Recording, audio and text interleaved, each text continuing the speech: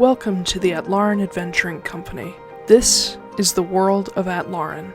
Beyond the Forgotten Realms and perhaps not far from Exandria, Atlaran and her two-moon sky have seen leviathans, dissolutions, divine gates, and calamities. And that's only the last 5,000 years. Perhaps most distinct for her scars, Atlaran is host to a number of sacred or cursed sites, depending on whether you ask Bahamut or Asmodeus. Or perhaps you'll ask the old Balin gods, whom the world herself and her moons and star are named after. These places, like Mount Gear, the Monomarig Meteor, Drozdana, the Dawn Deep Trench, the Shattered Continent, the Greenhall Sea, the entirety of Garrett Eldathos, they all play parts in the world's fate. But it's the people that truly shape it. And every so often, little windows of time, short glimpses into exceptional people's lives, are plucked from the midst of the chaotic centuries, and we call them stories. They're not always epics of heroism and bravery. Quite the contrary. Every hero was once a bumbling fool, or a selfish mercenary looking to make a platinum. Or, in most cases, both. And that brings us to our particular window in time, following in the footsteps of a scorned bard and her unlikely lone wolf companion. Or perhaps lone coyote is more apt.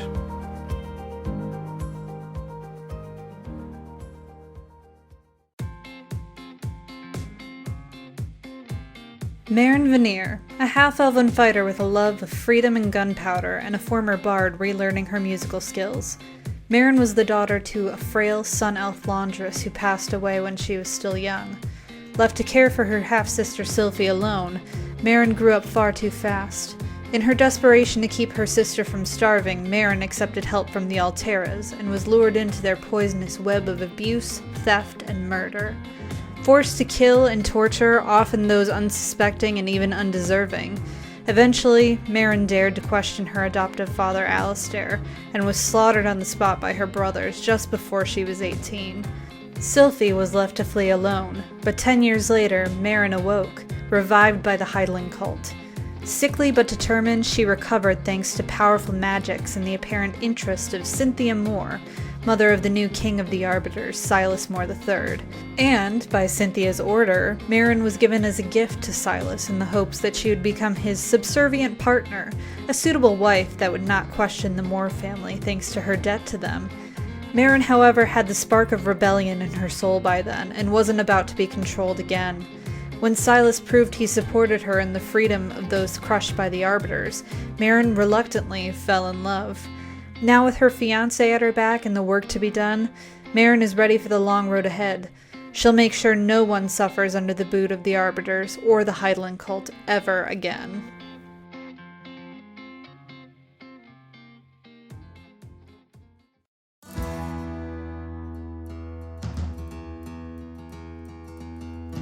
Kit, just Kit, a shifter, or elucier, of the Coyote Totem and mildly devout cleric of Savros, the Balin god of mischief and wanderers. Originally hailing from Amnoblin as part of a group of natives called the Manamar and Dulmarig, Kit's people have always been harassed by the Skull, or outsiders who seek to take their ancestral lands and waters. Kit's particular tribe was attacked when he was young, rendering himself and his brother Ren orphans, and forcing their tribe to flee their home continent altogether. They found refuge in Iroquel, but struggled to adjust to the change from subarctic to equatorial desert. Trusting in the sacred Mount Gear, heart of the world, to watch over them, Kit's people settled in the northern savannas. But Kit never settled. Aimlessly causing trouble to Skull and taking mercenary contracts to send money home since he was 15, Kit has become a person of interest to the Guild of Wardens, enforcers who help keep the common laws. Thanks to Dana Fioris, a former troublemaking comrade who eventually went straight and became a warden herself, Kit has quite the dossier with the wardens, and rarely struggles to find work at their guild. And now, alongside Sylphie, Kit has his own scores to settle with the Arbiters, though breaking apart an organization of kidnappers and slavers would be reason enough to destroy them.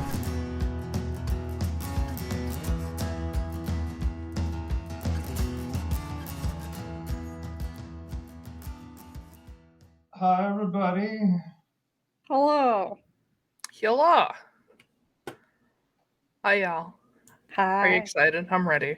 Well, hi. Well, hi. All right. Hello, everybody, and welcome to the Atlaran Adventuring Company. I'm your Dungeon Master, Taiylor Wallace, and joining me, I have Astrid Knight. Good evening. And Blake Wolfe. Hi. Hello. I know you're excited. But come on, man. No, I'm in my grandma chair. I'm relaxing. Do this shit. So, hi, y'all. Happy almost Valentine's Day. The lack of holiday that is. Shit, that's tomorrow. Yeah. Who cares? I got a lot of chocolates and cookies and stuff from Corey. So I wasn't sure where that was going. Yeah, I know. I wasn't starting out very charismatic. So much sex planned tomorrow, and I am not excited about it. Yeah. Yep. It's just another day of bland ass sex. It's so vanilla, you can't even taste it. Mm. It's like water. That's awful. Right? It's not a very exciting lube. Anyway. Just water. Anyway. Oh, I want to start that company. Oh, God. What, just water lube? Yeah. And it's actually just water. Only one ingredient. Organic. It's totally organic. Hey. Also not from Flint. Don't want any issues there. No. Nope. Anyway. Anyway. Hi, y'all. Last time, episode 27, game number 43, The Darkness Between Stars, because we're going edgy. And also it was very literal at the same time. True. You guys were in Volfira at the start. Kit awkwardly bothered Lucan while he was cooking first. Marin and Silas talked about the upcoming meeting with Dhul'thair and asked Silas if there's anything he wanted to tell her that he didn't want to come from Dhul'thair, but he did not bank on the thing that Dhul'thair ended up saying. Ansem broke off from your group to take care of some business at home. Said he would meet you guys in Taiylor. Remember, you guys just said you're going to Haven, so... No, I thought we messaged him. We messaged him and said... Because we messaged him saying we're going to Haven, and we did not tell him about Elaine being... Oh, yes. Yeah. I forgot to write that. So we specifically did message him saying that we were going to Haven. Okay. I forgot to write it down, so no worries. You tree-hopped to Eris Holm, found out that Tanner's estate and a small piece of the town had been burned a few months back. Lucan informed you that this was indeed the work of the Heidelin cult, and Lord Tanner's had probably, if he wasn't dead, retreated to Haven to the Sentinels, because that is where they're based. You have no idea where Tamar and Theo are. Yep. You went to visit Sundrake, Sundries, and Strangeness, the whole point of your trip there, and found out that they're snowbirds, so they're not there right now. Kit bought a bunch of citrus fruit. I wrote that down, but not the fact that you fucking messaged him. I just, that whole, like, little moment of Ben being like, I want fruit, and I'm like, okay, what kind? He's like, I don't know, like, lemons and oranges and shit. Or, oh no, we decided on the tropical fruit because... Yeah. Anyway. No, I have lemons and oranges. I know. Oh, okay. But, so, small tidbit. Harris, the southern part of Harris has a jungle, the Krallo jungle, and it is the only place really that you can ship fruit in from throughout most of winter in Harris, because anywhere else is too far away. Which is a stupid little trivia bit, but that was why I was so, like, trying to deliberate on what would be there, is because I knew what the fucking shipping lines were, because I'm a nerd. Just saying. I don't know. It made me feel like I put way too much thought into that shit. But also, it's one of the first questions I ask other DMs, like, what do they grow? How do they get stuff in the winter? Where does it come from? Anyway, you guys realized a fire genasi was following you. When confronted, they were pretty cryptic and elusive, and I realized mid-game that they came off like a Deus Ex Machina, but I promised they weren't. They called themselves Row, turned to Row of Where, thanks to Silas. And they seemed pretty entertained by the group's suspicion and danced around all your questions at first. Said they were a fortune teller, and they tempted you guys into some readings. Kit got the Four Horsemen, the Murdered Priest, and Ursan. The Grim, rather. Silas got the Gentleman, the Berserker, and the Minor Moon. Marin got the Satyr, the Queen, and the Pied Piper. And Silas and Marin together got the Tangle, the Jousting Knights, and the Green Dragon. You guys headed to a tavern for the night. Also, Row had mentioned, or Row came back to you guys and mentioned Alistair was around. Mm-hmm. So that's fun. They popped back in, offering some info to you guys, revealing that they knew more about you than initially said. Told you a little bit more about Cynthia and how they basically believe that she's really not as big a threat as you guys may believe she is. Mostly because she's short-sighted, I believe was their major point. They told you guys that they were a fellow favorite of Dhul'thair, and they had been trying to catch up with you guys since Sylphie put on the whalebone ring. Let's see. Told you guys that after you left Harris, after Sylphie had died, they decided to stay in Harris to pursue leads on Cynthia and the Arbiters. They revealed to you that they were a changeling. Let's see. Nope, I've already said that. It said that Cynthia is also currently in Haven, along with most of your targets, so that's fun.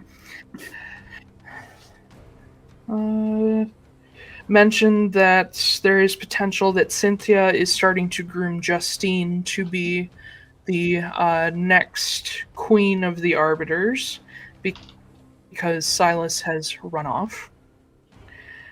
I did want to mention a thing from last episode that I realized sounded like it conflicted. I said that a person who is not like part of the Moore bloodline cannot be, or a person who's not part of the Moore family cannot become queen or king. Justine, even though she is not a Moore by blood, she was adopted by Silas II, because Cynthia had her while she was still married to him, and he saw fit to let her live. Guys don't know, Silas hasn't said why that was. But he adopted her, so she is legally in the line of succession should Silas III be taken out of it.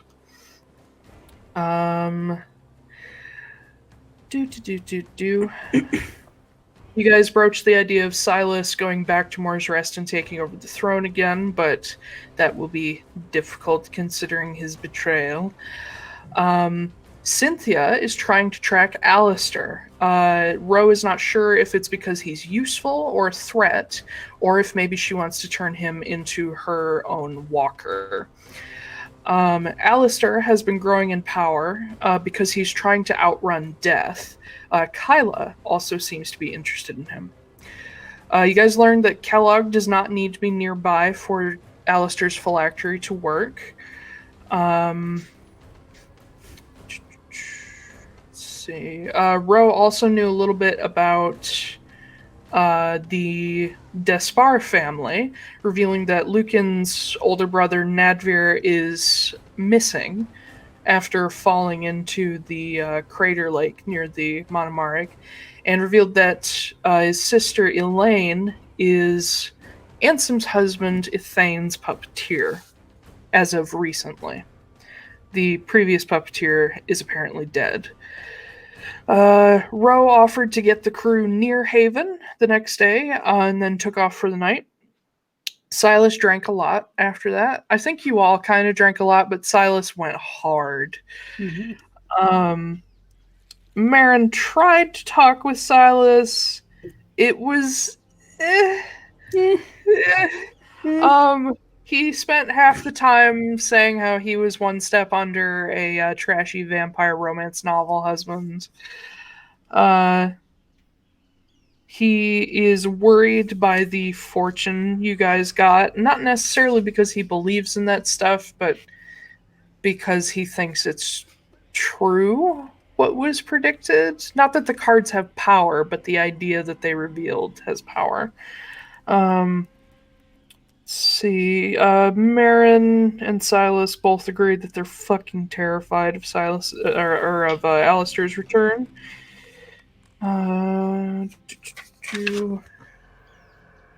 Silas went to bed while Marin talked to Lucan a little bit. You guys connected a tiny bit more.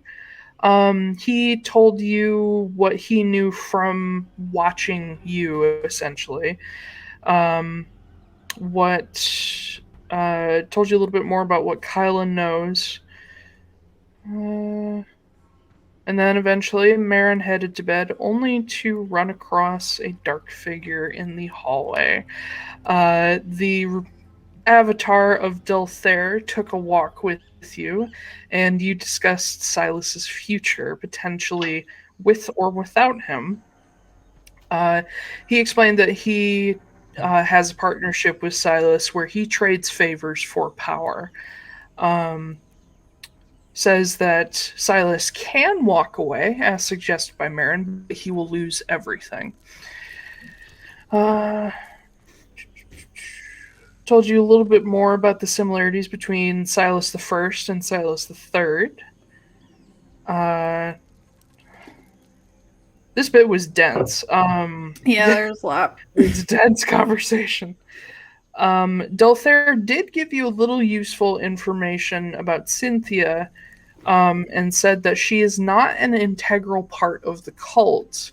While she is a member, she is not, and a white cloak, she is not necessarily in major control of anything. She just likes to think that she is. He said that Silas asks for power and favors to pursue goals to protect Marin and company. Mentioned a couple of the things Silas has done before in order to get power from him. He talks about Silas helping him remove dangerous people for the greater good. Marin, with a damn good roll, managed to talk him into mentioning a couple specific kills, and Dhul'thair admitted that he helped Silas not kill his father, but get his father killed, and helped Silas directly kill his grandfather, who is the person he loved most. And while he did explain why, it was still pretty fucking dark.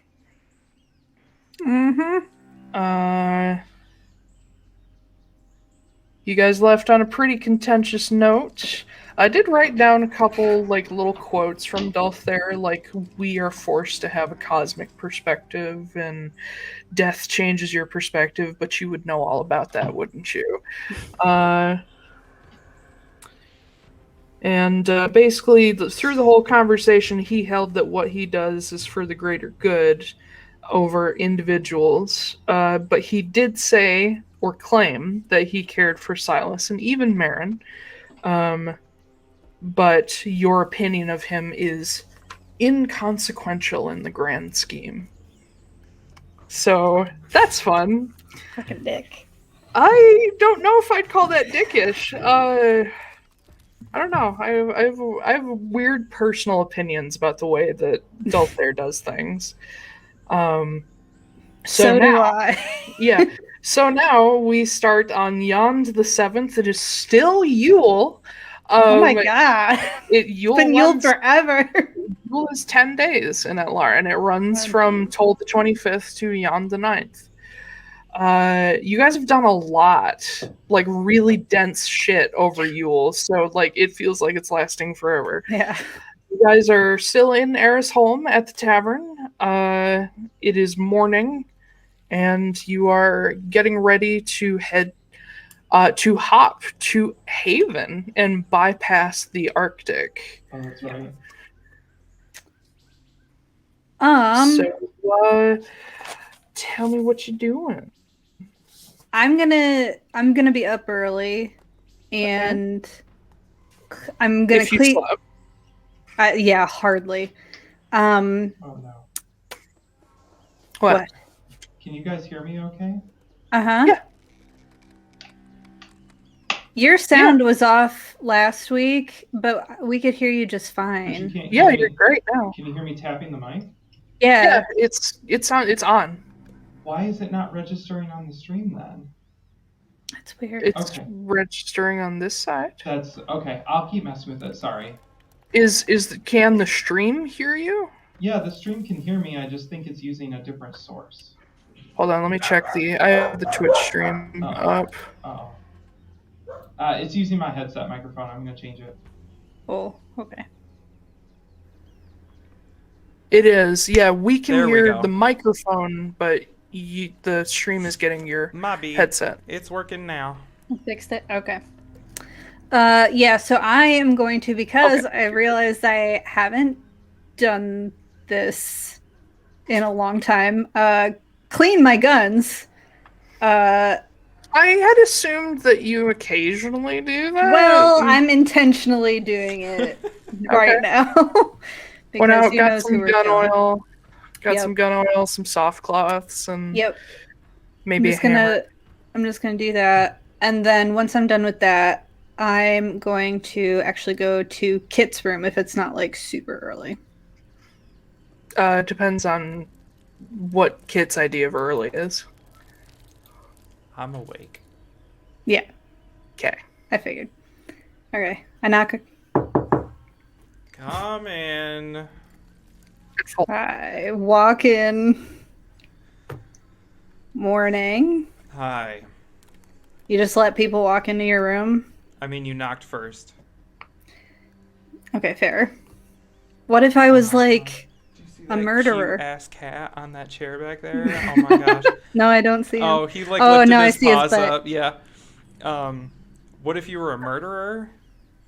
Yeah, what if I was a murderer and if I knocked first, would you just let me in? Yeah, and then I'd kill you. Open the door. Okay, good point, actually. Or I could like transport you into the middle of an iceberg that had a tree on it. Okay. Okay. All those icebergs with trees. Yeah. Well, you never know. Like, I need to find an underwater tree so I can transport people underwater and drown them. Good luck with that. Thanks. What can I help you with? I'm gonna close the door behind me. Uh-oh, it's serious. Okay. So, we're still going to Haven. Nothing's changing or anything. So don't worry about that. How much do you trust me? After that question, less. Oh my god. Okay, pretend I didn't ask the question then. Now answer it. Okay. I mean, a little more than most people. Okay. If I come to you and say we need to leave right now and Silas isn't there, would you do that without asking any questions? No. Great. Cool. Thanks. Why Bud. would Silas not be there? It's just a contingency plan. So, are you having second thoughts about being married already? None of your business. So that's a yes. Listen, I just need to know if you're on my side or what.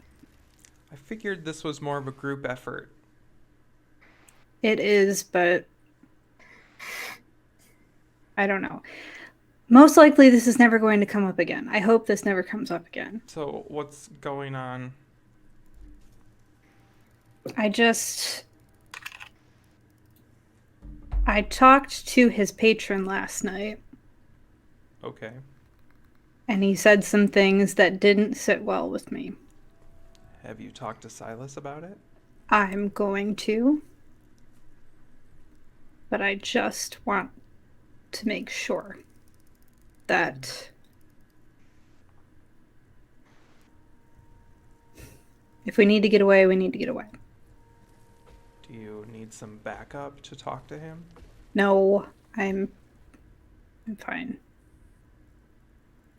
I just want you to know if that ever does come up, that's what's going on. Okay. Okay. Are we in danger? Not yet. I don't think. Okay. I know I'm being like super cryptic and everything, and I'm probably freaking out for no reason. But yeah. I just need to know that I have an out. Okay. I guess. Cool. Good talk. Yeah. Super good talk. I feel stupid. Why? I don't know. Because you're acting like I'm overreacting. I don't know. I don't think you're... Well, to be fair, I don't know what the guy said, so... Maybe you are overreacting. I have no idea.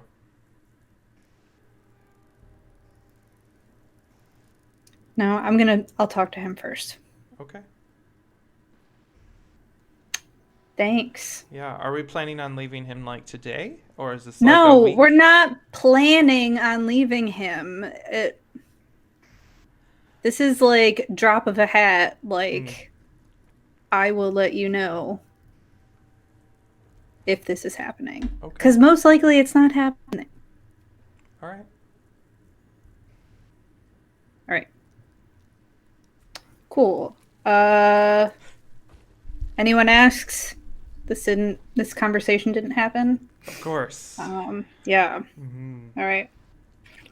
What are you doing in my room? Ew, Oh, go away. Okay, God. Go away, okay. You just like barge into everywhere without asking. Yep. God. That's me. That's me. I'm gonna leave the room. Okay.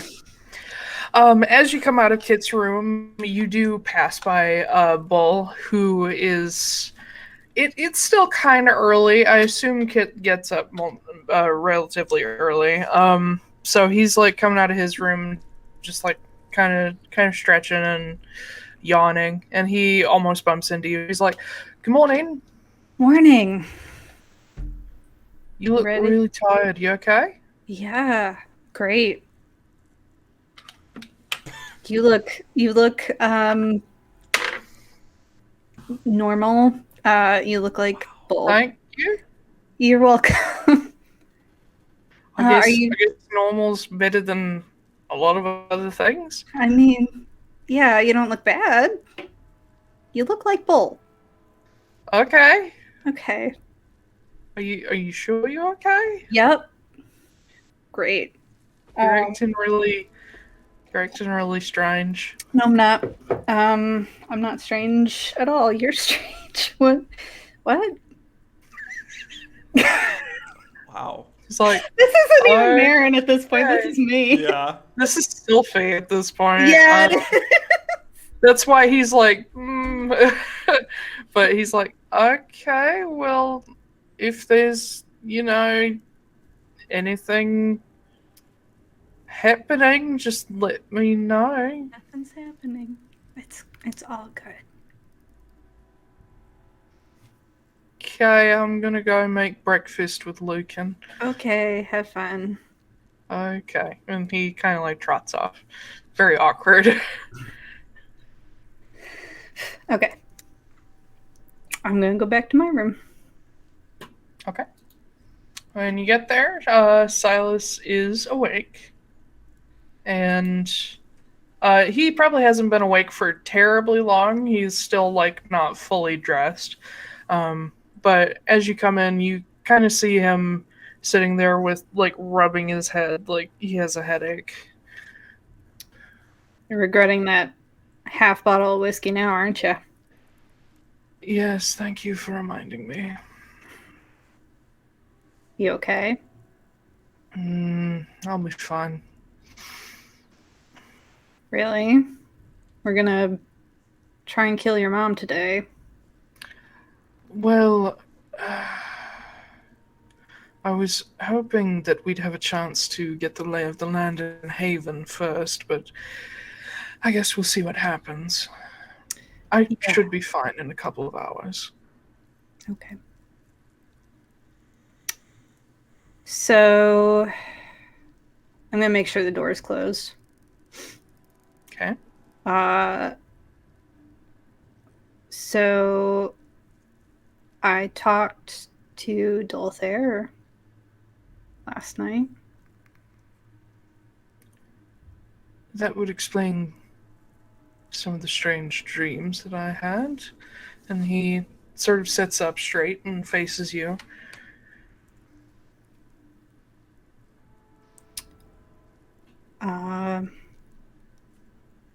It was... I don't think we like each other. I'm not surprised.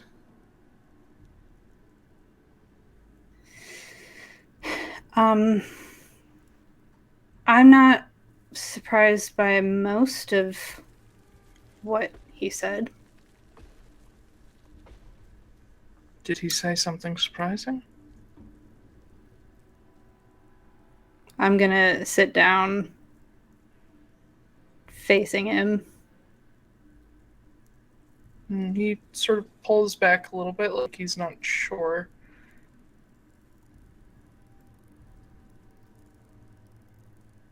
How much did you love your grandfather? More than anything.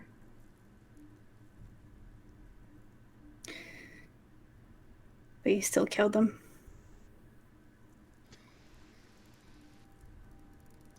Oh. Yeah. Oh.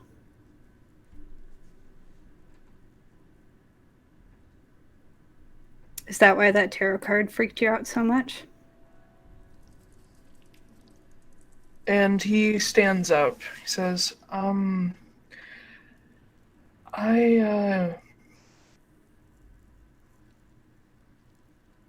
be back. And he heads for the door.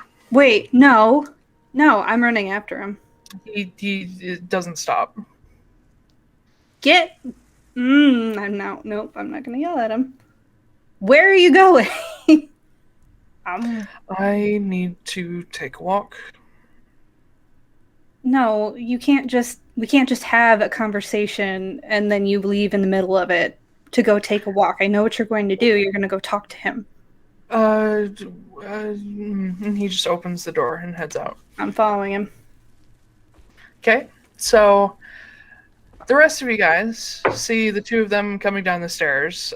Marin telling him, stop, don't go. And he's just straight ahead. He has this expression on his face that you guys very rarely see, which is sort of like, it's like that 1,000-yard shock stare, and he's just straight ahead, not paying attention to anybody as he heads for the tavern door. Still going after him. Hold on. I don't want to do anything. I don't want to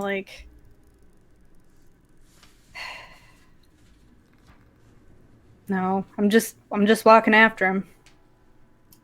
Okay. Bull and Lucan each watch, and Bull, who already kind of figured something was off, is like, Are you guys okay? What's happening?" Just let me handle it. Just let me handle it. Okay. And you guys head out the tavern door, and Silas just keeps walking. I'm gonna keep going too, and I'm just the whole time I'm gonna be like, just let's stop and talk about this. Like, No. I'm gonna keep doing it. Keep going after him. If you continue to follow him and don't attempt to stop him, you will literally follow him across town. Okay. To a little ways north of the harbor where there's no one around.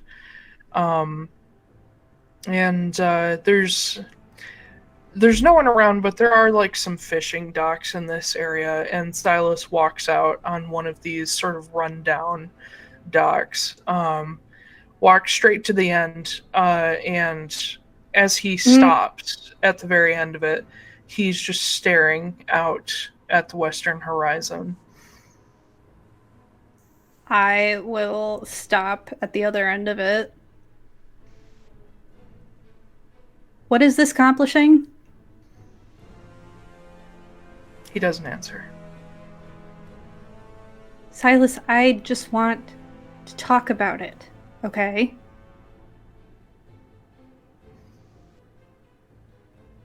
And make a perception check for me.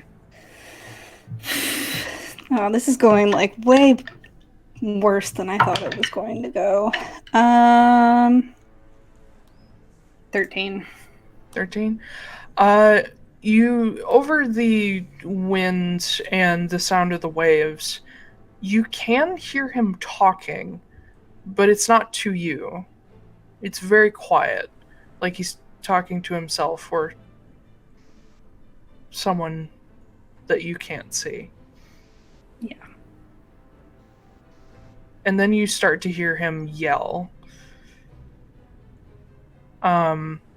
Just out of nowhere, as you're trying to get his attention, you hear him say, "Why would you...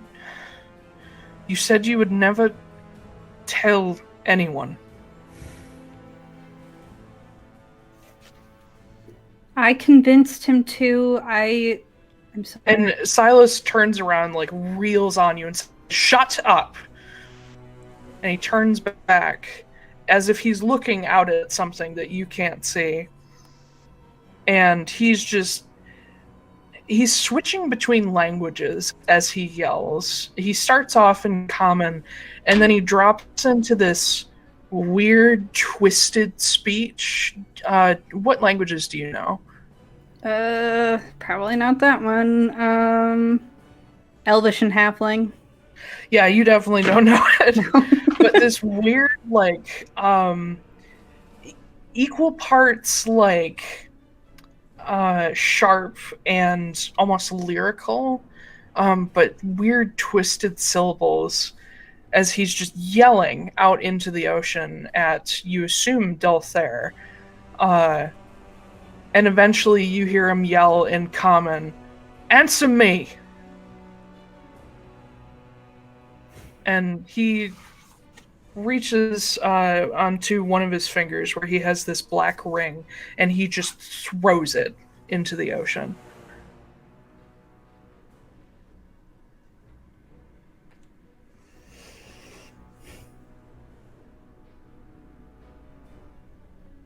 I didn't mean to make you upset. Can we just talk about this, please? No, we can't. What are you talking about? Silas. He's still got his back to you. So we're just not going to talk about it then? No. Okay, great. You know what? Par for the course, right? This is just what we do. We just don't talk about these things. Or at least you don't.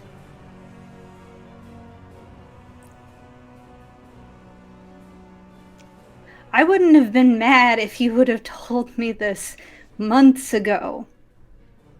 And he turns and looks at you with this sort of confused, maybe, I don't know if incredulous is the right word, but confused and almost sarcastic smile. He says, "You wouldn't have had a problem with it." I think it would have been surprising, but if you just explain what the circumstances were, I'm sure. Do you know the circumstances? Do you know that I killed him just because he was weak? Did Dhul'thair tell you how he was sick and dying anyway, and I finished him off early? Yeah, he told me that. Mm-hmm. And you would have been okay with that.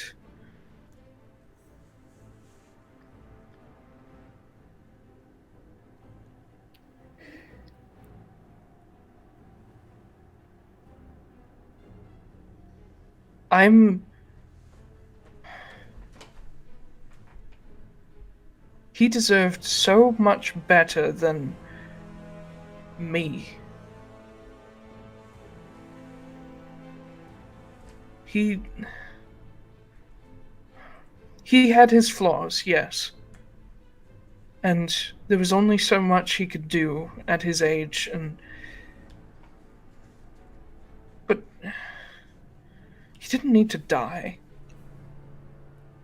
So why did you do it? And he turns and looks back out at the ocean and says, "For the greater good."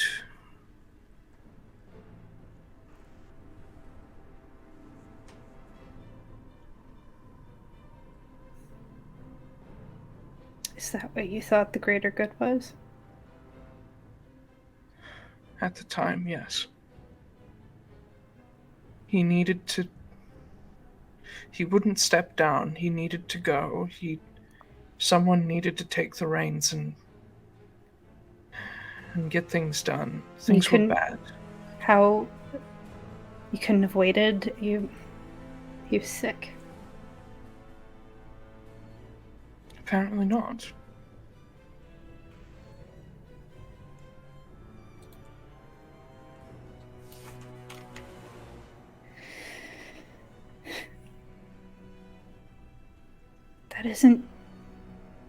That isn't you anymore, right? And he turns back and looks at you and says, "No, it's still definitely me. I am still Silas Moore III. No change of name is ever going to fix that. No amount of years is ever going to change that."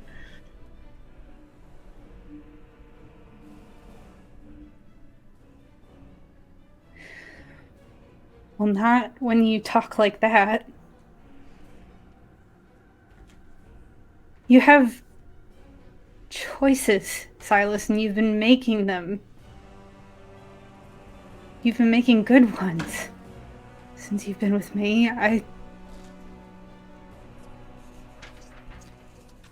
the thing that scares me the most about any of this is that you were so scared of that tarot card. I'm not afraid of cards telling fortunes. I don't give a damn about the card. I give a damn about the truth behind it. So, I am capable of... I've proven that I'm capable of hurting and killing the people I love most because it serves a purpose. And I know she's awful, but here we are about to go kill my own mother.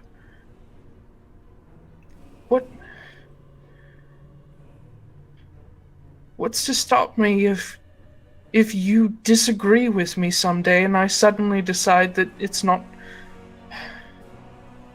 You're not gonna do that. Am I?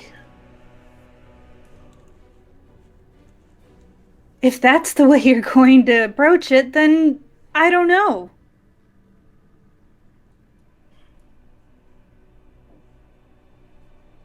The Silas that I know wouldn't do that. But this Silas, the one that I'm talking to right now, I don't know. You're not making that decision that you're going to fight for me. I made that decision when I turned Senna down. I stood my ground in front of a fucking dead god and said that I wasn't going to let her hurt you. That's the decision that you have to make. But it's not Senna hurting me. It's not Dhul'thair trying to hurt you.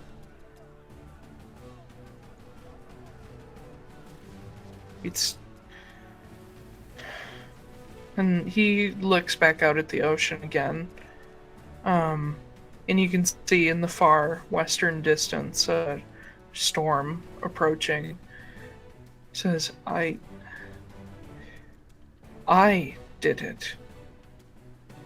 He gave me the tools, yes. But I was the one who made the decision. It had nothing to do with... If you say I had nothing to do with him, Dhul'thair has been manipulating you since day one.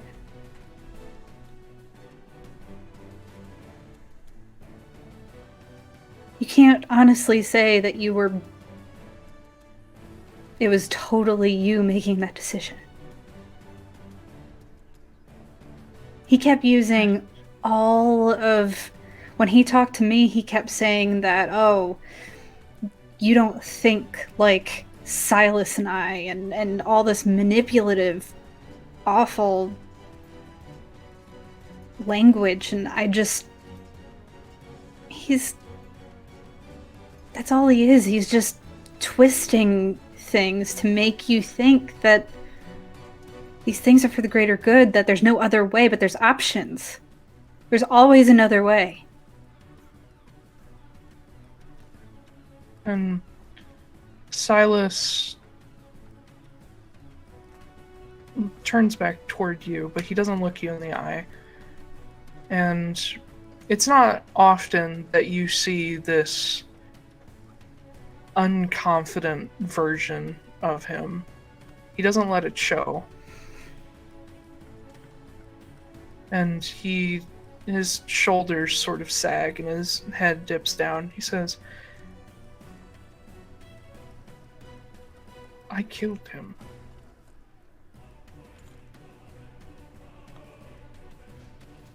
I know.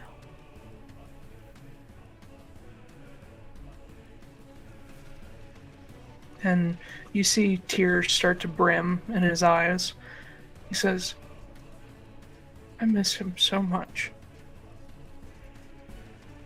I'm gonna hug him. He doesn't move from his spot.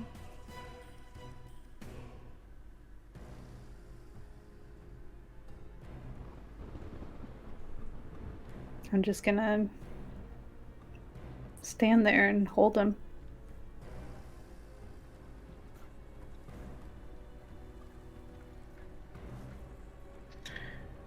After a little while, as this spring storm is rolling in, you can hear the thunder in the distance, and the air starts to grow warm as a warm front starts to drive away the cold. You're still standing there as the clouds roll overhead and it begins to rain. It's unseasonably warm for winter, but it's almost a little comforting in a way. Silas eventually just sort of slumps against you.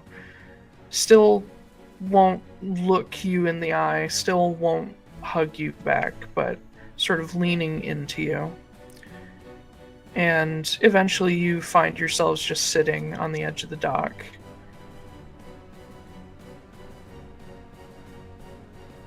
And after a long while, in the pouring rain, Silas finally looks toward you, still won't meet your eyes, says,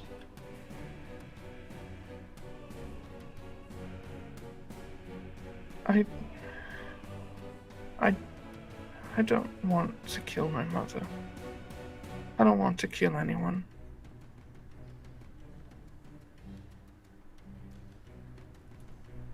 Okay. I know it needs to be done, but I can't do it.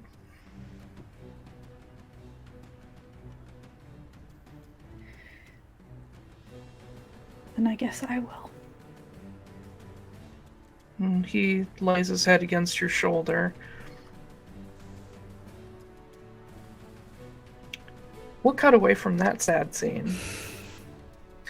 Back to the crew in the tavern. Silas and Marin have been gone for a while, and a storm has rolled in. As I said, unseasonably warm for winter, but it happens. Warm fronts happen. The longer the storm sort of rages on outside with the thunder and lightning, the more Bull gets kind of anxious, like worried about, not necessarily thinking they're not safe, but just like, oh god, they're out in the rain, they're gonna get sick. Yeah, typical Bull worries. Whereas Lucan has taken over making and serving breakfast. You guys have finished eating now. What is Kit up to? I'm like slightly concerned, but probably not that worried about it. You're Kit worried. Yeah, because I'm just like telling them, I'm like, don't worry, it's just marital problems. They'll be fine. That doesn't make it any better for Bull. He's like, what do you mean marital problems? What's happening? They're fine. They got married, the honeymoon phase is over, and now they have to deal with each other. It's fine. That's not very comforting, Kit. It happens to everybody. When you get married, if you do, it'll happen to you. You know, it's like, oh, we're dating, this is so fun, and then you get married and you're like, oh, this is great, and then 2 months go by and you're like, oh my god, this person's here all the fucking time, and then you have to learn to live with them. Like, it's the thing. It happens. Yeah. Lucan looks at Bull and says, you know, it's sort of similar to living with any family, really. There are times when it's fun, but sometimes it's like, oh, this person is here every day. Mm-hmm. And Bull is kind of like, I don't really know that feeling very well. You grew up with an entire carnival. Like, you could just go find a new person. No, I didn't grow up in the Taiylor caravan. Oh, what, did you have like a happy childhood or something? No. No. And Lucan looks at him and is like, are you okay, Bull? And Bull's like, I didn't really have parents. Okay. And I think I technically did have siblings, but they weren't really siblings. I grew up in this tribe where when somebody has a kid, it's not really just their kid, everyone raises them. Oh. But instead of being like one big happy family, it's more like living in like a military school. Oh, okay. So like, were people actually married or anything like that? I think there were some, but not very many. You kind of had to earn the right to be married. Wow. Because no one was supposed to own anything. So we like shared everything. That's weird. And being married mean you belong to a person, so you had to be like really special or really, really strong, so nobody could tell you no. I'm not gonna lie, that sounds horrific. It was kind of traumatic, yeah. Okay. Well, that's not gonna happen here. So, this is normal. Married people love and hate each other simultaneously. It's totally normal. That sounds unhealthy. Oh, it's just the way it works. It's like marriage is a terrible curse, but people enter into it willingly. Okay, Ben. I don't know what you're talking about. Oh man, the context is great. Sometimes you just do it for the tax benefits, and then you realize, oh my god, they're never gonna go away. Well, you made the mistake of living with them. Well. But Luke, and still looking at Bull, says, How did you end up not an asshole? And Bull kind of shrugs. He says, well, I left that whole thing when I was like 15, and they sent me to like earn a living, which meant fighting for money. And then I met my mum. Not my mum, but the lady, my mentor. And she was really great. And then she lost her leg in a fight, and so I went out to make more money to support her, and then I met the Phelan Caravan.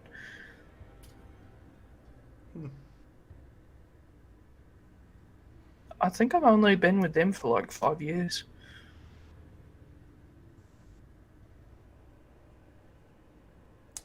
Well, how did she lose her leg? I'm curious. Well, the pit that we usually fought in, she was like the champion, and she had been for years. Nobody could beat her. She got this really like fantastic nickname. She was called the Hare in the ring because she was so fast. And I mean, my nickname's not Bull because my name's Bulwark. It's because I got the nickname the Bull in the ring as well. So we kind of went together, the Bull and the Hare, and we fought together in like team matches. I know it should have been the Tortoise and the Hare, but nobody wants to fight with the Tortoise who's too slow. No, I've heard that story before about the Bull and the Hare. There was one guy who was like I think his nickname was like the Painted Turtle, but he wasn't called that because he was slow. He was called that because he had like a lot of tattoos and they were really fantastic. But anyway, he just bunny trails off to the side. It's like we were in a team match against some people from Kelley, and it was a weapons only fight, no magic. And one of them pulled out a magic sword, and they just took a leg off at the thigh in one swing. Did you murder them? Well, it was also... It wasn't a kill ring. It was fighting for money, and basically once you got knocked out or, knelt down and tapped out, then the other person wins. But you're not supposed to like really maim each other like that. Like accidents happen, people lose fingers and eyes, but you're not supposed to just take a giant ass flaming broadsword and just sweep someone's leg out from under them. So I almost killed him, but I didn't because Mum wouldn't want me to. So I just messed them up real bad, and they got arrested, and Mum survived, so we got her a new leg, and her career was over. Okay. In fact, it's really handy that I met the Phelan Caravan, because then I met Ansem, and he made her leg. It's not like a really fancy clockwork one, but it works really nicely. Oh, okay. Well, why we didn't couldn't he afford make a clockwork one. He should have given it to you for free. That's not how business works, kid. No, it is when you're friends. Well, we weren't friends when I No. first ordered it, and I haven't asked for a better one because I feel like they'd be taking advantage of him. Well, when we help But save his when- husband, we can ask for a better leg. I'm saving up money for it. I mean, the half the reason I was traveling with the Phelan caravan is I'm a performer. I can do some nifty tricks that people like to see at like circuses and fairs. But I'm saving up money from this venture too, what little we do make, and one day I'm gonna buy her a quick leg. I love Bull so much. He's so cute. I've never gotten to like reveal his whole thing yet. Aw. But he kind of shrugs like it's I'm taking notes. the thing to do. Says, I do hope we get to go to Geralt Shell sometime, because I think you guys would really like her, and I'm like damn sure she'd love you, Kit. Oh God. Why? You're kind of snarky person. I take offense to that. She's real dry and sarcastic, and like I never really got the hang of sarcasm, so it was kind of wasted on me. Mm-hmm. So I think she'd like you. Well, I'm also the reason I don't get bothered by like all the teasing and stuff is that's just mum through and through. So you're not bothered by the teasing, but you think I hate you. well, like I told you, I never really got the hang of sarcasm. Like when I know it's teasing, it's fine, but sometimes I don't know. Okay. I'll keep that in mind. I'm kind of, in her words, I'm kind of thick sometimes. Thick in the English sense, not the American No, sense. I know what you mean. Not with 2 C's. Not with 2 C's. No. Bull I mean, is he thick is- with 4 C's, Yeah. but he's thick in the head. Dense as hell. Dense, that's a good one, yeah. Okay. Well, cool story. Glad your mom's okay. Really weird that you had a terrible childhood. Welcome to the club. Why is that weird? I don't know. It's just Yeah, it's it about wasn't. par for the course It for all wasn't of weird us. that you had a bad childhood. It's weird in the way that you had a bad childhood. That's unique. What, the whole Spartan thing? Yeah, because Sparta is definitely a thing here. Well, it's the only word I can think I of. know. Here, it's probably like the whole. What's the name of the city? Oh God, there's a Sparta here. There's a Sparta similar place, Vostok. Do they Yeah. throw their babies off cliffs if they're like born unperfect?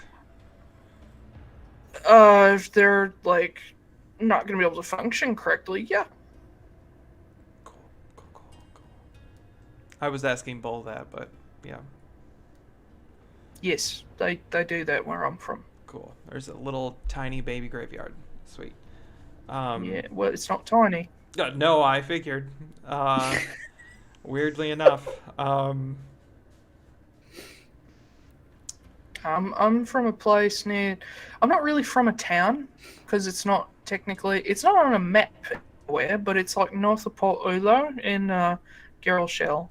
So it's in like the really deep jungle where the trees are like 1,000 feet tall.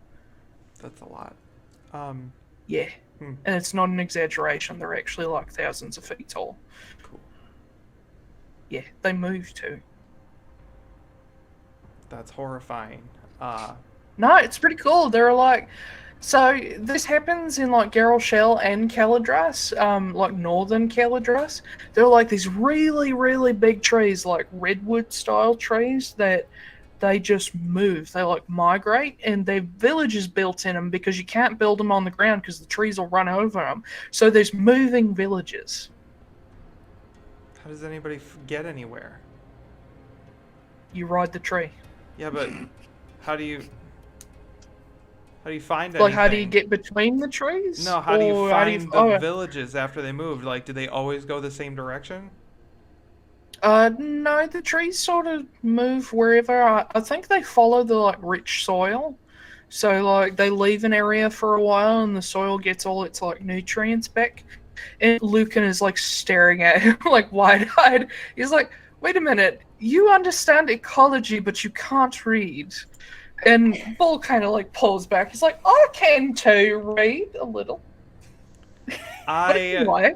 So understanding ecology, I was gonna call you out on that because that's literally the opposite of how rebuilding soil works. But I don't know how that works. I do. But usually No, so the trees being basically what there happens would enrich the soil. not with these trees. I get what you're getting at. No, what happens is the trees move and other shit grows there for a while that actually restores the soil. Gotcha. The trees are not restorers in Garroshell and Caladras. They're like almost predatory. Okay. Kinda, yeah. But basically, when the trees move in, everything else on the ground dies. And then when they move out, everything comes back and re-nourishes the soil. They're predatory. So They don't eat worry. They don't eat dirt. No, they eat all the shit in dirt. They it. eat dirt. I get how real world ecology works, but these trees are fucking jerks. All right. Well, that's a really weird, Bull. Was it weird? It's really weird. We'll have to go look at it sometime. It Maybe I can. happens in like 2 or 3 places in the world. It's not weird. Maybe I can bring one back to Irakel and it'll like Oh, don't do that. kill the Haldron company or something. Well, for one, it won't grow here because most of the soil is like really polluted. In Irakel? And like, yeah, Oh. that's why no trees grow here anymore. Is because one, they were all cut down, and two, without druidic magic, they don't grow. I'm gonna restore the environment. The whole I time. welcome you to try. Yeah. The whole continent. Yeah.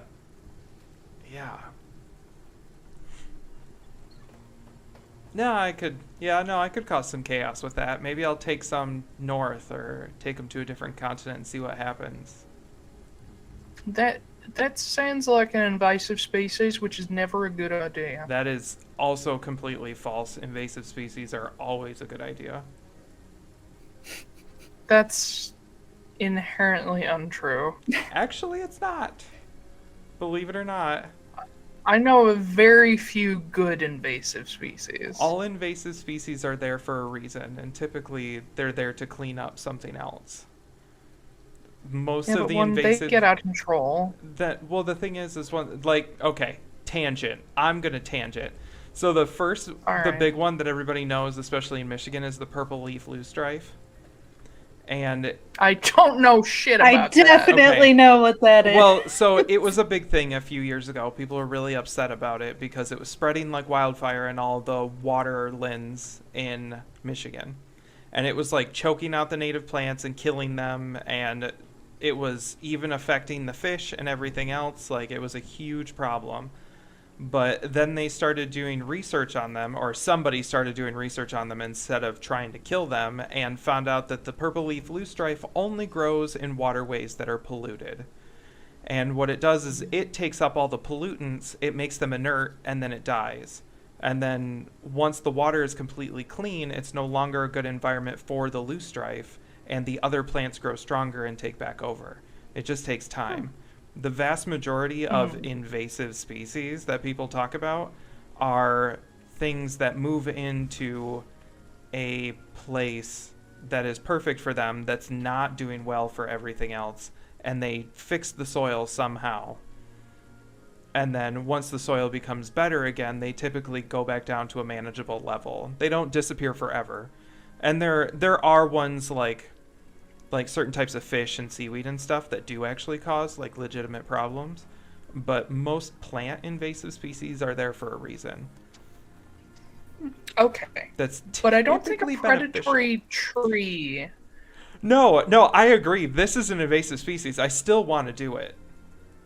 Okay. I get what you're saying. Still don't think these trees should go to a place like Amnoblin because they will fucking take over. Oh, Well, we'll see thank what you. Kit does. Yeah, let me write that down. That's a good Okay. idea.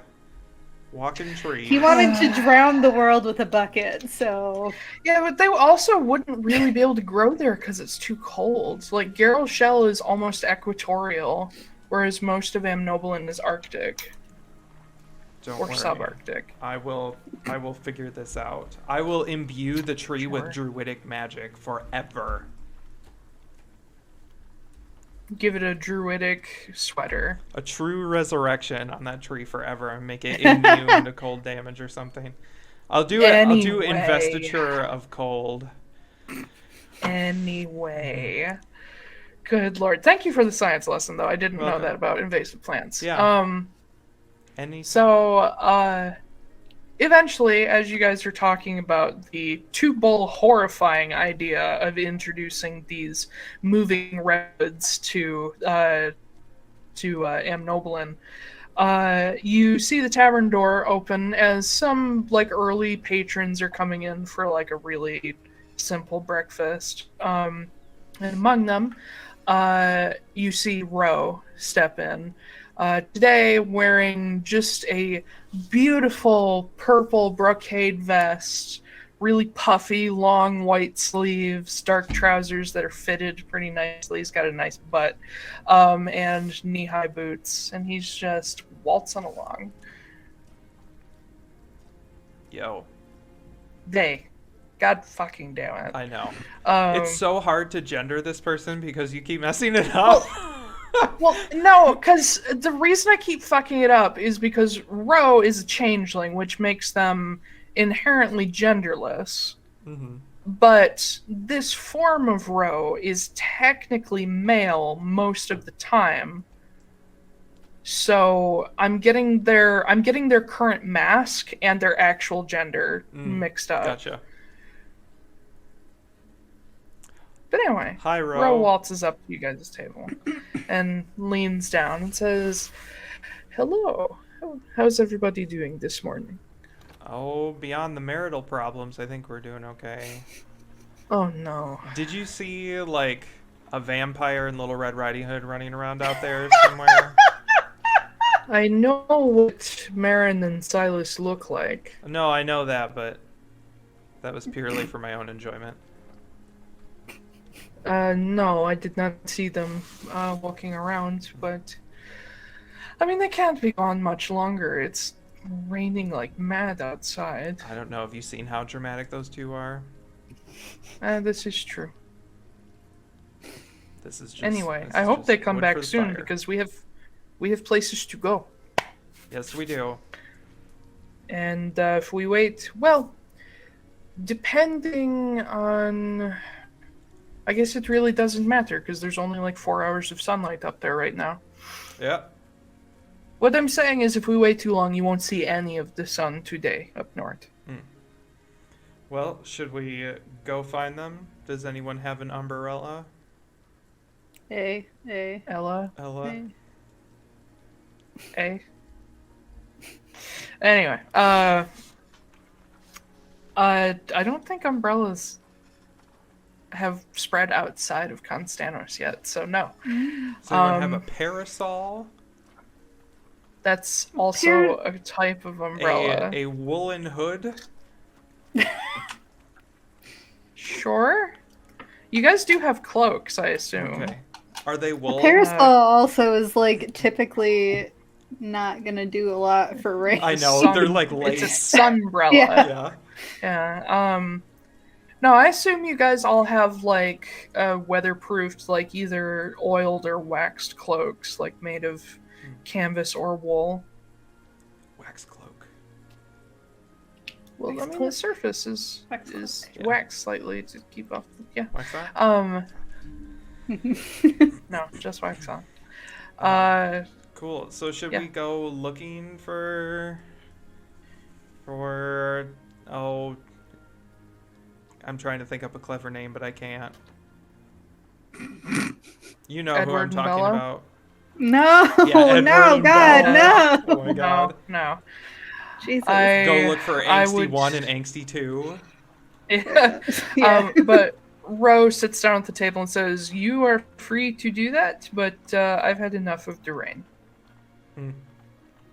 Well, I will await you here. Actually, give me the key to one of your rooms so I can draw my circle." I toss him my key. I'll be like, alright, I'm gonna go find him. I'll be back in a bit. And Bull's like, "Do you want me to help?" I'll find him. Okay. We don't want to overwhelm them in their weird drama. Okay.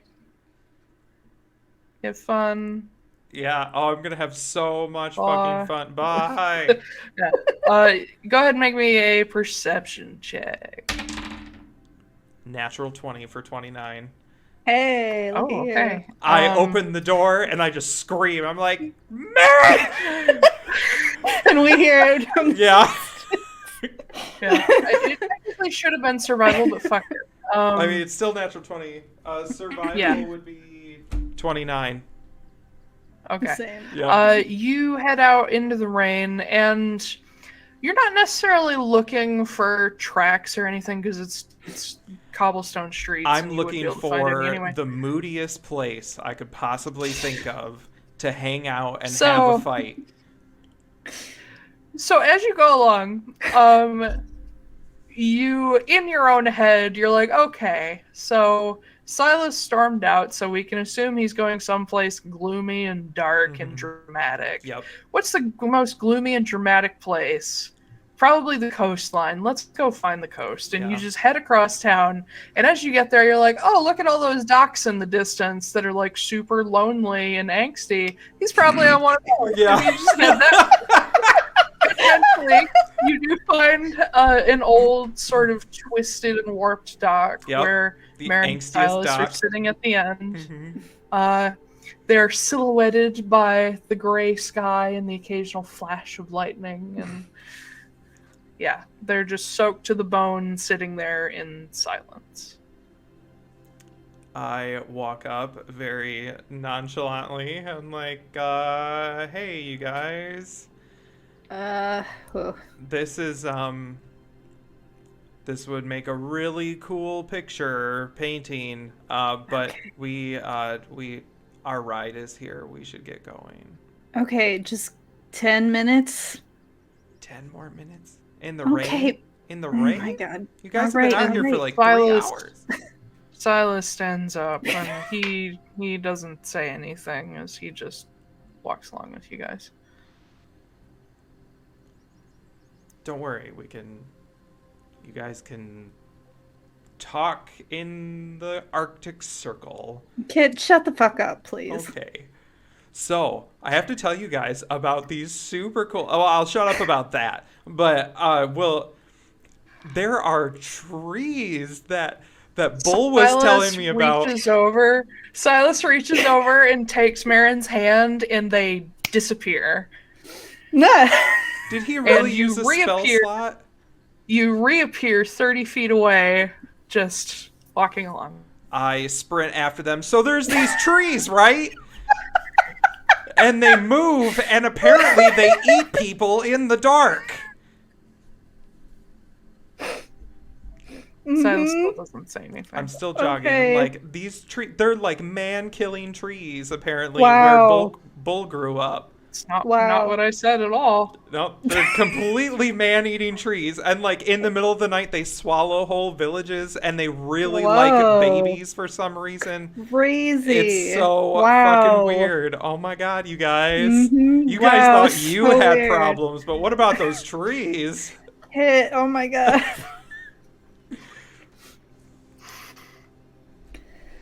Also, that weirdo's there again, so, like, just so you know. Okay. Yep. Yeah. So, how's the rain? How... Okay, I turn around and I give him like the biggest stink eye, like, shut the fuck up. Silas still has not said a word. Do we need to... Is that the signal? No, it's not the signal. Oh, okay, Shut up. okay. Shut up. The signal is shut up.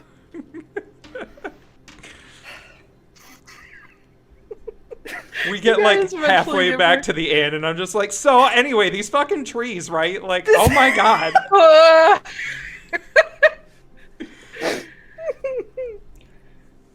See, this is why Ben doesn't do emotional conversations.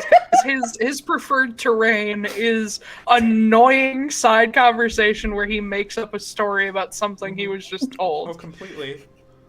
Yeah. You do that so consistently. You like make up tall tales about things you just learned about. It's Yeah. so fucking charming. This is how I love I it. write books. Just make shit up. Like, dude, like, there's this dude who's like, Really? Isn't that a fucking revelation? I thought Crystal Eye was a true story. No, it's totally true. Every piece of it. Yeah. there's this dude on his way to a market to be sold, and these fucking bandits attack him, and now he's got like a dragon's eye, Yeah. and it's crazy. Yeah. He met this really gay boy, and like, Okay, he wasn't. Well, he's pretty gay, but he's like. The amount of Super times gay. that Tara calls him a twink in book 3 is starting to so get excited. ridiculous. Oh, it's I'm great. so excited. Yeah. I love that that's gonna be his nickname. Yeah. Anyway, so we make it back to the end. I'm like, I found them in exactly where you'd imagine. Okay. That's all I have to say Um, about that. We're fine. But Everything's Luke and- fine. Lucan steps up to you guys and says, "You're soaked through. Here," and he snaps his fingers, and with Prestidigitation. uses of prestidigitation, you guys just all the water is pulled away from your clothes, and you are dry. Thanks. Oh, thanks. Thanks. Oh, thanks, champ. And there's like this floating like ball of water to the side that he just like throws outside. Of course, he just. Ah. Itty. Yeah. But Bull gets up as well, and he says, Oh. Are you guys okay? Yes, everything is fine. Don't. It's okay. We're all fine here. Is that I just feels- These accidentally. aren't the droids you're looking for. Yeah, I just accidentally. That was something that was from Star Wars, but that was Han Solo said it. Everything's fine. We're all fine here. How are you? How are you? I remember that part. Yeah. But Bull like kind of like leans down a little bit because Silas is looking at the floor. He says, "So, do you need a hug?" And Silas doesn't say anything, so Bull just walks up and hugs him. Just a little bear hug. No. He's like, "Okay, well, Rise upstairs. They probably got the circle done. So whenever you guys are ready, you can grab our stuff and head out." Okay, let's take like 5 minutes and like Okay. get all of Yeah. our stuff No, take- together and stuff like take that. your So And Bull still has a hand on Silas's shoulder. Says, "Do you need any help?" And Silas shakes his head and goes upstairs. I'll go along after him.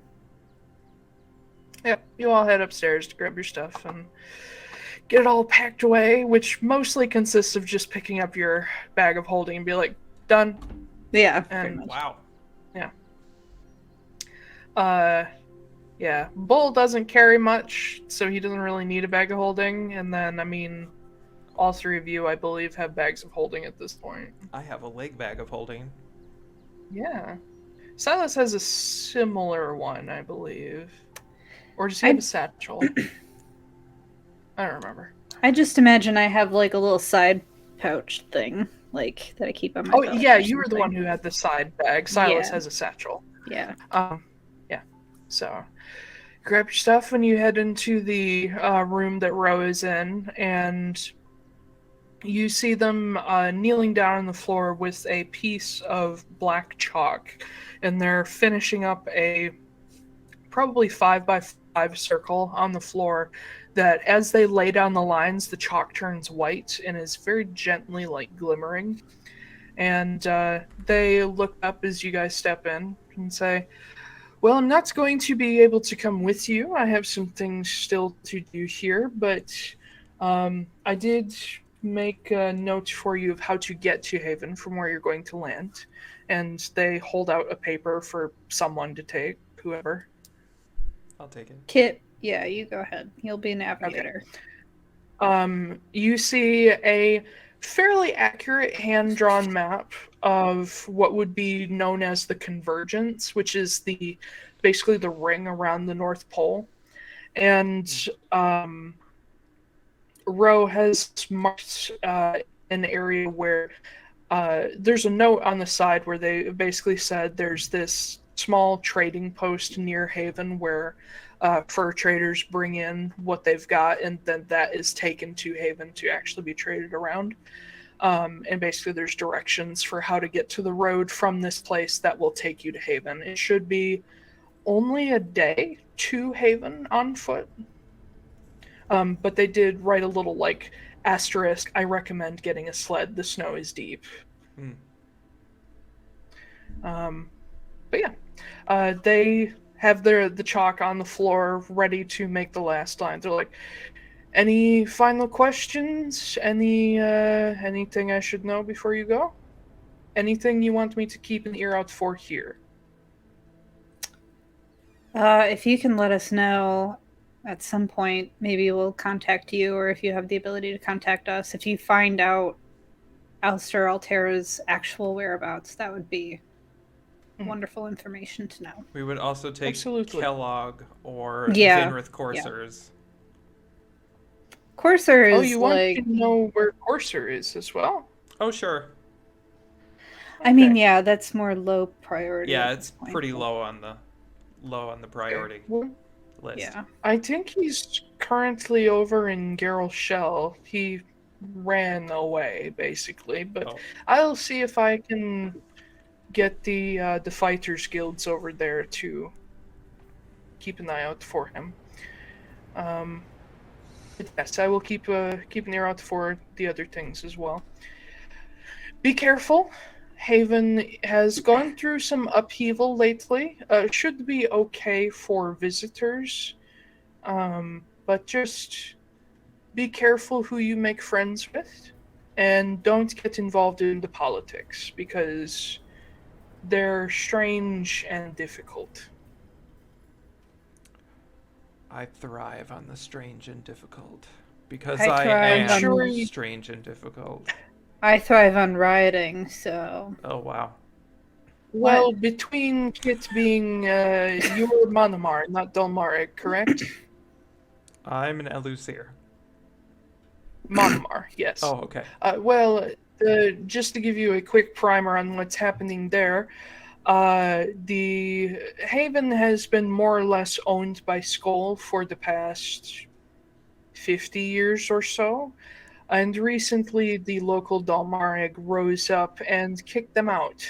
And now there's a little bit of a, not a war going on, but a standoff going on as the Skull try to argue that they legally own the land, whereas the Dalmaric say that they stole it away with false promises and dirty coin. So be careful. And if anything happens, the Sentinels are based inside of the Convergence, or inside of the crater. And that area is entirely neutral. So, if you need a place to hide, go into the crater. Cool. And Can do. visit some temples while you're there. Whether you're religious or not, they're very beautiful. And they mark the last line, and the circle glows, and they say, "Go, now!" Oh, thank you. You all leap into the circle, just... and you. Yeah, I can't do Matt's like. What does he do? I can't do it. I don't know how he does it. It's both of the sounds that you just made, but at the same time. I know. I don't know how to do it. Just Yeah. yeah, that weird sound. But you feel yourself just sort of shunted forward in space. It's a weird sensation, completely different from tree hopping, where you're not just running through a tunnel into a new area. You are being ripped out of space and time and thrown back somewhere else. So you kind of lose your breath as you're being pulled, almost as if the air is left behind. And the first thing that hits you as you land is extreme cold.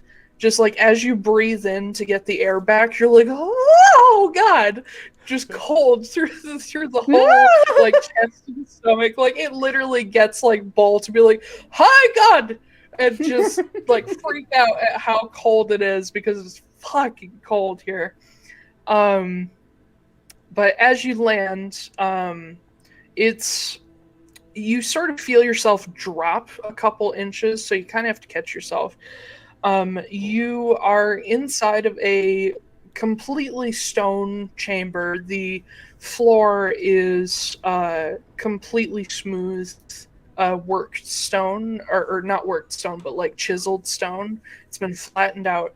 And then the walls are stone bricks that are slowly stacked in like small pieces up to a domed roof. There's a teeny tiny hole in the very top that sunlight is, or yeah, there would be sunlight right now coming in through, though it's very, very weak. And you see against one wall there is an arched door made of dark red wood. There are what are they called? Are they called joists? The things that hold up roofs? Sure. They have a specific name, but anyway, you do see a couple of. On like a gable roof, it's a truss. But it would be similar to a truss, yeah, that holds the cylindrical shape of the dome shape of the roof. Joist can be fine. Anyway, I'm sure it works. Thingies up in the ceiling that hold it together, the bars of wood. And as you guys land, you see the circle under your feet just sort of fade away and scatter into just chalk dust. But there is a larger circle permanently set into the stone, chiseled in, that has like picked up dust and dirt and sort of shows a little darker on the floor. But as you land, it is quiet. Quiet. Underground quiet. You don't hear like outside noises. Is there an exit? Yeah, there's one door in the wall. Oh, perfect.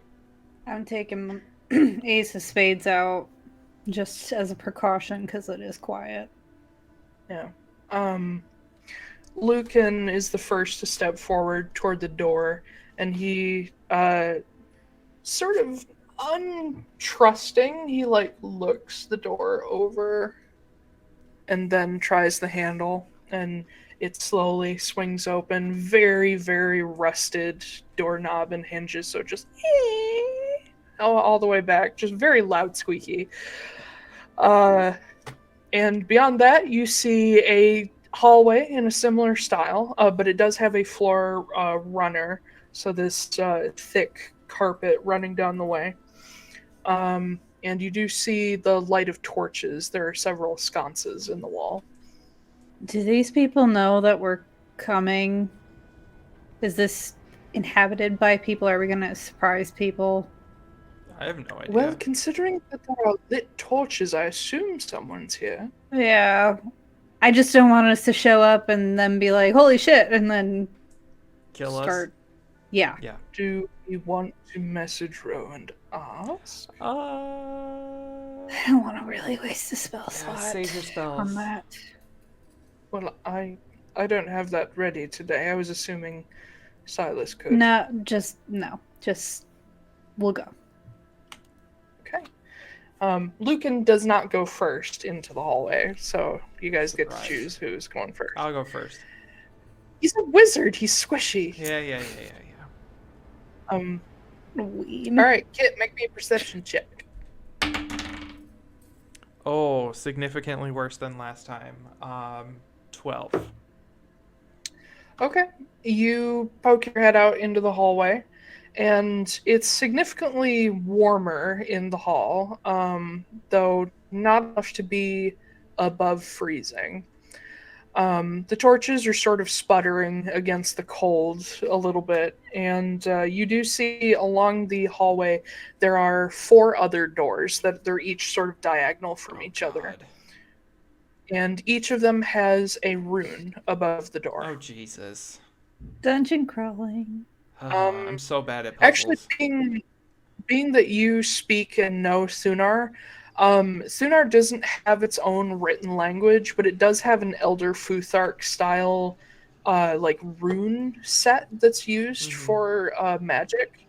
And so you would recognize the runes, but you don't know what they represent in this context. And if you look above the door you're poking out of, you see that it has I believe the rune's name is Hagalaz, but it's basically an H in Elder Futhark. Gotcha. How many doors are there? 4 more. There are 4 doors. Okay. Does it spell anything? Like, do all the... Are you looking into the hallway? No. Well, then I can't tell you. I will just step out into the hallway. I'm cool with it. Whatever. Okay. There's no one around. You see at one end there's just a solid stone wall that has a mural painted onto it that shows... Make a religion check. Oh. Religion is intelligence, I think. Yep. So 16. 16? Okay. You'll recognize who it is. It is a beautiful, young, pale woman with dark hair shot through with streaks of red in the crow's nest of a ship, sort of one hand on the mast as she leans out over the edge, looking off into the distance beyond the sails as she's sailing. You recognize this as the Wayfarer, Sonoria. She is the daughter of Wallace and Savros. She's the let me grab my tree. She is the mother of one of the Titans, but she's basically a lesser goddess. Okay. I just kind of motion everybody. I'm like, all right, come on through. She's Anzir's mother. Okay. Stormsire. Walk through. Okay, yeah. At the other end of the hallway, you do see a spiral staircase leading up.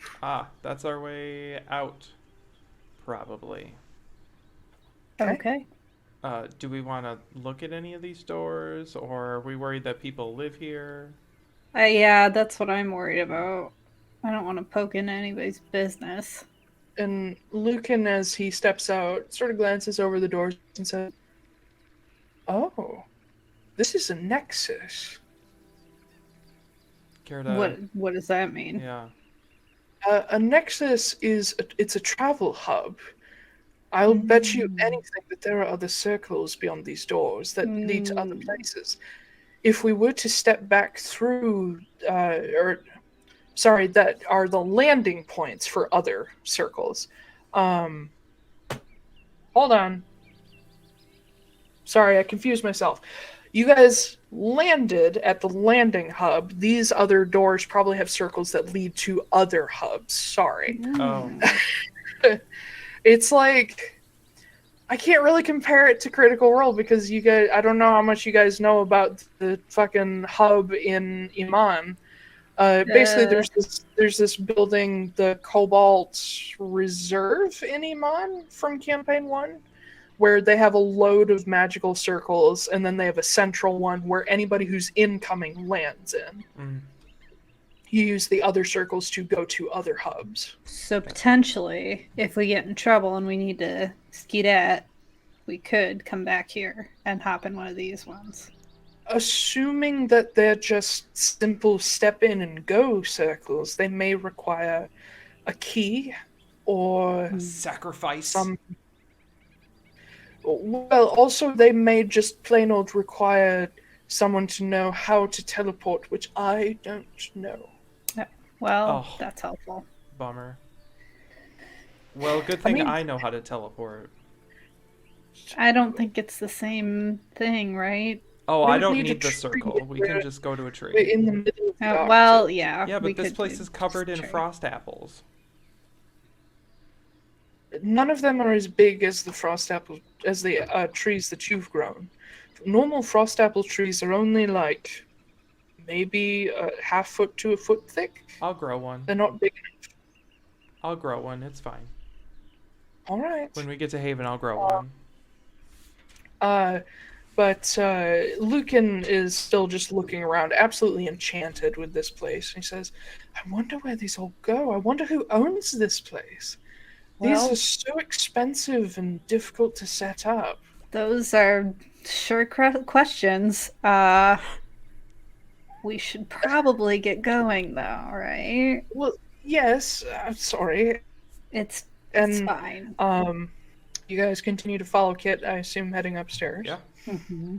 obviously. I'm the leader. Heading up to the next level, you see another set of four doors. No? Hold on. Landing plus 9. Okay, so another 5. Another 5 doors on this level. All have different runes above them.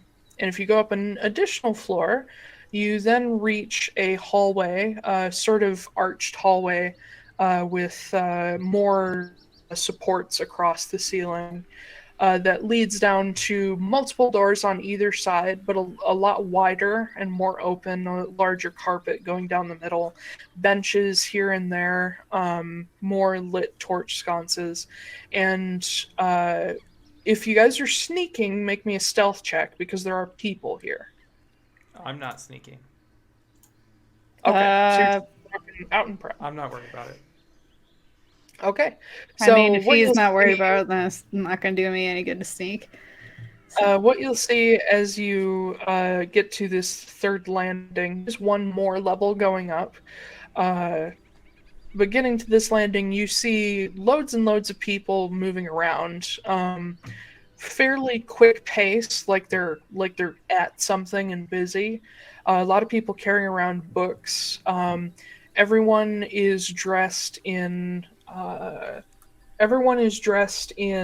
a sort of dark crimson and dark gray robes. Few people have bits of armor on and look like they're patrolling, but almost everyone is in red and gray, essentially. Do we recognize the armor? Make a history check. Oh, Either or both. that's gonna be a solid no. 3. Here, I'll do it. Marin can with advantage. You have credence to know. Oh, I do? Yeah. Ooh, well, that was a 1, and then the other one was a 2. So, You have no fucking idea. yeah, It no. looks familiar, but you can't put your finger on it. yeah.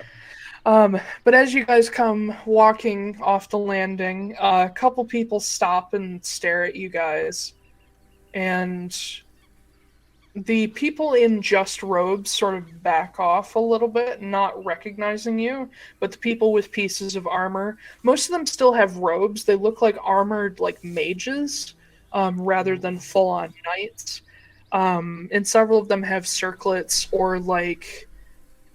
there's a type of helmet that is a circlet with a nose piece on it. They come walking up to you, a couple of them. I and turned to Silas really fast, and I'm just like, head down, like something obscure your He's had face his head down somehow. this whole time. Okay, just Yeah. But they come walking up to you guys, speaking in Thunar. Oh. Yeah. Well, you're in deep Amnoblin. But one of them, sort of leading, has this silver circlet with 3 gems dotted across the brow, short auburn hair, long, long ears, and you realize he's an Elosir as well. Um, and he sort of looks over your group untrustingly and says, "What is this then? Who are you?" We are travelers. Someone named Roe sent us here. Oh, for God's sake. I think he called himself Roe, or themselves. Themself, yes, Okay. we know. Themselves. Them. I wasn't sure how to. I've never said that before. I don't think. Yeah. Their last name. What was it? Where from? Where at? And Bull kind of chops and says, they decided because of Silas that their name is now Row of Way. Oh, of where? Thank you. The Elusir sort of rolls his eyes and says, "Yes, we know, Row. It is just like them not to call ahead. Where are they?" Erisholm. They did not come with you?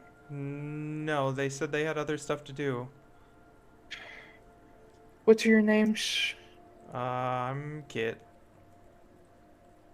Humble. Marin Veneer. Silas doesn't say anything. And they sort of look at him, and he glances up and says, Silas Veneer. They don't seem to recognize him. Okay, good. Lucan also just says Lucan. He does not say his last name. They're like, okay, and what is your business here? We're just passing through. We're trying to get into Haven. You don't have business with the hammer? No. Oh! The hammer. Oh! Yes. The god, the hammer. So Taiylor was... No, the order. The Red Hammer Order. Oh.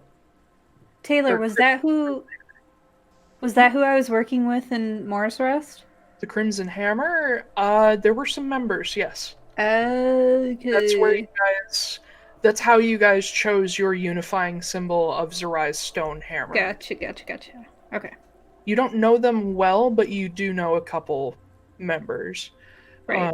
You don't really know what they stand for. Okay, that's fine. Other than freedom. Yeah. No, we're literally just... We use this as a point to get from point A to point B, so... It was all Roe's idea. Well, since they did not come with you, do you have some kind of proof that they sent you willingly? Oh, God. Bless you. I was trying to hold it back. I pull out the tarot card that he gave me. Oh. Or that they gave me. And I hold it up and I'm like... And the Elosir looks at it and says, "Yeah, that's Roe's work. They gave you one? You must be are you one of his special people?"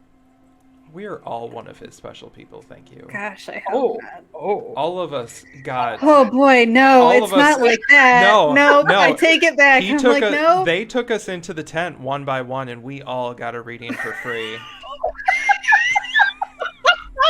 And the Elosir is just like, "God damn, And they sort of look at each other, and the other guy who hasn't spoken says, "That changeling has more game than all of us put together."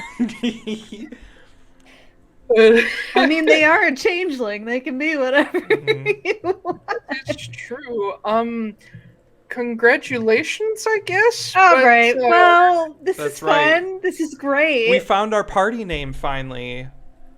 What? We're Rose Harem. No, we're not. No, we're not. Oh no. We did not decide on that. Oh. Nope. All right. We're Well, this is We're the great. sleepers. You're still the sleeper campaign. So we're yeah. the sleepers. So we would like do you guys have a sled that we could borrow? Like with a really big dog, preferably. We don't just hand out sleds. Okay, how much do you want? How much do you want?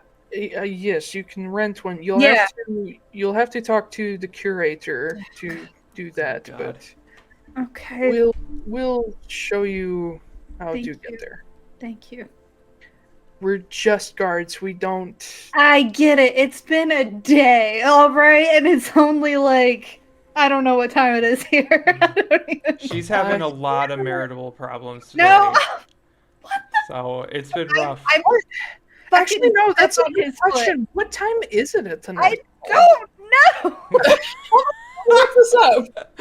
I Is love there just like a stasis? Is there like no time? And like time zones have to be like really small up there because less distance. You can like that would be travel so time. weird that you could like walk to a different time zone multiple times a day.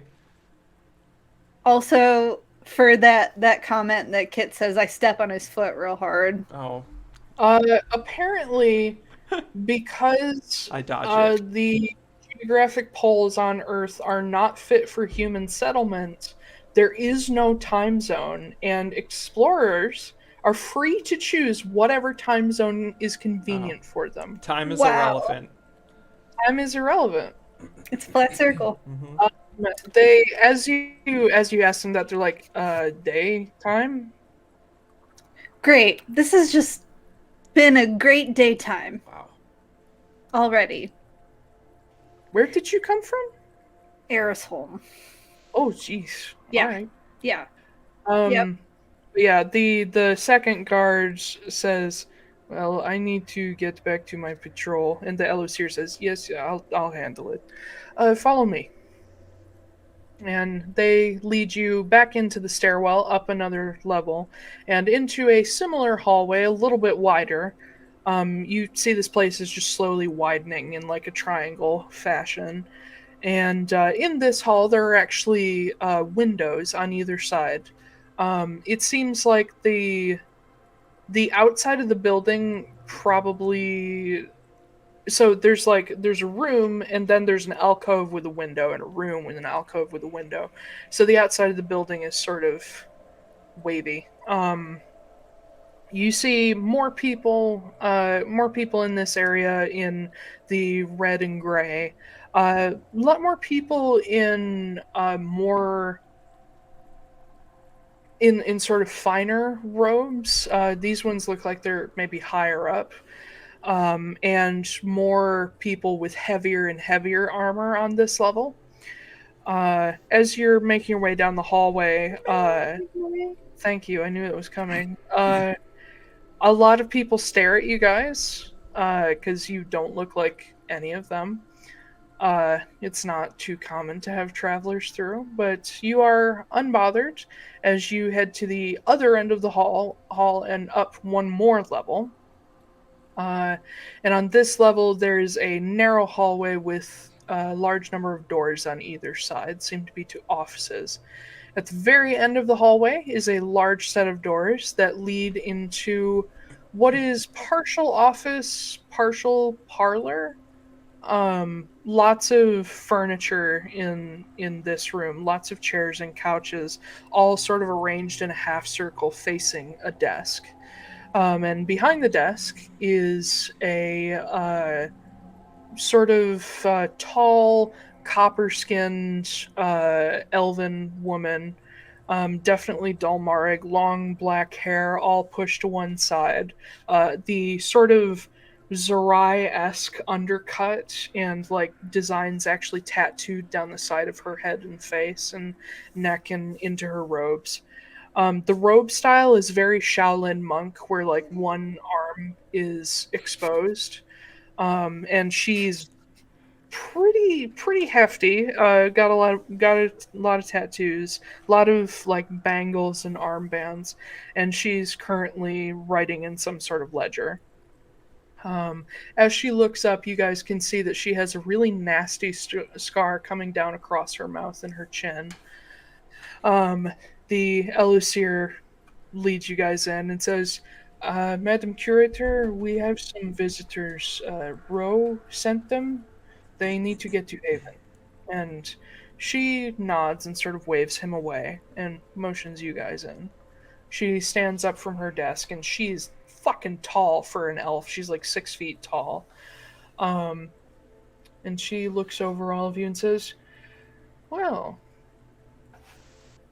certainly some interesting people coming through today. How can I help? First of all, we need a sled. Second of all, are we the second set of visitors that have come through today? No, the third. Oh, who else is come through today? What business is it of yours? We are. I don't. Whatever, just give it the fucking sled. And who are you all? Kit. Marin. Humble. How many fucking people do we have to introduce ourselves? Lots. Everybody. Nobody knows you here. And They she will soon. nods. Says, I am Curator Zarya, the head of the Crimson Hammer. I just wanted to let you know, I do know a few of your members. I did some work in Moore's Rust. Moore's Rust? With You're an a few. arbiter. Nope. Nope. Not anymore. Yeah. She It's did all the right 12 if you steps are. and everything. She's totally Yep. reformed. Did all the hail told on us full of grace and Oh, yeah. everything. Says, That was a silky comment. My people in Moore's Rest did work with arbiters, but those who wanted to rebel against them. So Yeah, that you are welcome here. Don't worry. cool. But I am curious about the rest of you. What interest does Ro have in all of you? Tarot card readings. That is a hobby. Toldonost? All right. So who's the favorite? Hit me. Yes, you look right up Rose Alley. All right. Well, that's all I need to know. How many sleds do you need? How many fit on one? With the range of sizes in your party, you will probably need one sled just for the big guy. Cool. You probably will need 3, unless you have someone else coming. 3's great. 3 is great. Or wait, is Ansem? Did we ever figure out how Ansem's getting there, or did we confirm that he's gonna meet us? He said he would meet you in Taldonis, then you told him you're going to Haven, Yeah. and I believe he said that some things were happening that were not like, Yeah. and so he'd be a little longer. Yeah. Okay. But the assumption is that Ellen Estelle is getting him there. Okay. 3's great. Yep. All right. I assume you have coin to pay for this? Yes. Yep. All right. If you're going to Haven, then it will be 50 gold for the journey and for the labor to get them back here. Per sled? Yes. Oh my Okay. god. I'll pay for it. It's fine. Oh, okay. Alright. I got it. That's, I got it. That's fine.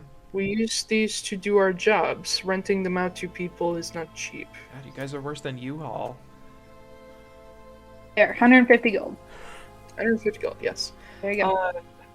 And so she goes back to her desk and pulls out a sheet of parchment and writes on it, basically saying that these sleds are being lent to a Kit, and she looks at you and says, "Do you have a surname or a title?"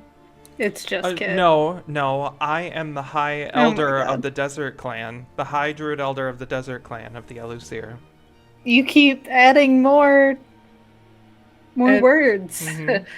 And Bull says, Kit of Wolfera? And she nods and writes that down. Hi, Elder Druid of the Desert Clan. Of Of Volfira. and the Elucir and all of Irakel. If you could please add that in, I would appreciate it. I worked hard for that title. I don't see any marks of your station. And she What do you writes want? It's, What would prove it? What would prove it? Continues on her way, and and writes out the Damn it. sled thing. I'm gonna start carving shit as we go through the woods. I'm like, nope.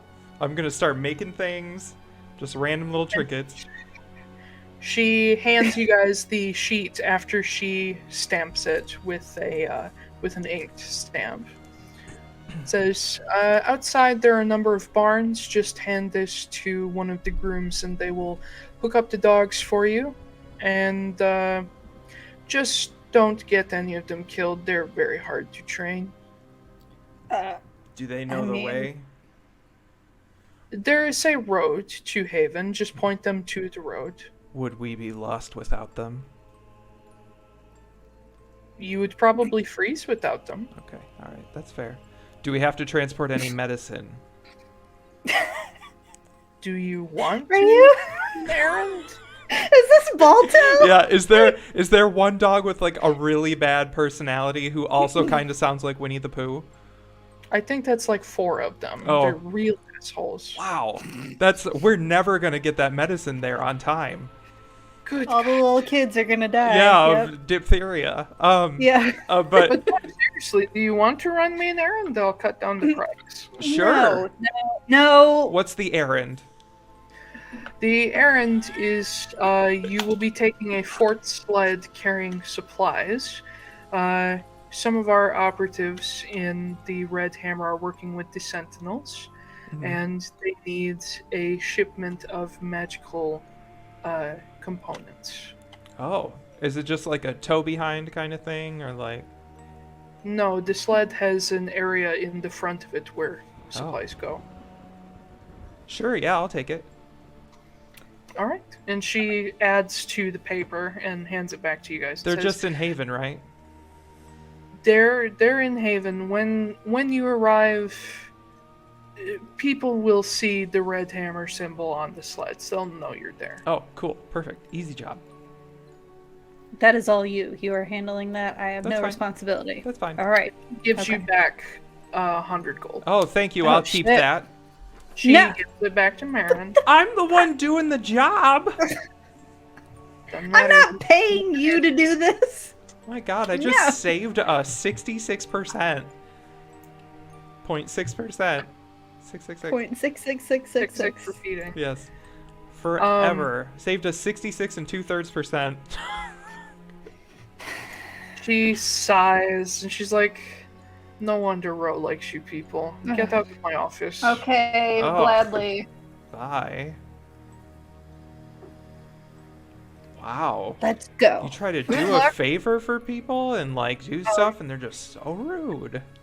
As you head out, she says, "Good luck, and if the ground starts to shake, tell the dogs to mush." And she closes the door. Okay. Oh yeah.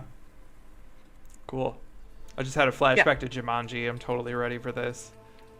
So the Elucir guard is waiting for you guys outside, and he leads you down a level and outside into the bitter fucking cold. It is windy. It is It's it fucking windy. It's windy. windy. It is extremely windy. It is fucking like- windy. The wind chill is like verging on. Oh, how cold does it get in the North Pole? It is colder than Cold AF. Yeah, cold AF. Okay, that works. Yeah. Mhm. I was trying to think of something more crude, but all I could come up with is the witch's tit thing, and I was like, that's Oh. boring. Everybody says that. I'm sure people say cold AF too. Yeah. The average winter temperature of the North Pole is -40 Fahrenheit. Ah, So it's probably verging on like How are we alive? it's probably verging on like -50 wind chill. Like it's not a cold day for the North Pole in winter, but there's wind. huh. So, as you guys get out there, you realize you do not have clothes for this. We have our winter stuff that we've been wearing, yeah. Yeah, but that's for, like, southern Amnoblin winter. This is the North fucking Pole. But as you step out, you see other people walking around in, like, heavy, multi-layered furs, and they all stare at you guys as you're just walking along in your couple layers. Our tauntauns are gonna freeze. Yeah. As you head over to the I thought they smelled bad on the outside. As you head over to the barns, you get inside and it's actually fairly warm in there. The people, the men guarding the entrances to the barns, like, kind of shove you in super fast and close the doors right away because they don't want to let out the heat. And you immediately hear the sound of dogs just barking up a fucking storm in here. Oh my god. It thankfully doesn't smell too bad. It smells mostly like hay, but there's definitely dog smell in here. There's probably that one husky who's like doing that weird scream howl thing.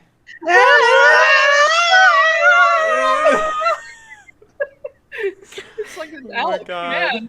All right. Yeah. But you see, this barn is entirely lined with little sort of cubbies, like little dog houses, and chained to each is a very large, not really a dog, kind of like a winter wolf. So they're big. They're like dire wolf sized. They're like Amaroks. Yes, exactly. That's kind of technically what they are. In D&D calls them winter wolves, but they're Amaroks. Nice. They're pretty fucking hefty.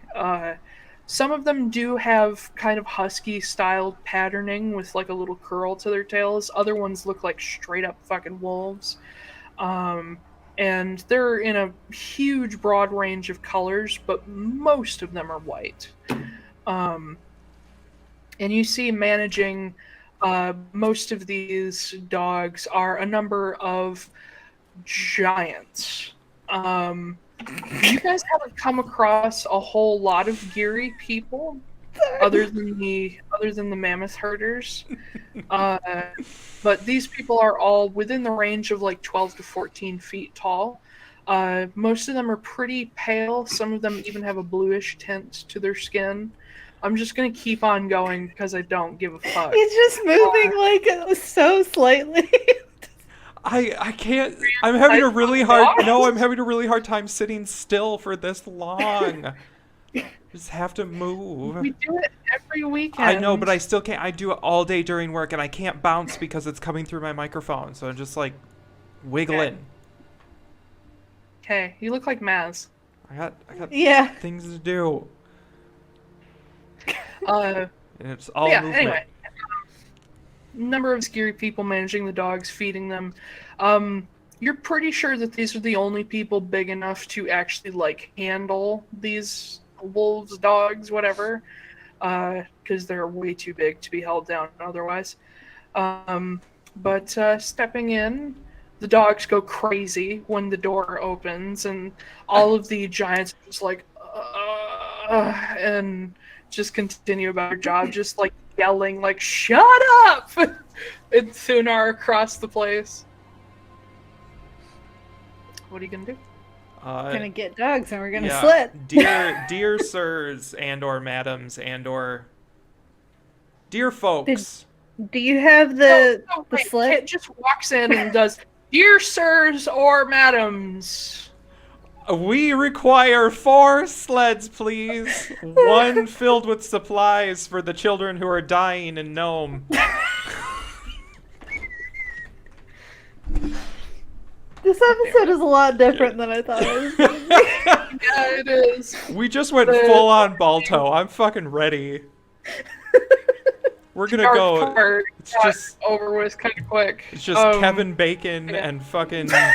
Oh, that was Kevin Bacon. I didn't realize Kevin that. Bacon is Balto. Oh, I didn't know that. Yeah, Kevin Bacon is Balto and Jim Cummings is Steele. And Jim Cummings does I knew that. Tigger and Winnie the Pooh. He's got a very distinct voice. Yeah, and the whatever that Darkwing Duck. Yeah. Mm-hmm. Yeah. Anyway. Yeah. So we're gonna need like who has the little slip of paper? Yeah, we're gonna need like a dog love triangle to go with these and the medicine so that we can, have a full, complete story. You know, I don't care about the dogs' relationships with each other. Just give us dogs. I hand them the slip Please. of paper. I don't even have to say anything. You guys just slowly work your way through it by your fucking selves. Yeah. But yeah, one of the Geary people, a tall, obviously tall, Jesus Christ, sort of white-haired, but young-looking woman steps up to you guys and takes the paper, looks over it, and says, "Okay, you're going to Haven. You need the Haven delivery?" Yes, please. That's him. Yep. Okay. One moment. Don't pet the dogs. And she walks away. I Taiylor, are we immediately try going- to pet the dogs. Sorry, Well, Taiylor. Are we going on break anytime soon, or? Okay. Literally just about to say Okay. I love how you preempted by like 30 seconds every single time. I have to pee. No, I know. that. It's fine. It's okay. Yeah, as she walks away, we'll go on break. Okay. And we can see whether Kit gets bitten when we get back. Yes. So be back at 7:23. All right. Sounds We'll be great. back in a bit. Or 25. 25. Okay. See you then. Boy. And we're back. Oh, and there goes my light. Hi, everybody. 25 means we come back at 25, which means we need to be ready to come back at 24. I was ready. I'm just reading. I thought it was Uh-huh. 23. I said 25 right before we went. Yeah. Oh. I rounded to the next 5, but whatever. It doesn't matter. Hello, everybody. Hi. Hello. Okay. So, while you guys are... Oh, Kit was going to try to pet a dog. Yes, I am. Make me an animal handling check. Guidance. Because I keep forgetting I have that. Yeah, you're a fucking cleric. No, I What? got a new cantrip. Oh, okay. Because the whole time I was supposed to have 5 when I hit like level 9 and I forgot to take an extra one, so guidance. Is guidance with advantage or is it a plus a d4? I forgot. It's plus... I don't remember. I don't either. I'm Googling it. Oh, my food's on the way. Yay, finally. Yay. Roll a d4. D4, okay. So, aminal handling. Bless you. Oh my god, I you. have a plus 9 to. Okay, so. 26. Taiylor, we lost your video. Oh, there it is. I accidentally hit a button. 26. Yeah. So, what kind of dog do you go for? Do you go for a big, mean-looking one? Do you go for a husky-looking one? Do you go for a small-ish one? I go for one of the big ones. Okay. So you make your way up to one of the ones that's definitely a winter wolf, not a dog at all. And he is sitting outside his little doghouse, chewing on the remains of what you assume may be like maybe a mammoth bone. You don't know. Small child. It's certainly big enough. Yeah. But he's just chewing and crunching away on it. And as you walk up, he gives you a as he's chewing, he gives you a little but you manage to get up to him and do a little pat on his face, and he's still growling, but he lets it happen. Yeah, this is a big animal. You could just slap him and they'll barely be able to feel it. He continues to growl, but he let it happen. Cool. Your audio is like stop and starty for me. Taylor's or mine? Ooh, me? Taylor's. Yeah, it's a little glitchy. Yeah. Ah, fuck. Your video's pretty glitchy too. Yeah. No. 1 second.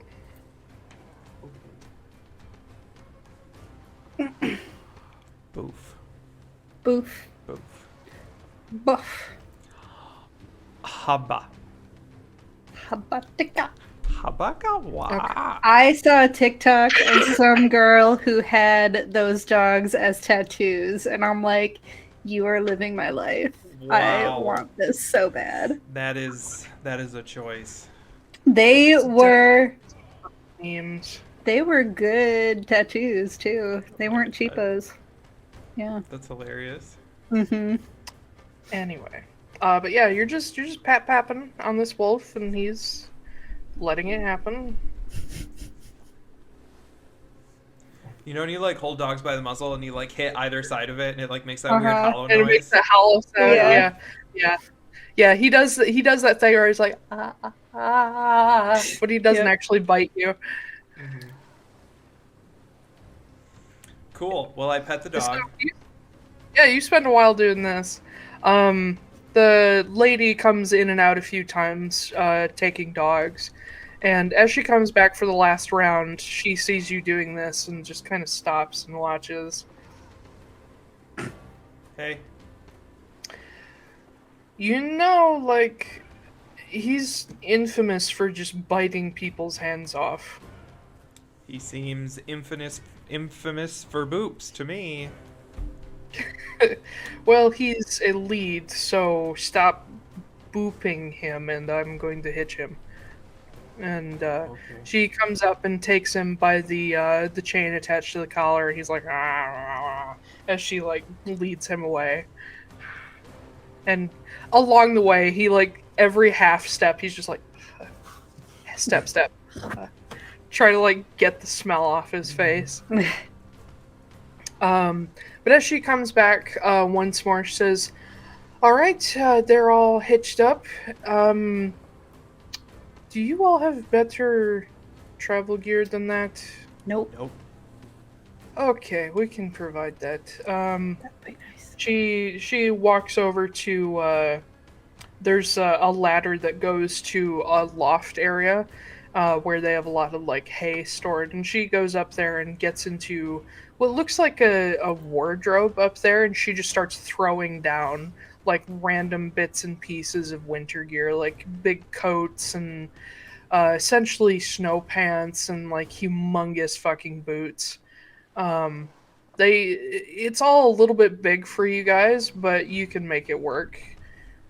She says, "Just send it back with the sled when you get there." Okay. So you guys get that, and you won't freeze immediately, at the very least. That's great. And when she comes back down, she takes you outside to where 4 sleds have been hitched up to would be 24 dogs, 6 each. Wait, no. 21 dogs, 7 each.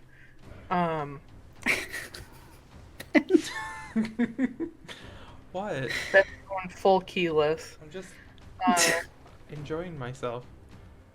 it's okay. You do that, boo. I Yeah. am. You live your truth. I am. You're a unicorn. I'm a unicorn. She has already loaded a pack onto the front of one of the sleds. She says, "All right, the big one. You take an empty sled. You take an empty sled. One of you smaller ones ride with the supplies, and then the rest of you double up." I'll ride with the supplies. Okay. I will obviously save am all with those kids. Silas. Yeah.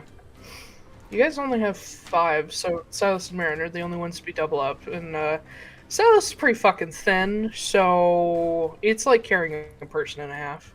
So, you guys all get on your sleds. I'm not gonna go into detail about this because it's boring as fuck, and I think everybody vaguely understands how sled mushing works. Yeah. Yes. So, Left, right, stop. Crack it over top. it's G and Ha, but okay. Reverse. Reverse, G. reverse. Bark! Bark! But Oh, is that like the beeping noise when they're backing yeah, up? yeah. Okay, okay. Bark, bark, bark, bark. bark, bark, bark. I love that everybody has a different tone for that. Yeah.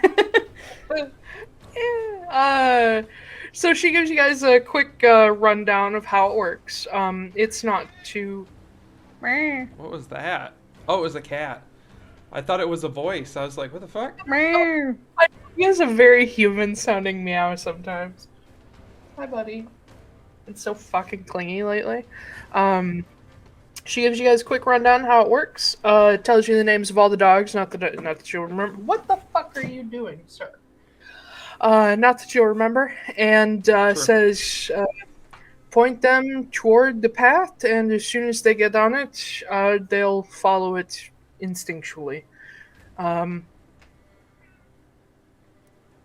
path. For fucking God, boy. There's a barn cat walking around. Yeah. Yeah, a very large saber-toothed barn cat. Yeah. There are saber-toothed tigers in this world. Great. In fact, you guys are in prime area for saber-toothed It's tigers. gonna be like Wonderful. when you're playing Skyrim and then one of them pops out of nowhere and scares the shit out of you. Saber cat.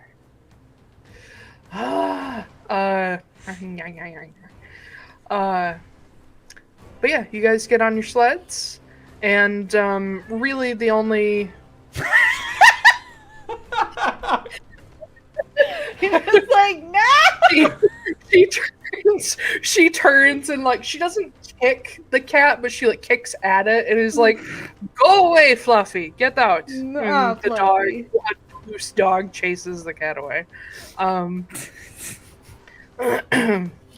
But you guys are ready to. Boy, get out of here! Just don't make me get the broom out, boy. Boy. Why? Why are you being so fucking weird? Anyway, let's get this fucking show on the road. Yeah. I assume Marin has the the reins. Mm-hmm. All right. We shall moosh. Okay. Mosh. Oh, that was weird. It was like delayed. Oh, that's so weird. My camera's like just slightly delayed. Oh. Oh, weird. You head off toward where there's apparently a road. The only markers for there are markers for the road. There are very tall, similar to how they do it in the UP, very tall like sticks up on either side of the road, but these ones need to be like immensely tall. And there is like prints and tracks to follow as well. But you take off, and on foot it would take you about a day to get to Haven, but with the dogs it'll take you about half a day. Sweet. No, you lost your privileges. Go away. So you set out, and eventually this path joins up with an actual road, where you see sort of set out over the ice and snow. There's this area that has actually been dyed. Like somebody has run over this area with like powder paint or dye or something to show the clear path. And because I mean you can't plow in the North Pole. There's literally, it's all ice and snow. There's no land, at least on Earth, but I don't know. There's no land for feet and feet and feet. But downward. Yeah. So, somebody make me a perception check. Somebody who's watching out for the whole group. I will. Okay.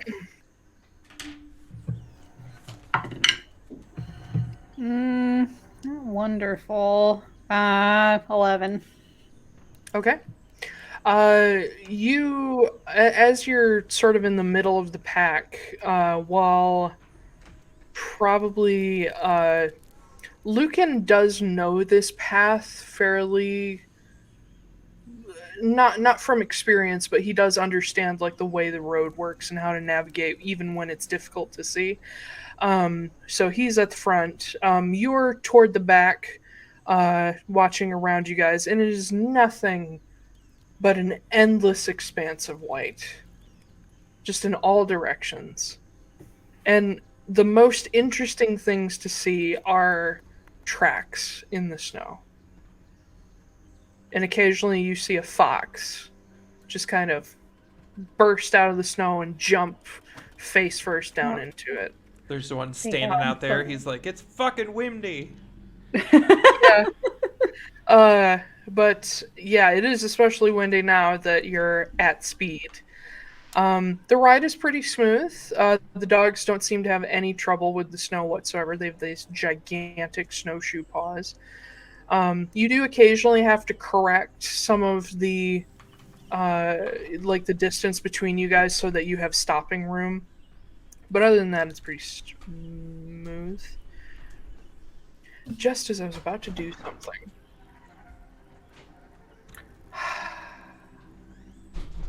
This break brought to you by delivery food, the only food you can get in the pandemic. Okay. Sorry, I had to grab my food real quick.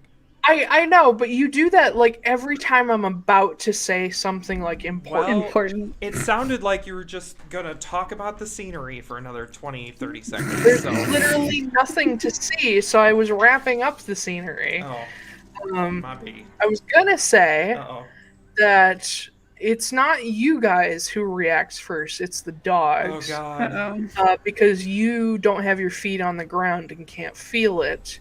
But Marin's team specifically starts to speed up and try to pass the ones ahead of you, and you hear them barking even more crazily than before.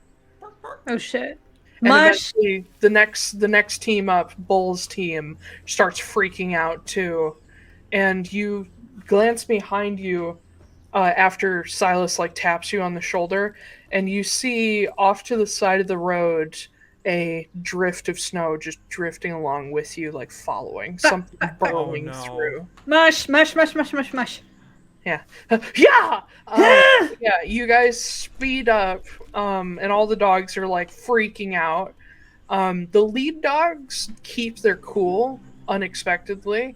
They sort of like turn back and correct the team. They seem to be trained for this.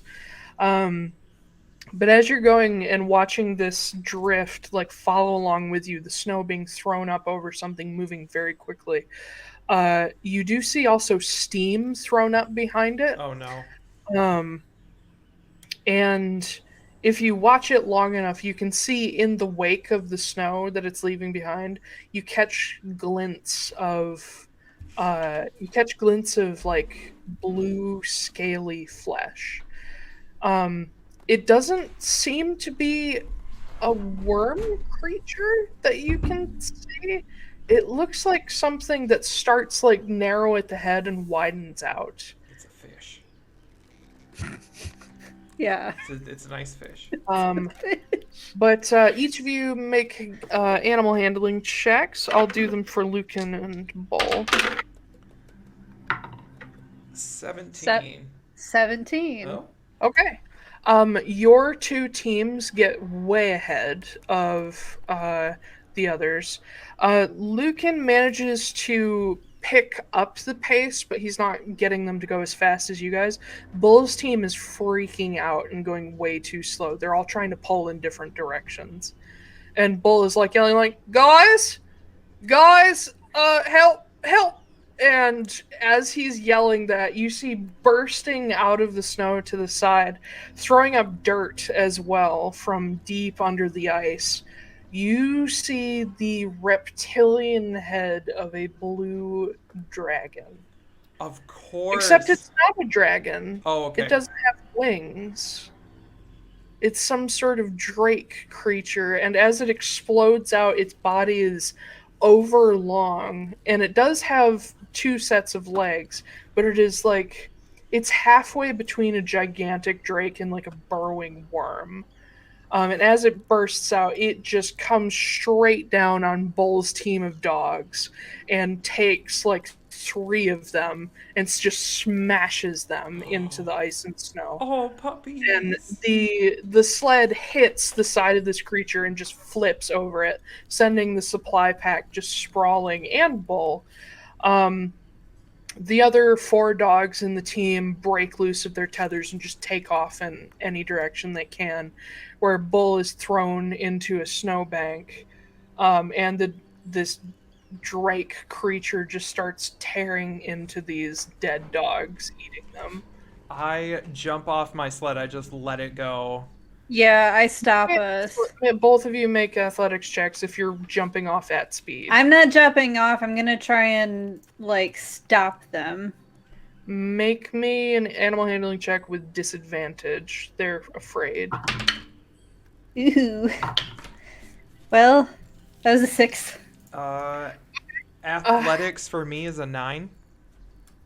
Okay, so Marin, you're trying to get them to slow down, but they just keep on going. All right. I grab Silas by the collar and we're just tuck and rolling. Tuck, and you just jump off. Make me an athletics check. Silas ain't making it. No. That's That was a 23. Okay. So Kit and Silas each jump off their sleds and just go sprawling and rolling in the snow. Marin, you sort of jump, instead of going the opposite way from the dogs, you jump in the same direction and sort of tuck and roll into the speed so you can slow yourself down, and then you turn and have like your gun ready. But all the boys are just like in the snow trying to get up. Lucan does manage to at least slow his team down a bit, and he manages to jump off as well, kind of stumbles a little bit, but he has a spell at the ready. As the drake finishes devouring one of these dogs and sees all of you guys turning to face back, it turns toward the nearest one of you to it, which is Bull, who's pulling himself out of the snow. And sort of picking up his huge axe that he uses. And everybody roll initiative. Yay. That was a 23. 19.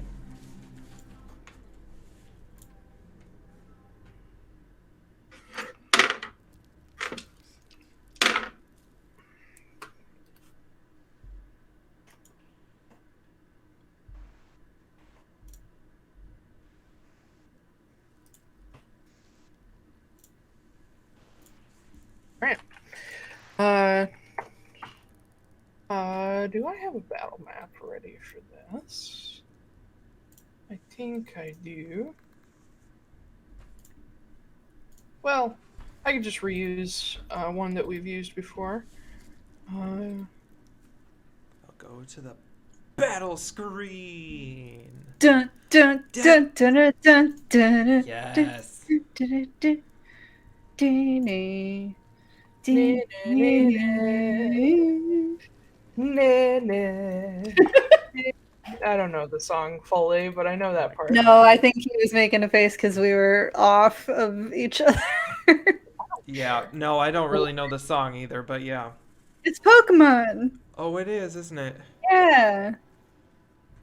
It's when you. Wah, wah, wah. No. Wow.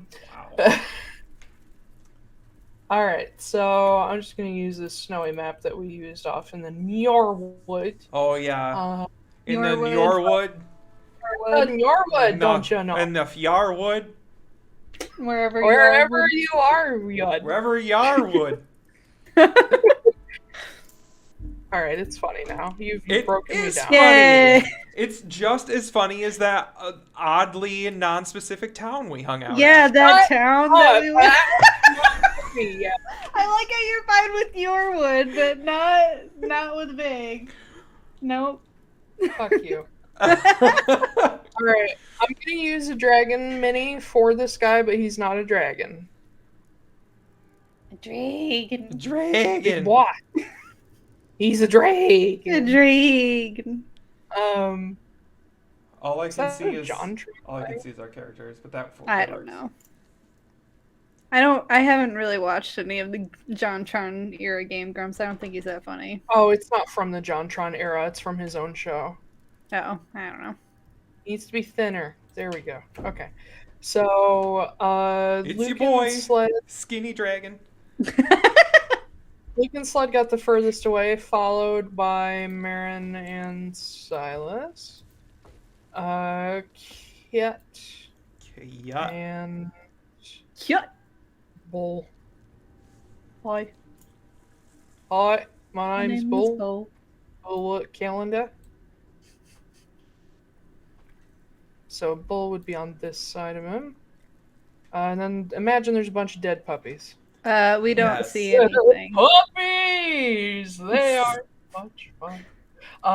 Go away, Titan. We don't see anything, by the yeah. way. Oh, have I not moved you over? All we can No. see is like the party DED. Beep. It's on that screen. There we go. Aha. Okay, let me fix it here. Long boy. Oh no, that's too Oh. long. Boy. Oh, that's way too long. All right. So first off, Marin. All right. I'm running up. Hold on, I gotta figure out how. I'm learning more and more fun tools that I can use here. So I'm gonna move my. Well, I'll move over. Yeah. Nope. Moving up here to my stuff, and I'm pulling out the Overwatch, and I'm gonna do a little pop. Pop out. Oh. Well, yeah, I'm gonna do the Overwatch first, and then I'm gonna do the fun thing where I take Ace of Spades, so I don't have to worry about reload. Oh God. 16. 16. Hold on, I need to grab his sheet. Dur.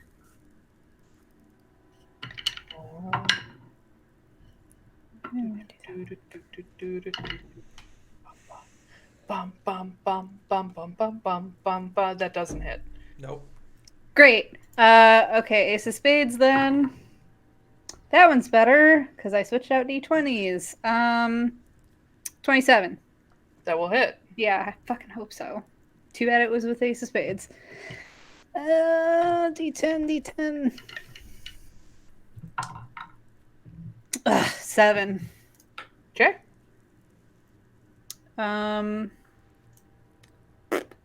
Bonus action.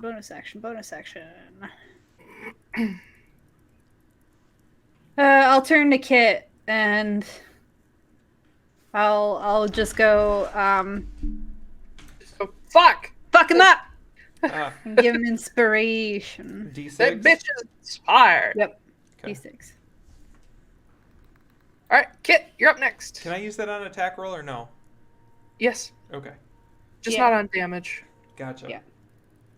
Kit will take the first I'm gonna bonus action shift.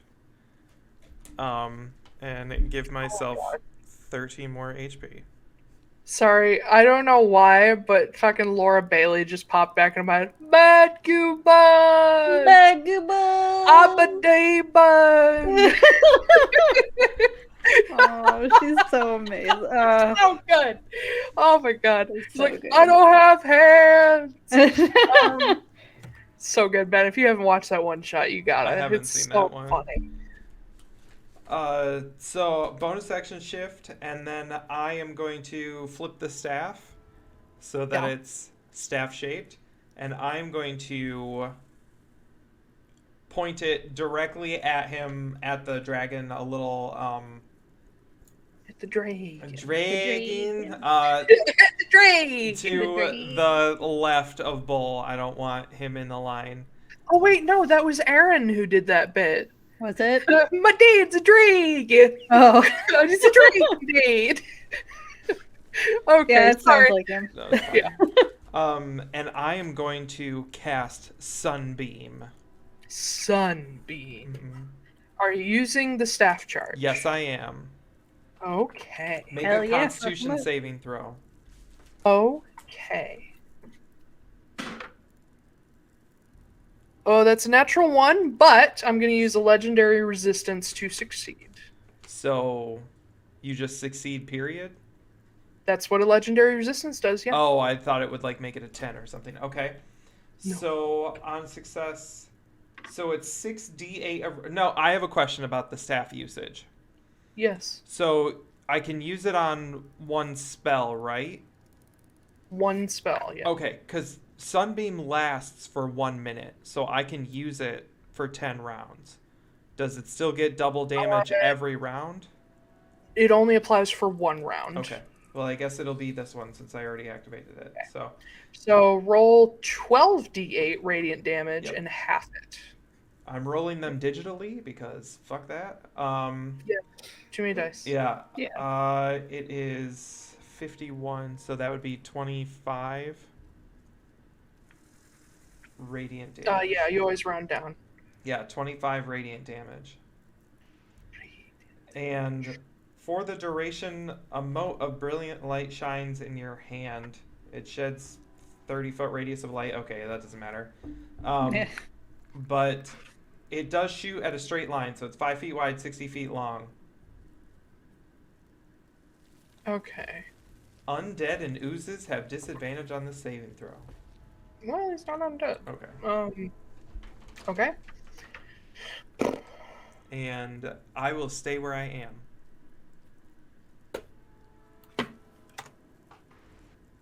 Gotcha. 'Tis his turn. Ugh. Well, her turn. She turns as you blast her in the side of the face with a ray of pure sun, and you see this weird sort of intelligence in her eyes, like she understands what just happened, and she narrows her eyes at you.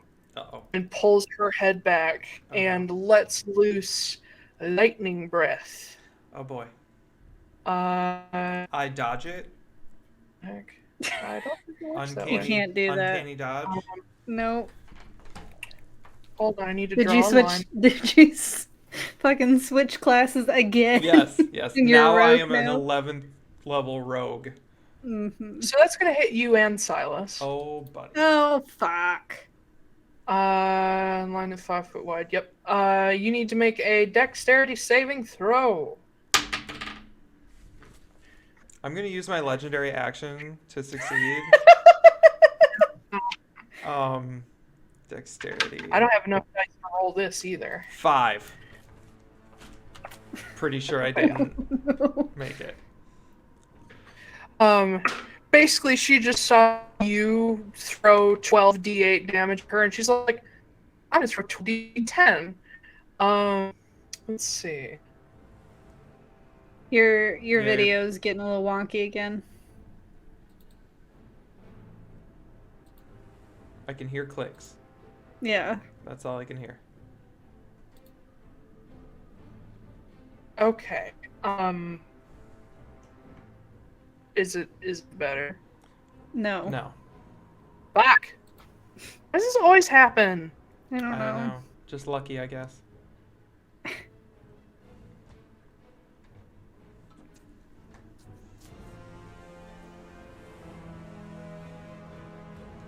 There. Hold up, god damn it. That's going to be Silas. Silas. It's still not good. Yeah. I can't do anything about it. There, I think it's back now.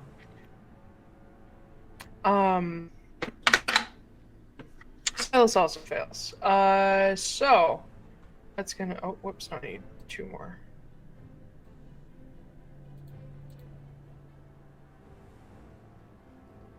That's a B. 72 points of lightning damage. Holy fuck. On it. Oh, yeah. This ain't no joke. Fuck. Okay. Yeah. I look crispy. Yeah, we can. I don't think we can beat this thing.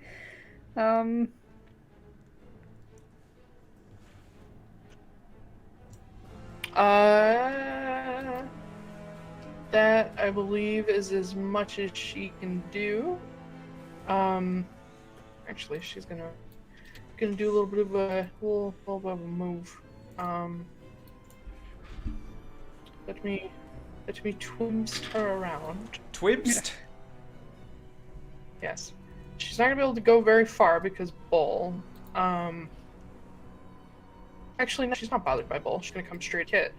I'm gonna squish her down into her actual area, but imagine she's long. Okay. She's like, that's technically the area she takes up. So she's gonna leave Bull's circle of combat, give him an attack of opportunity, which hits for, that's 15 damage. That's pretty good for Bull.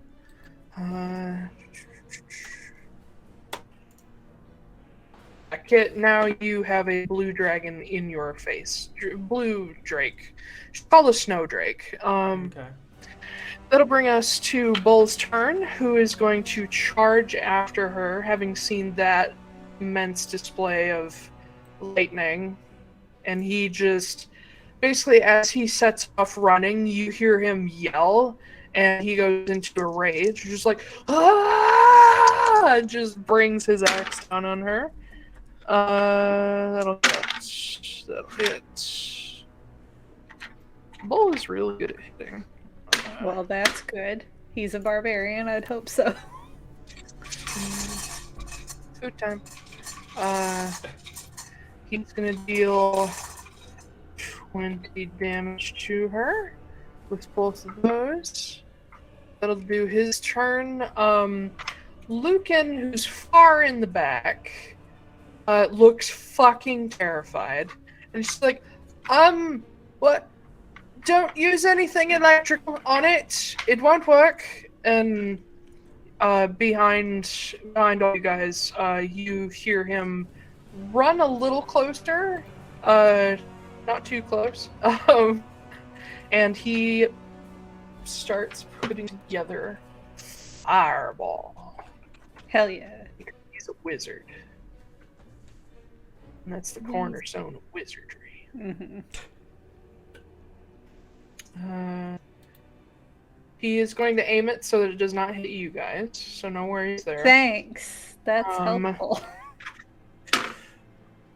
It's a failed save. Another legendary resistance to succeed.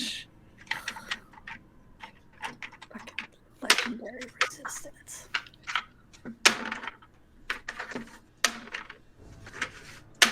Jesus. It's Fireball, man. Mm-hmm. Fireball's great. 86, yeah. I always roll them all and half it, so that's gonna do another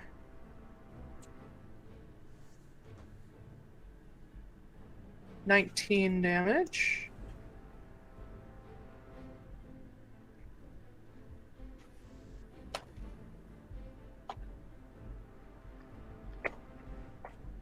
There we go. You guys have too many NPCs. Silas, keep picking them up. We wouldn't Silas be able to beat anything if we didn't have. That's true. I know. Well, the reason I keep throwing stronger shit at you is because you have so many people. Silas is going to Eldritch Blast. Eldritch Blast. Eldritch Blast. Which I believe he has the ability to use 2. That's a... Holy shit, that's 2 natural 20s. Hell yeah, baby! Nice. He's in such a bad mood. Yeah. He's just like, yeah. Yeah. So that's a lot for 2 Eldritch Blasts. It's 36. Ooh, out of a Damn. possible total of 40. Three. Hi, kitty. Okay, that'll bring us back to Marin. All right. Creature is looking 1 pissed and 2 extremely bloody. So you've watched this whole round as Bull has just started cleaving away with his axe, and Silas throws in the Eldritch Blast that just burst off the hide with insane effect. Like you've never seen his Eldritch power do this kind of damage. And then Lucan's fireball. I mean, it's a fucking fireball. Even on a succeeded save, it hurts. Yeah. She is unhappy. I'm gonna shoot at it again, or reload as one of my actions, and then shoot again. The Overwatch. Mhm. That is 21. Yeah, that'll hit. Okay.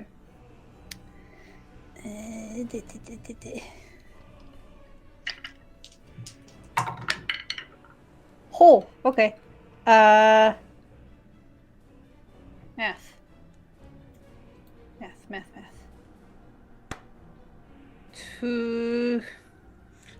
25. 25 damage? Yep. Okay. And then I'm gonna take my action surge. Okay. And do another one. I'm gonna pop him with Ace of Spades then. Oh, well, that was a natural one. So my gun jams.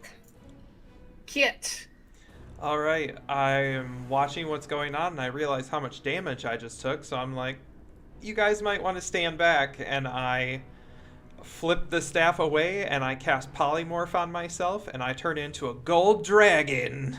What age? Young. Young? Okay. Yeah. So you're gonna be smaller than she is. That's fine. Hold on, let me find you a gold dragon. Gold dragon. Dragon! He's my dad! It kind of sounds like you're saying Reagan, but adding a D on the beginning. A dragon. A little bit. Dragon. Ronald Dragon. That's my children's novel coming out. And he invents drone birds that are run on 5G and record everybody. And then 40 years later, we have to shut down the whole world so that we can change out the batteries. Exactly. Those old-fashioned alkaline batteries don't last long. Now they've got lithium. They're good forever. Yeah. They've also got teeny tiny solar panels in their eyes, so they just recharge. Yep. LEDs for like their eyeballs. That's why pigeons glow, is because they're just full of LEDs. Yeah. You know, those glowing pigeons. Yeah. See them all the time. Okay. What about those 5G bats, though? Man. Yeah.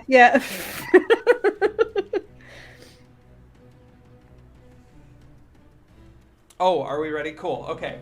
It's your turn. And then I'm gonna wiggle around, or I'm gonna aim it in such a way that I don't hit Bull or Marin. And I am going to cast Fire Breath, which is a 30-foot cone, and I need them to make a dexterity saving throw.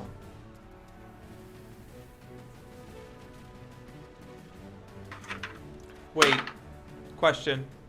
Can the dragon attack since I technically used my action to polymorph? No, you've used your action. Okay, then I will bonus action be intimidating. But my dragon does have multi-attack. You have to use your entire action for just attacks to use multi-attack. Gotcha. Okay. Yeah. It's a time thing. I will bonus action patient defense. That's not how that works. That's 100% how that works.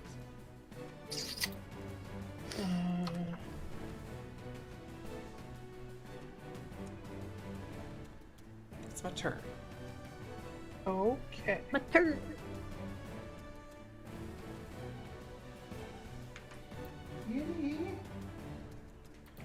Where'd you go?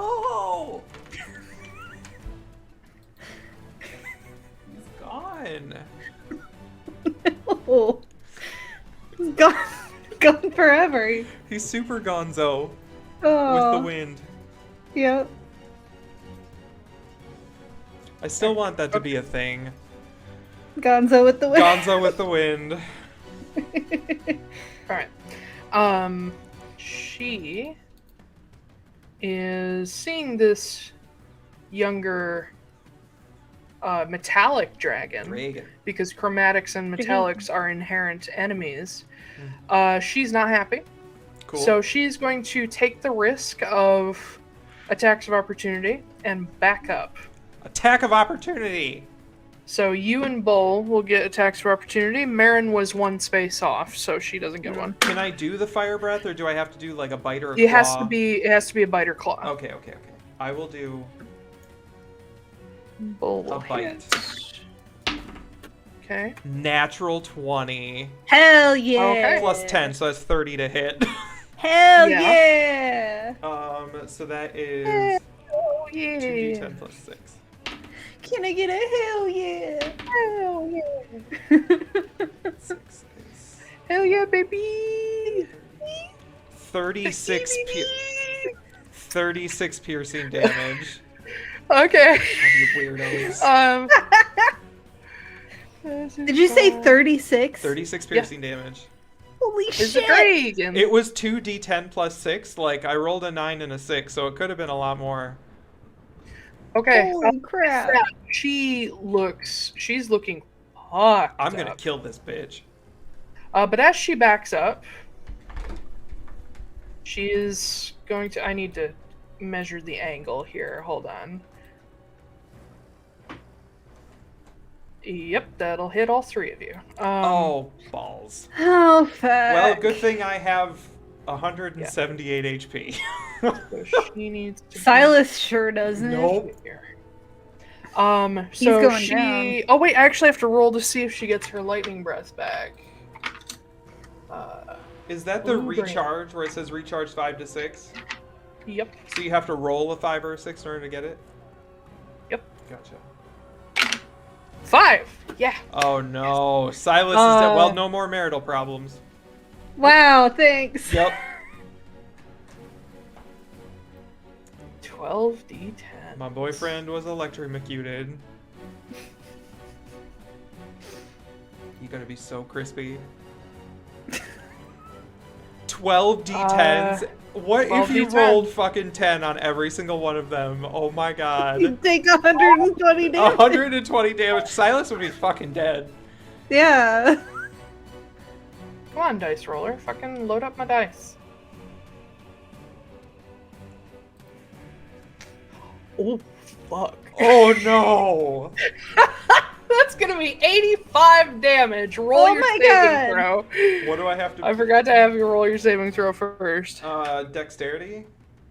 Yes. Silas failed. Oh no. No. And Bull failed. 14. That is... It should be a DC of 17, so it's probably a fail. It's a 19, so yeah, that definitely failed. Oh, because she's older. She's an adult blue dragon. Well, how much did you say it was? 85. Okay, I can take that. Silas is out. Yeah. Like, hard Yeah. out. Yeah. I'm just gonna put an X on him. Bull has been reduced by about 3/4.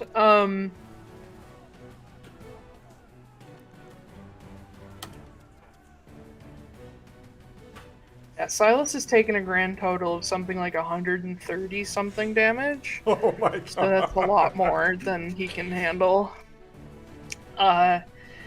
Unconscious. This is just a great day for him. Yeah, isn't it? He's having a good time, I think. But with that...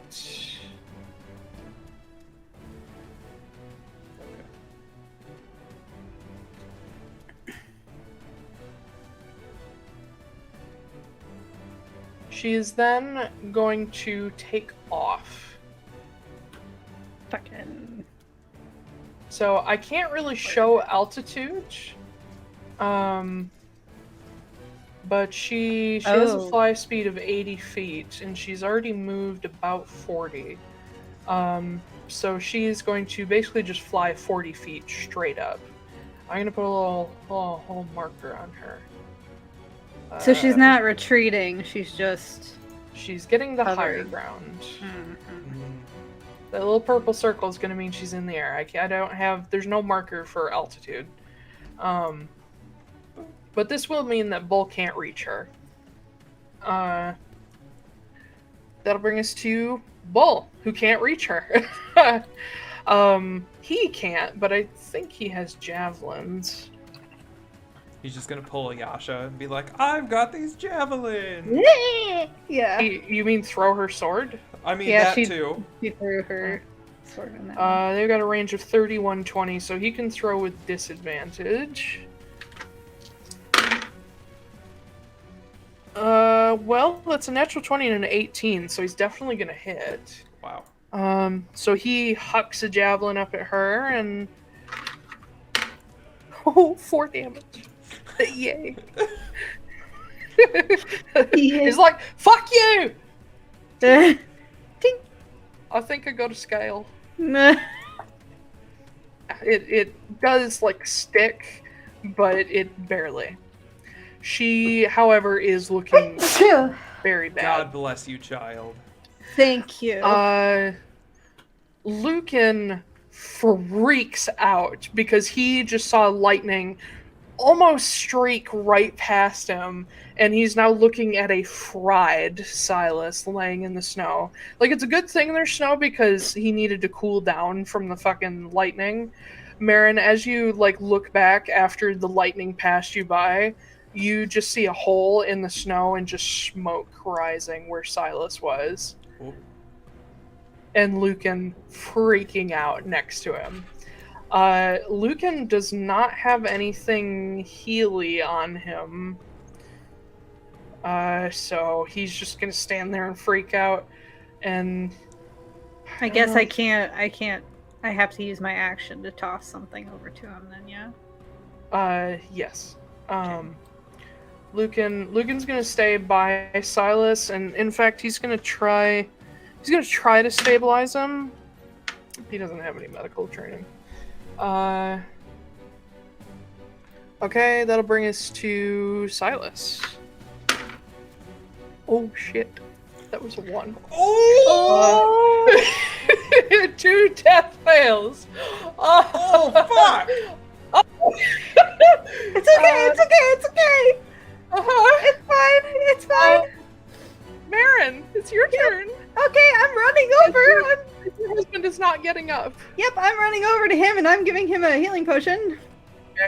As you get up to him and see, like, over this hole in the snow, it's bad. You see all across his skin just little, like, crackles of black, and his skin blackened, and he's just fried. His clothes are fucked up. It's a greater healing potion, so. Smoking.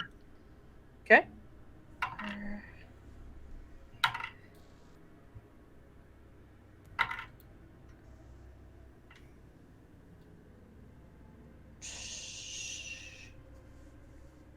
Gosh, I really suck at math. 16. 16? Okay. Yeah. You just shove this potion in his mouth and let it drain down, and he eventually sort of comes to, and his eyes flicker open, and you see one of them, a blood vessel, is burst and is turned red, and he's just like, oh god. Oh. And he, like, sits up slowly, very stiff, and you see him, like, occasionally, like, shake as, like, the last, like, tremors of electricity are going through him. Let's see. I believe it's my turn. Okay, so that was your action. You do still have a bonus action. I don't have a lot of bonus action. Can inspire a bitch. Well, I technically still have inspiration, but yeah, I'm a dragon. yeah. I'm not going to okay, use well. it. So I'm actually gonna also give Silas a healing word. Okay. Kit, go ahead and start your turn. She'll tell me the number in a second. I can wait. It's fine. Yeah, it was like 3. Okay. No, not 3. 5 points. Okay. I am It's going back to. at 21. Wow. I'm gonna lift off from the ground. I can't move that dragon. I'm gonna lift off from the ground and I'm gonna fly over to the left of her. Mm-hmm. To turn her away. Now you can. Now Go I ahead. can. Yay, Draco Kit. Draco Kit. I can't really rotate them, so. Yeah. And then I am going to. Thank you. And then I am going to Fire Breath. Yeeter. Yeeter. Which is. Okay. Please make a dexterity saving throw. She is out of legendary resistances. Yes. That's 4. Yes, you fail. Yeah, that's so that's 10d10 of fire damage. Hell yeah! Woo! Yeeter. That Somebody is- come get her. She's acting dancing like a a streaper. It's. She's named like a dragon. Dragon streaper. Oh my god. That's gonna be the pack tactics of this episode. The title is just gonna be Dragon with 2 E's. I rolled terribly, so it's gonna be 46 points of fire damage. Oh darn! 46. Well, but five, Oh, what a but bad roll. 10d10. That's not. I guess. That's less than half. 6. Still pretty fucking good. You said 46? 46. Okay. How would you like to kill her? Yes. I haven't killed anything in a while.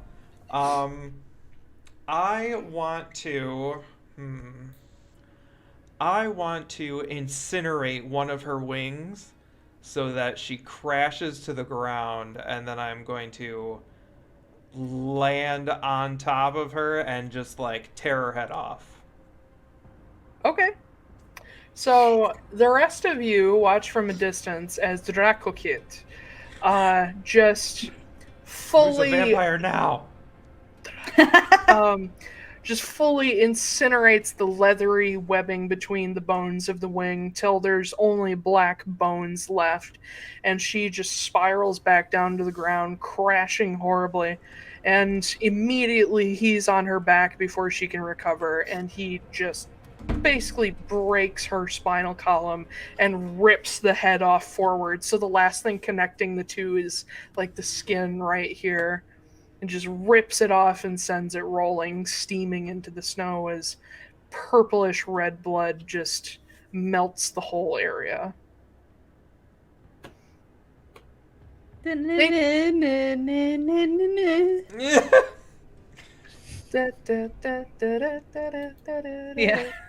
I know it doesn't feel like a victory. No, it feels like a victory to me. I don't know about the rest of you, but I feel pretty good about it. But as Kit finishes her off and she's gone, Silas just lays back in the snow. I'll just pat his hand a little bit. It's a weird texture now. Oh, no. It's Haba. Bless you. But yeah, Bull comes running over to you guys, and leans down and gives Silas one of his basic potions just to help. That'll give him a little bit more. His skin is starting to look normal-ish again, but all the internal damage is still just raging away. Hey, Kit, you wanna stop playing dragon for a second and come give us a hand? Yeah. Yes, I guess. Roar! Yes. I can speak common. I don't care. Yeah, but you still have the. I you guess have the I can dragon come over and voice. help you guys. Jax, your parent. Well, I mean, you still have the Zombie deep Jax. dragon voice, yeah. right? Yes. Okay. Yeah. Yes. So I'll make my way over. Make my way. And I'll drop the dragon form, and I will put a hand on Silas and cast cure wounds at 4th level. So let me. That will be 4th level. So that's 15 plus 4, so 17 points of healing damage. Okay, he's looking a little bit better. Okay. He's almost up to half. But yeah, between the lot of you and of course Bull, you get Silas back on his feet, and he's just kind of like shuddering occasionally. He's like, can we get into a city or something? Yeah. For sure. Let's. How far away are we from Haven? You guys were probably maybe a couple hours away. You can actually see it on the horizon. It's the only goddamn thing on the horizon in this sea of white. You do we... still... What? Oh no, I was just gonna ask if we still have some of the dogs, or You do still have 3. One team is half dead and the others ran off, so you've lost a sled. The pack of supplies is still together. Like it's not scattered all over the place, but the sled carrying it is fucked. The other 3 sleds take a minute to retrieve because the dogs are scared, but you managed to get them. Oh yeah. do we want to go ahead? Have some of us go ahead, and then, because 3 dogs is not going to. No, you don't have 3 dogs. You have 3 teams. Oh, teams! I thought you meant 3 dogs. Okay, No. I was like, woof. No, Okay. you can still put the supply pack in one person on one and double up the other 2. You're just Okay. not gonna be able to go as fast. Okay. Okay. Let's go. Yeah, we can do that. Okay. So you load up your stuff, and Lucan takes the supply pack on his sled, and Bull doubles up with Kit. And you head off a little bit slower than before.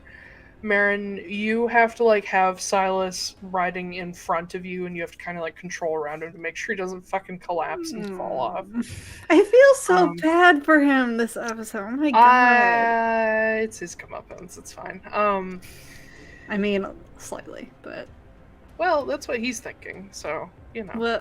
We'll talk about it. You continue on northward, through the wind and the snow and the fire and the flames, and so far away we wait for the day. No, it's a good fucking song. Eventually, you begin to make out details of Haven. Now, Kit, did I ever say that you've been to Haven? No. Okay. No, because otherwise we could have treed there. Yeah. Not necessarily. Especially considering Kit didn't know he was going to be a druid before. True. So it wouldn't be until he was planning to be a druid. That's true. Or was a druid that he could memorize the trees. Anyway.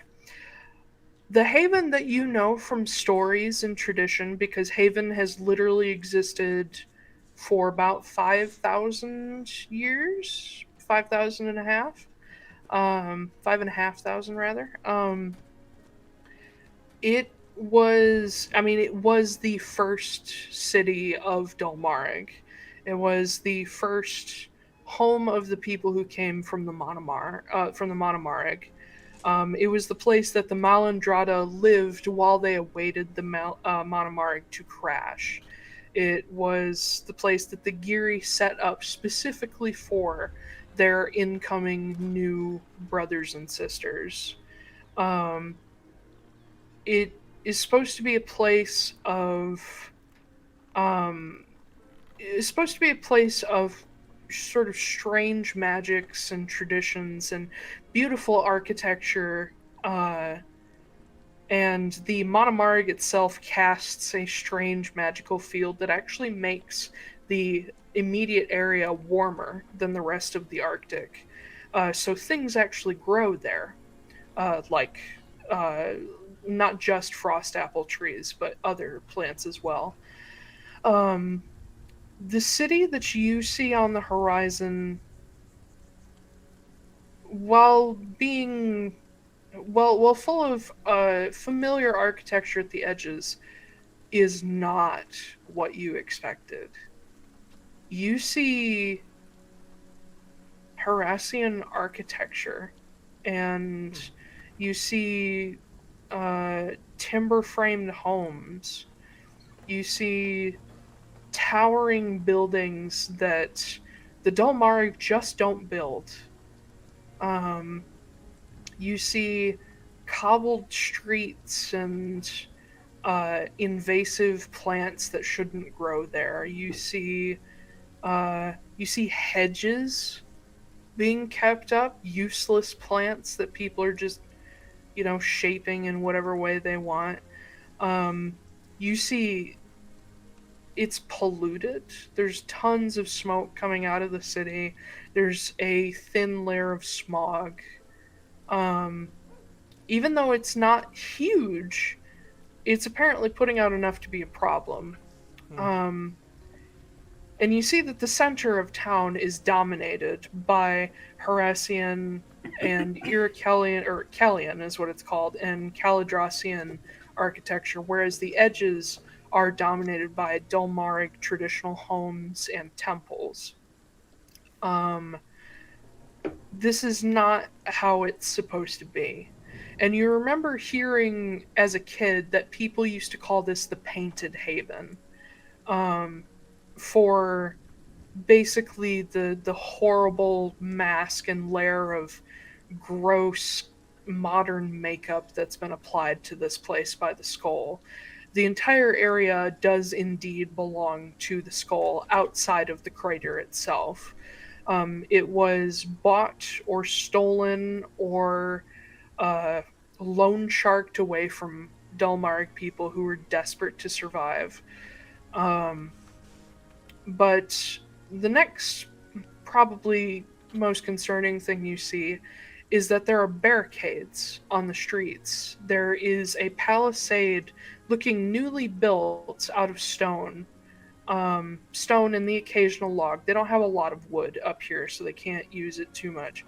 But the entrances, these gates, are blocked up with barricades made of furniture and overturned carts and pieces of wrecked buildings, some of them charred. And you see huge camps full of tents sitting outside the city, showing banners of different militaries. And you see the walls of Haven are decorated with the same banner every distance or so. The banner of Haven is a red flag with a black circle in the center, which represents the Monomarg. Sort of the opposite of the Japanese flag, if you will. And then has 10 small stars on the outside of the black circle. But you see people standing on the walls and the barricades just looking out, all of them Dul'Marg, or at least most of them. There are a few what you assume are Kulo people among them, and a few Giri, but everyone outside the walls is definitely Skull. None of them look Dul'Marg at all. And standing at the barricade at the front gate, there is a collection of people from either side currently talking. They have a canvas set up that they've put tables and chairs underneath, and they're just conversing in this neutral ground.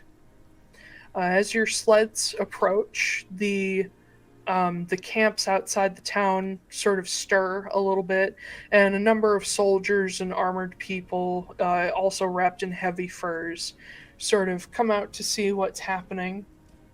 In seeing your sleds, which are painted red and gray and have the symbol of the hammer on them, you are allowed through. They do not try to stop you. So if you continue and get up to the barricade, there is a place to go through. Do you guys stop or talk to anybody, or do you just keep going? Yeah, let's just keep going. Keep going. Okay.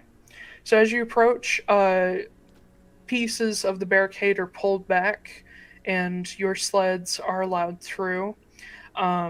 The dogs are kind of tense and looking around nervously. I mean, same for Bull, but you know. Uh, inside, you to Kit, because you've been to Constanos now, it looks like you're standing on a street in Constanos with the amount of like modern like gas lamps or oil lamps and modern architecture, but you see that a lot of it has been covered over with what to a skull would be graffiti, but what to your people is murals and art, as if to cover up the ugly modern buildings. So the streets are just full of these colorful paintings of stories from Monomar and Dulmarig history, and paintings of gods like triumphing over the skull, especially Zerai. Zerai is everywhere. You see symbols of the stone hammer all over the place. And seeing you guys' sleds with the crimson hammer symbol, you are immediately approached by a dwarven Delmaric woman, long black hair, all sort of pulled off to one side, heavy chain and leather and fur armor. She is wearing a stone hammer pendant around her neck. But as you guys get in, she like trots up, like looking at Kit, like excited, and then she sees the rest of you and kind of stops and looks confused. They're coolo. It's fine. All right, you from the Crimson Hammer? Yeah, yes, we are. Where your symbols? Oh, we rented from them. Oh, I see. Do you have any, like, what would you bring us? They packed me up with supplies, so it's in this Okay. sled over She here. she runs up to the sled and Lucan like gets out of the way and she opens up the bag and starts pulling out like these little individually paper wrapped parcels that are marked, and she says, "Oh fuck, we've been needing these for months. Thank you." And she like walks up and like shakes your hand. Sure, yeah. And you see more people approach, and she just starts tossing packages to people. Says, "Go run these to the sentinels. Go on." And people just start taking off toward the middle of or the crater in the distance. She says, "Thank you. I really, really appreciate it. Can I pay you? What can I do for you?" Um, My name's Naya, by the way. no, yeah. Kit. Um, the High Elder Druid of the Desert Clan. So you don't need to pay us. That's fine. But what's going on here? Well, in short, it's a rebellion. Oh, We're taking back our land. okay. Is it like a "do you hear the people sing" kind of situation? It is almost exactly Okay, that. okay. This is very much inspired by the French Revolution. Um, See people with red banners standing on the barricades waving, and they get shot and they fall, but still Oh. hold the banner. someone shoots the kid no. for some weird reason. Yeah. Oh, Fine. lots of kids have been shot. Don't Yeah, worry. see? Perfect. There's no active violence happening right now, but you can see like bloodstains in the streets and broken and burned things. So who's leading this? Well, it's not really that clear at the moment. The elder druid was killed a while ago. I guess technically Kenna McAmbero's in charge, but she's more busy with like the Monomaric. Yes, she is. We've mostly been working with the Sentinels as sort of a leading body. They have a whole hierarchy over there. You'd have to ask them. Do you? So you just taking everything back from the skull, or is it like, did they do something? Well, it's kind of a long. I almost went Kiwi there. It's kind of a long story. I'm not from Haven. I came to help, so I don't know the whole thing. But if you're interested in knowing exactly what's happening, good God, how do I slip from Scottish to Kiwi? They're on opposite sides of the fucking world. Sort of. Um, They sound similar, though. I'd recommend talking to the Elder of the Sentinels. Oh my god, I forgot to investigate the dragon body. Oh. Shit. Yeah. Totally forgot. Well. Oh well. So just so you guys know, there's a dead ice drake on the road now. Well, that's not terribly uncommon. For a dead one? Well, the dead one, that's a little more. Good job. Thanks. But no, they're. What with the skull marching through the hunting grounds, it's kind of par for the course that they're being stirred up lately. Hmm. They've been hunting the roads for easy pickings. Gotcha. Well, can you take us to the leader of the Sentinels here? I'm on duty, but I can show you where to go. We're also waiting for a friend, Who? Ansem. Ensign Molinar. Yeah, that guy. Yeah, thank you. I don't believe he's here. I will- think we'd know He'll if he be here was. soon. I'll spread the word. I hope he's bringing guns. We could use them. I'm not sure what I don't think he's bringing guns, but he is coming. Well, that's all right. He's outfitted us enough that, honestly, if he did any more, it'd be damn near philanthropy. But anyway, and she turns and she nope. points out Quick question. What? Follow-up question. Are there Yes. any people here? Nope, I'll ask somebody else. Take me to your leader. She points down the street to where you can see that in pretty much dead center of the town, there's two larger buildings made of stone facing each other.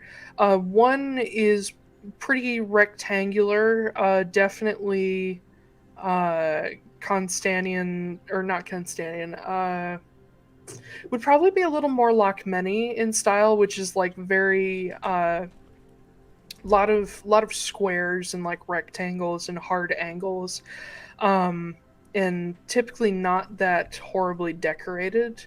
Imagine the sort of y'all know what the Lincoln Memorial looks like, right?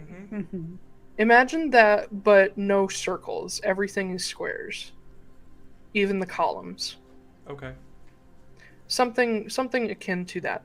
And across from it is a timber framed building that looks like a small mansion, and it has a small courtyard with a fountain in front of it.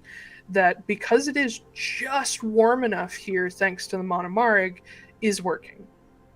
It's like 40 degrees here. Wow. Yes.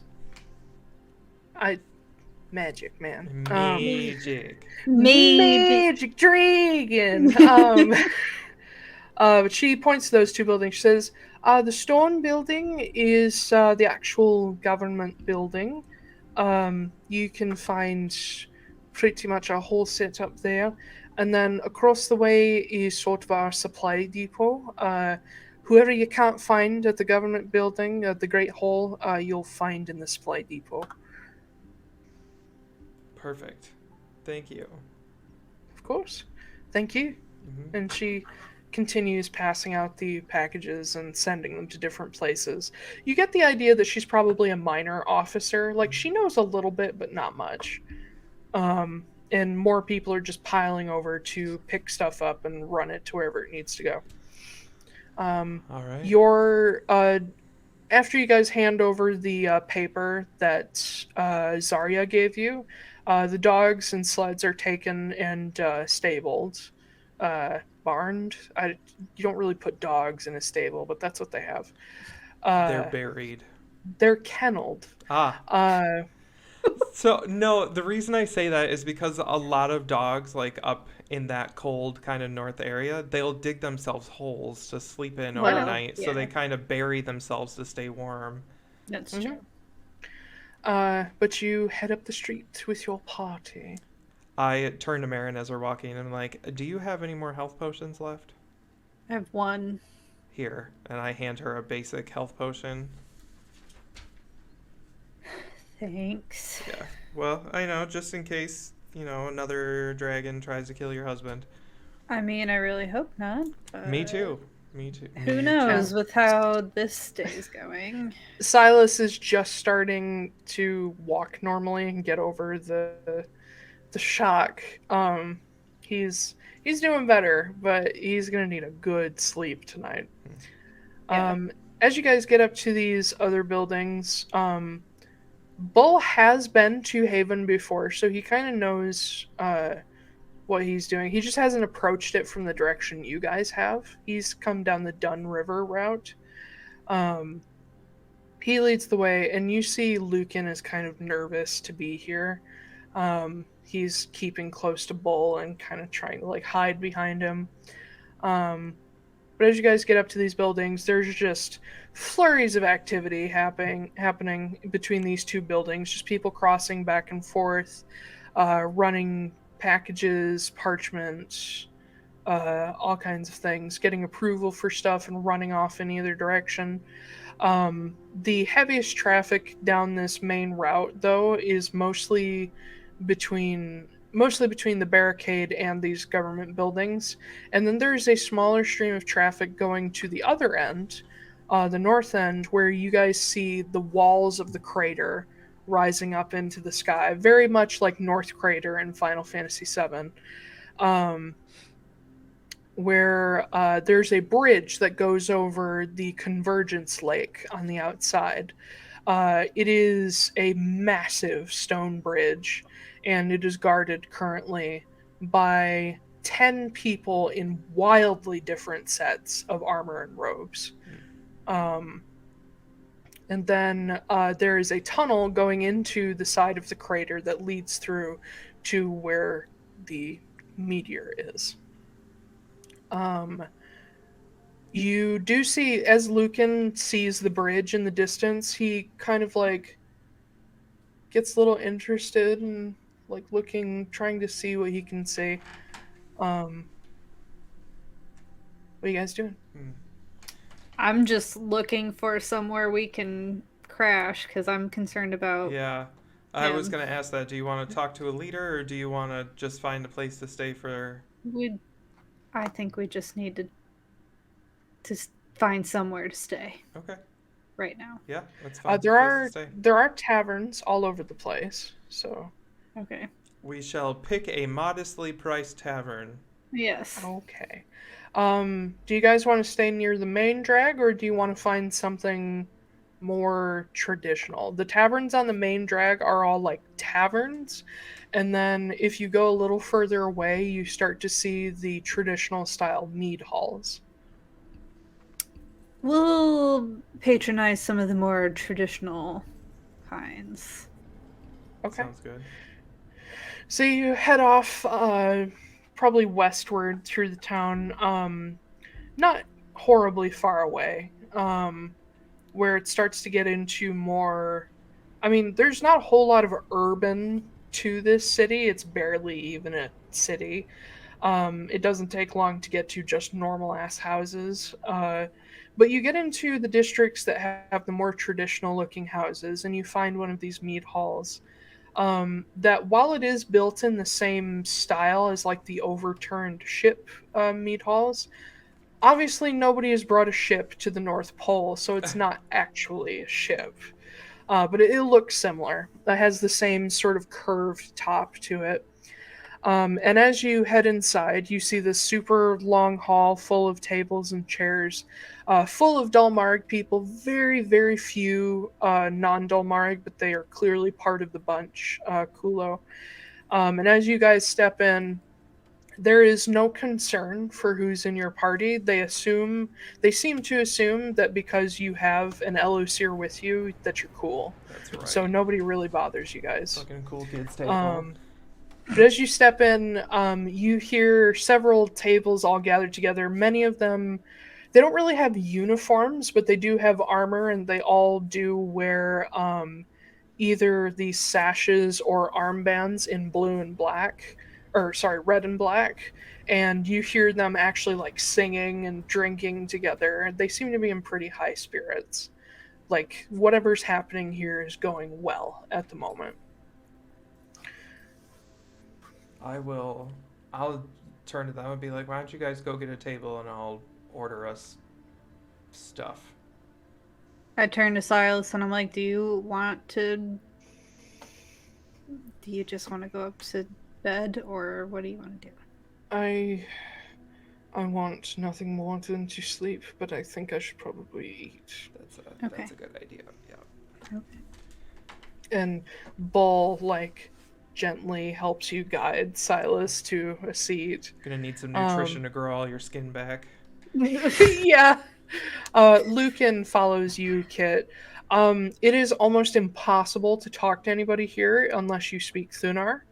So Kit is sort of in the lead for being able to talk to everybody. I'm gonna mess up so many things. You've been teaching me Thunar, so I imagine I can be like, you're like that person Here. in a taquiera Hello. that's like, El Baño. yes. Like, you know what you're saying, you're just not saying it right. Yeah. It's You're like, hello, one beer, please. Yeah. Am I be having a beer, please?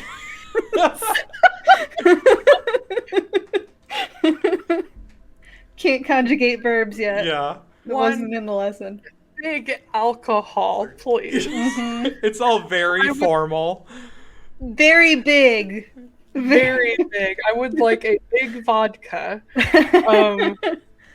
But yeah, so Kit and Lucan, you guys head down to one of the ends. There, as sort of traditional style in these buildings, there's a bar at either end.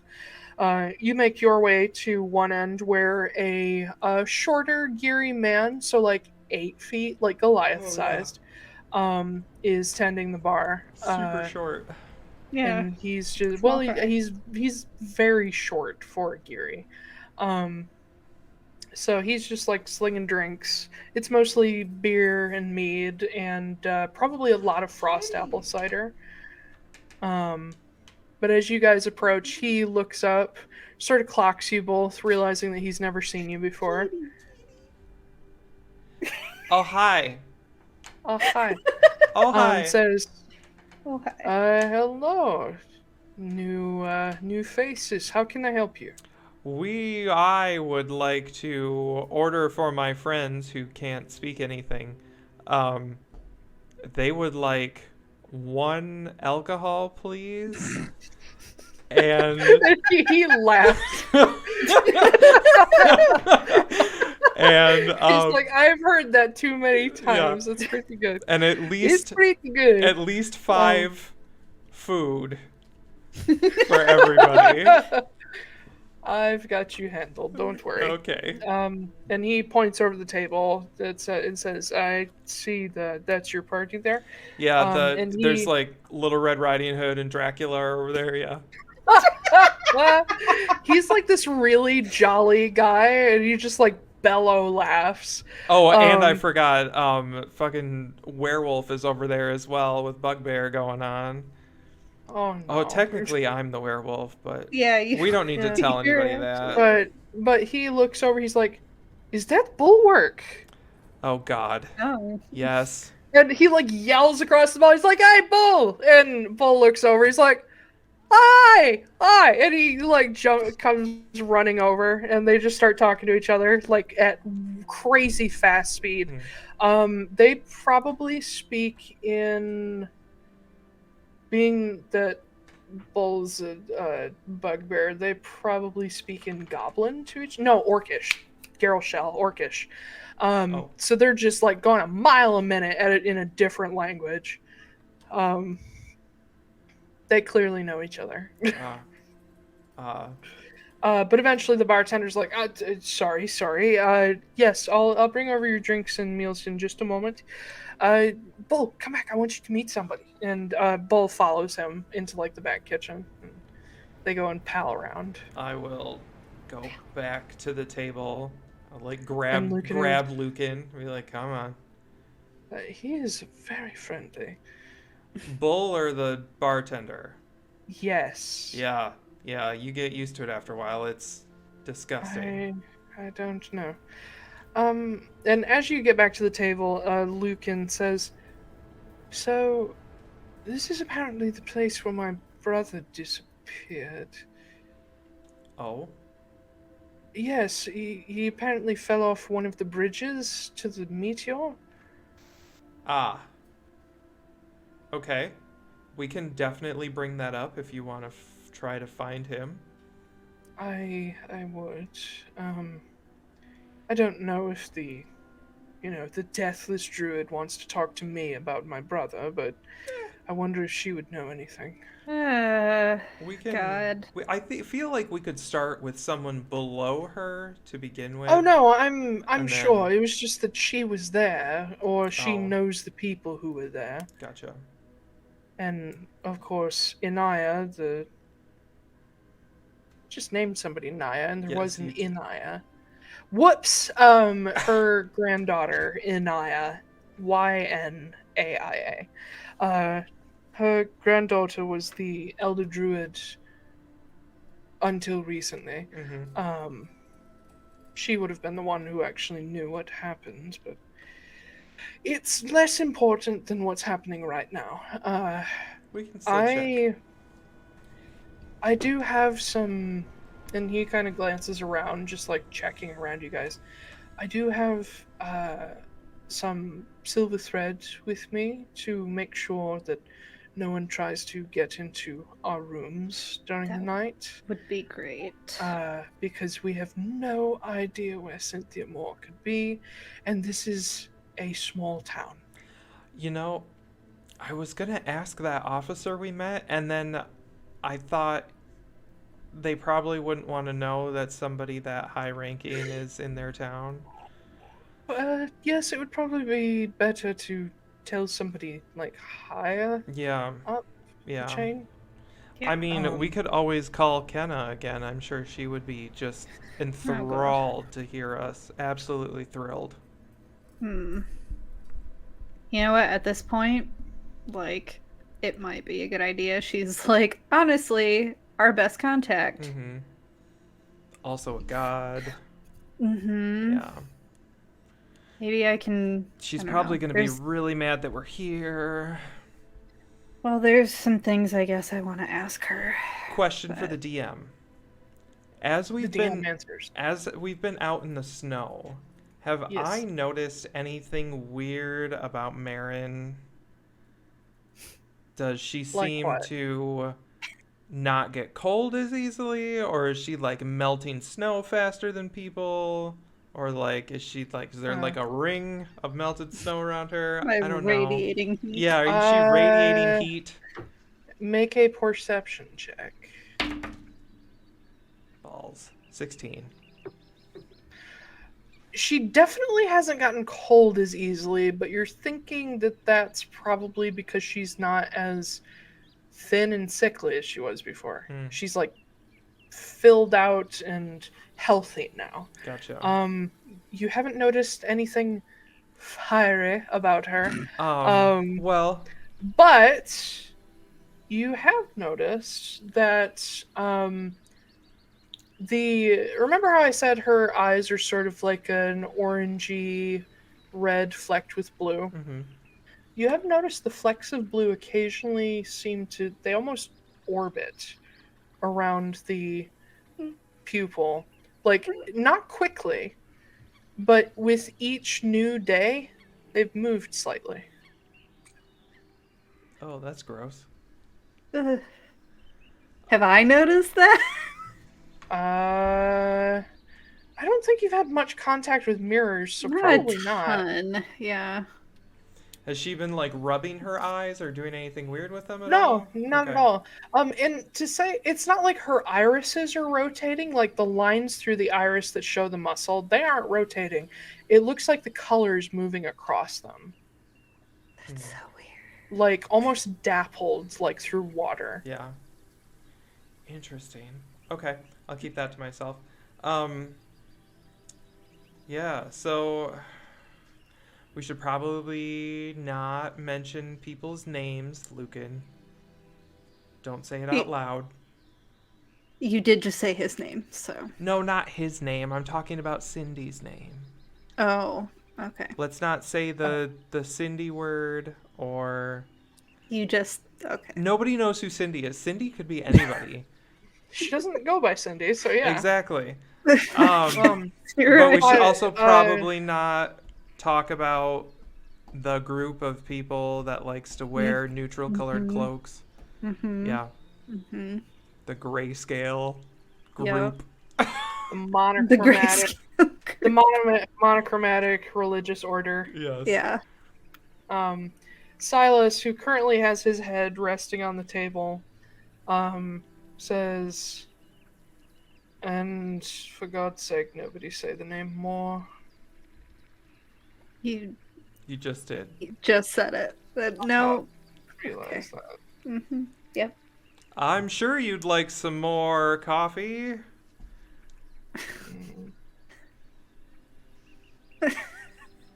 Yeah. Wow.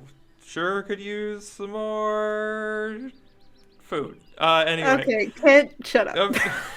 Though your food and drinks do arrive, the bartender also brings bowl. The bartender brings like a wide array of food and a fair array of drinks, some alcoholic, some non. He kind of sees Silas like looking real fucked up, and so he brought some water and like apple juice instead of just straight up like hard cider. But Bull sits down with your group and says goodbye to the guy, and they part ways. And Bull like leans in, like all smiles, and he's like, "Okay, so, what are we doing next?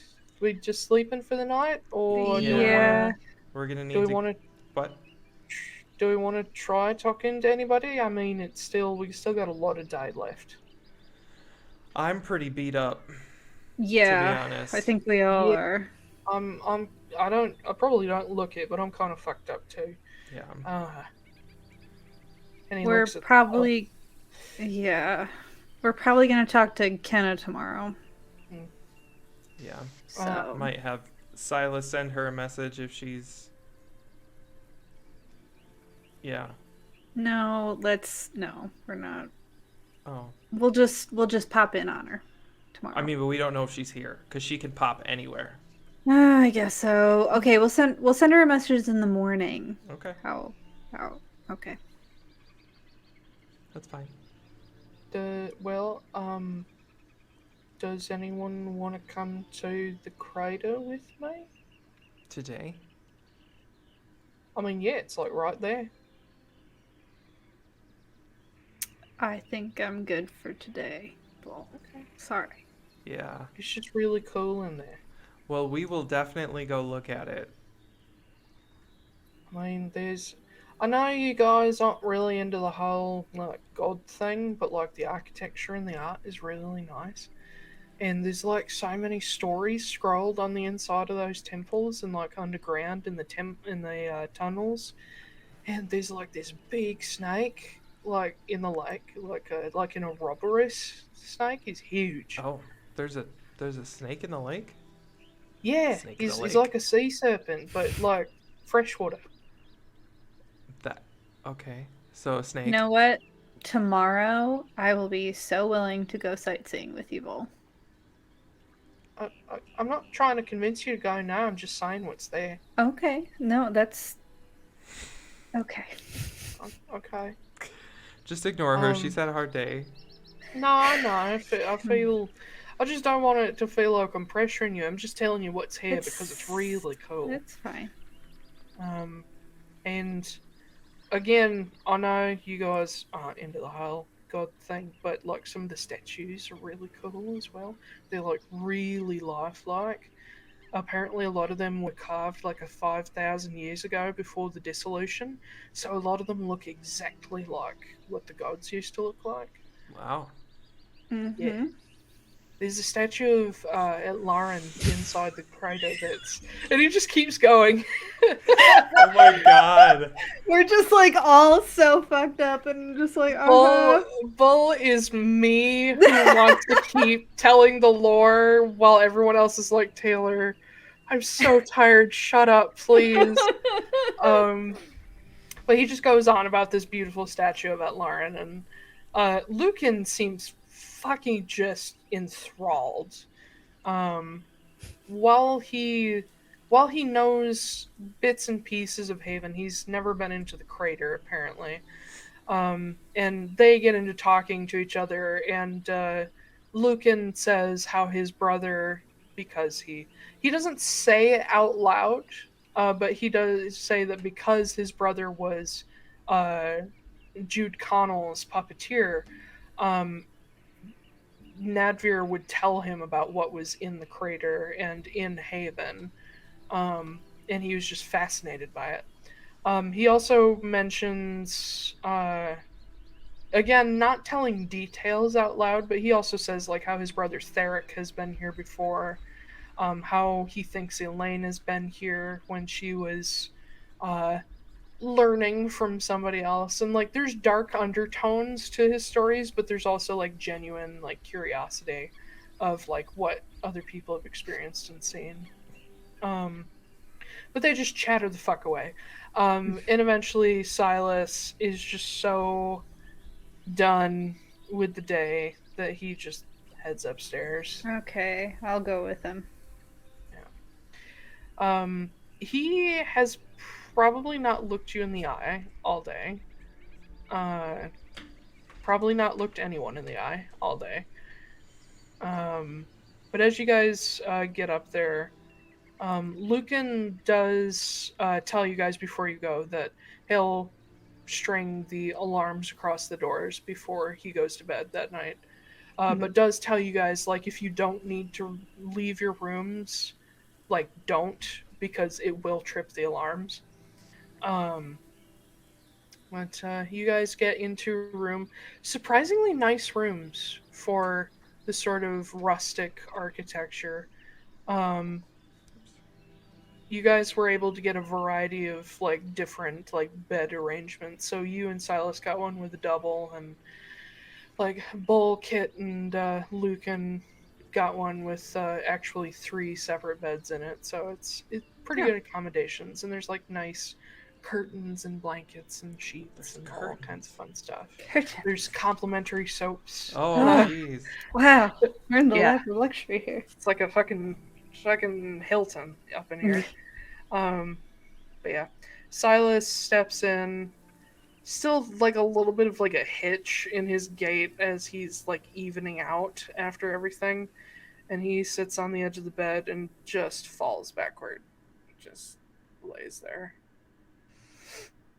All right, come on. I'll start helping him take his clothes off and stuff. Yeah. Eventually, you get him settled where he's as comfortable as he's gonna get, and he just kind of lays there uselessly. He's trying, but there's not a whole lot of oomph to it. I know. He just stares up at the ceiling.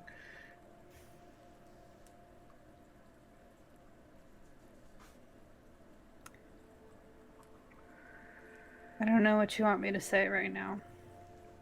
You don't have to say anything.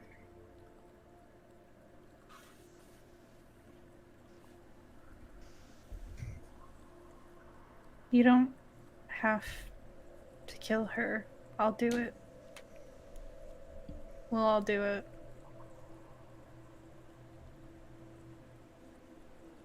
You don't even need to be there. I'm going to be there.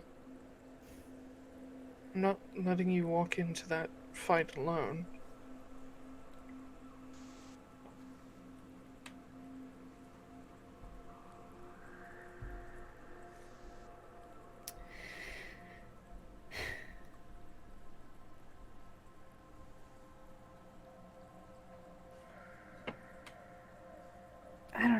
I don't... There's a lot that I want to say, but I don't know how to say it, I guess.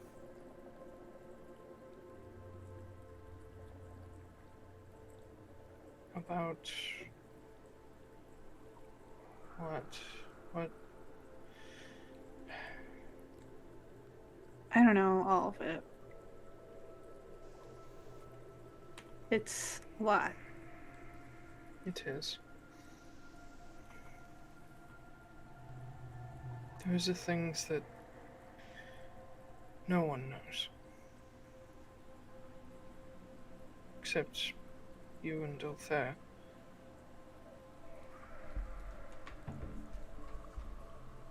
I'll keep it between us. I won't tell anyone else.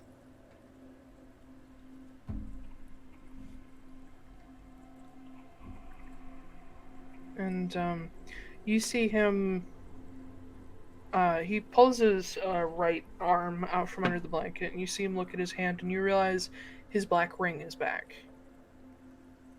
And he doesn't seem surprised. He's just looking at it. I never realized that was from him. Technically, it's not. It was my grandfather's, but it's a focus of sorts. And he pulls it off his hand and just sort of tosses it into a corner. And if you watch it for a moment, you'll see the ring vanish.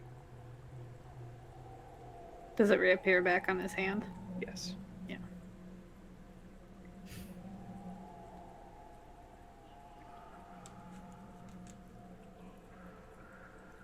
I never thought that I would hate a god more than Senna, but Senna is different.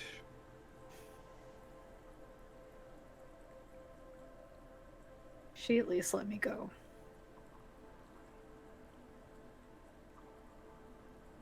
He's always said that he would if I asked. But He said that to me too, but he also said he didn't want to. Of course he doesn't want to. I'm his hand on in this world. I'm his eyes and ears. That's what his people are. They're his connection back to the world. He's a ghost. He has no power except through us. Maybe he can find someone different then. He spent so long cultivating me. For the same reason my mother won't let me go. They spent too much time on me.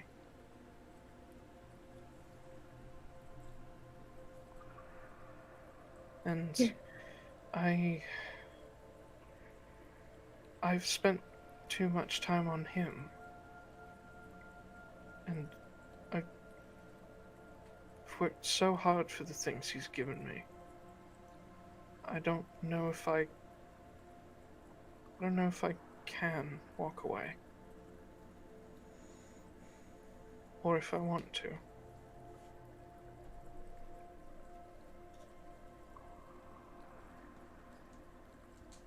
I don't want to be helpless again.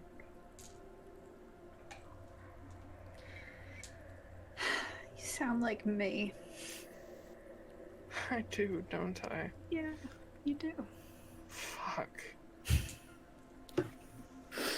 And he sits back up again. And he pulls the ring off his hand again. He doesn't throw it this time, he just holds on to it.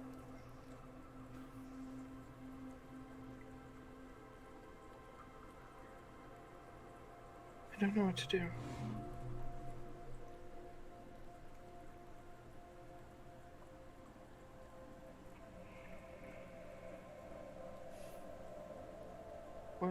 What would I do if I walked away and was left with nothing?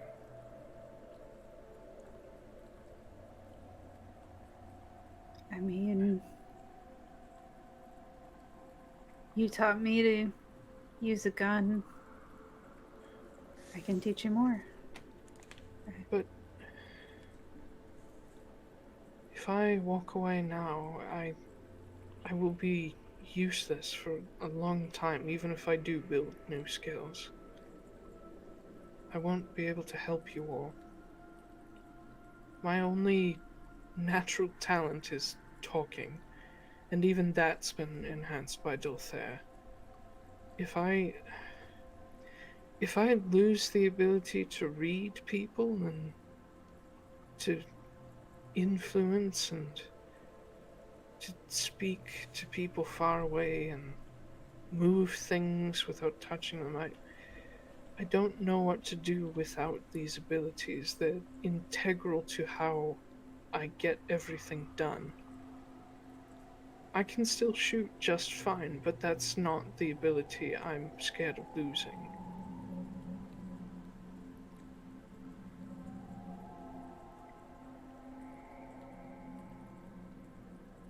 I think part of being a partner in a partnership like we are is sometimes one of us is going to have to pick up a little bit of slack. It's a lot of slack, Marin. It's not slack, even. You'd just be carrying me.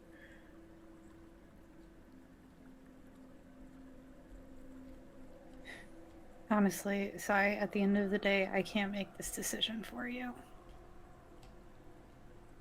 You have to decide what's most important.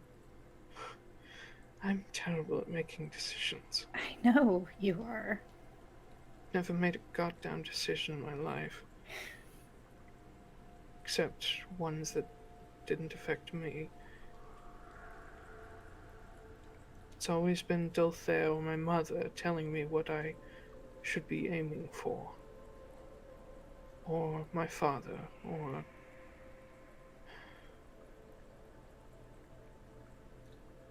I haven't had anyone tell me that something was my choice since before I was king. My grandfather never made a decision for me. He always said that any grandson of his was to be confident enough to stride forward alone and give other people the confidence to follow. But I've never been that. I was always following in his footsteps or following a path laid for me.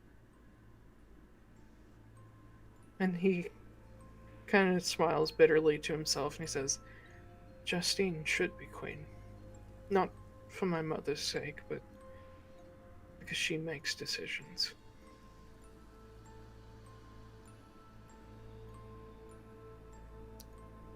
You decided to marry me? I didn't really feel like that was... Not that I didn't feel like I had a choice, but I felt like that was just a given. I would be an idiot not to have married you.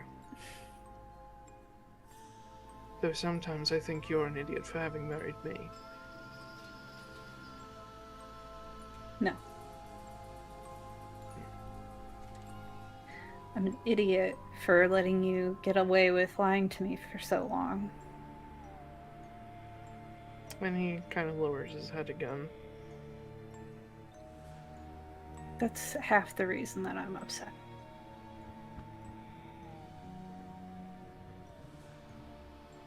I never wanted to lie. I just... No, there's no excuse. I just didn't want you to know. I get it.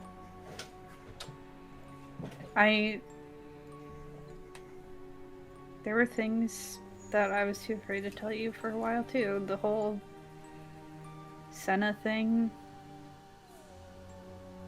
I probably would have kept that for as long as I could have. But then I realized how awful it felt looking at you when you figured it out. I thought about that.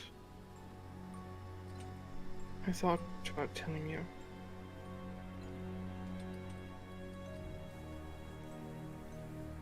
But I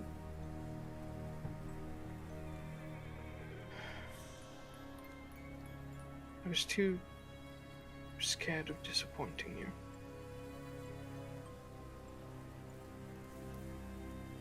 The only thing that could disappoint me, Silas, is if you give up.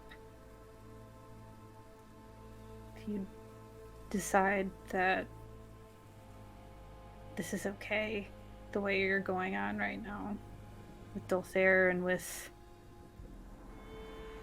your fear of what you could do. That's the only thing that's going to disappoint me, is if you don't change it.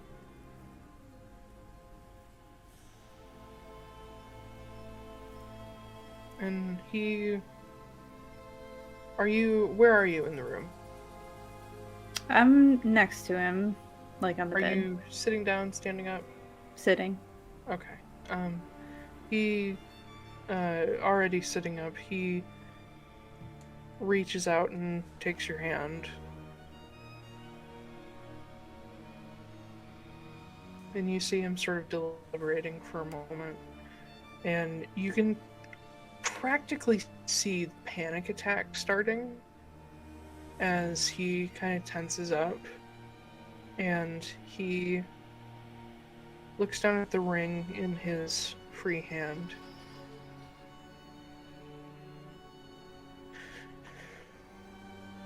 And he drops it. And says, "No more." And he looks just into the space in the room and says, "I'm done." And you watch the ring vanish, and it doesn't reappear. Oh no. And you hear a voice that says,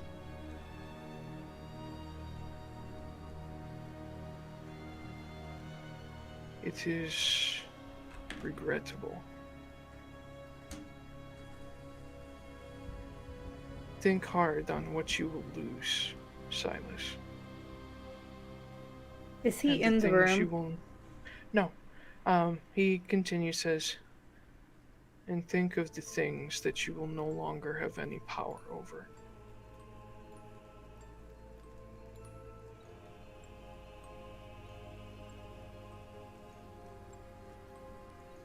That's it.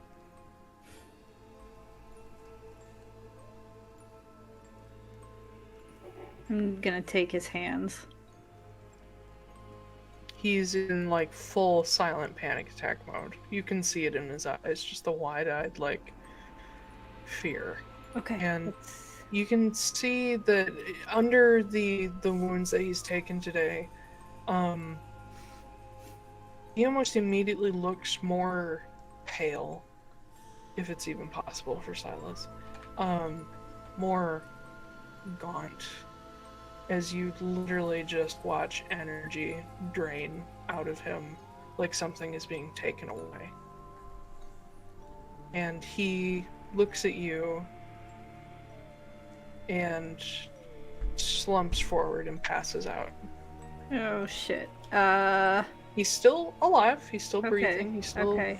there, Okay. but he is unconscious. Okay. I'm gonna root around in my bag and I'm gonna get out one of that healing potion Kit gave me. Just pour it into his mouth. Try and wake him up. A healing potion is not going to fix a drop in maximum hit points. Wait. He's still alive, and he will okay. wake up. I He's understand. not dead. He's not dying. Okay. Okay. But in mechanical terms, Silas just got reduced to level 1. No. Oh no. Oh no! He is now a level 1 fighter, Help. essentially. Help me! Oh no! I made such a bad mistake. He Like, has 12 literally- hit points. Literally, right before he like took the ring off and everything, I was gonna say we don't have to do it right now, but if you... Well, Silas is a decisive man. Okay. He makes decisions quickly when he makes them. we're gonna need to get him a lot of armor. A lot of armor. He just doesn't need to not take him necessarily. anywhere. He isn't necessarily like straight up level 1 fighter. That's not literal, but he did just lose all of his warlock levels. He's gonna get a maximum hit point reduction, but it's not gonna be 12 hit points. Okay. Oh, but He still retains like his fighter levels and so on and so forth, and I'm going to mechanically turn him into something else, but for now, while he's figuring his shit out, he is a lot weaker than all of you. Like a lot weaker, like half or 3/4. I haven't decided yet. Okay. That's fine. But for today, He'll be fine. he's a level 1 fighter, and a stiff breeze will kill him. Cool and normal. Cool and normal. This is good. Yeah. This is fine. That's what Marin's saying to herself. She's like, "This is fine. We're fine. Yeah. Everything's fine."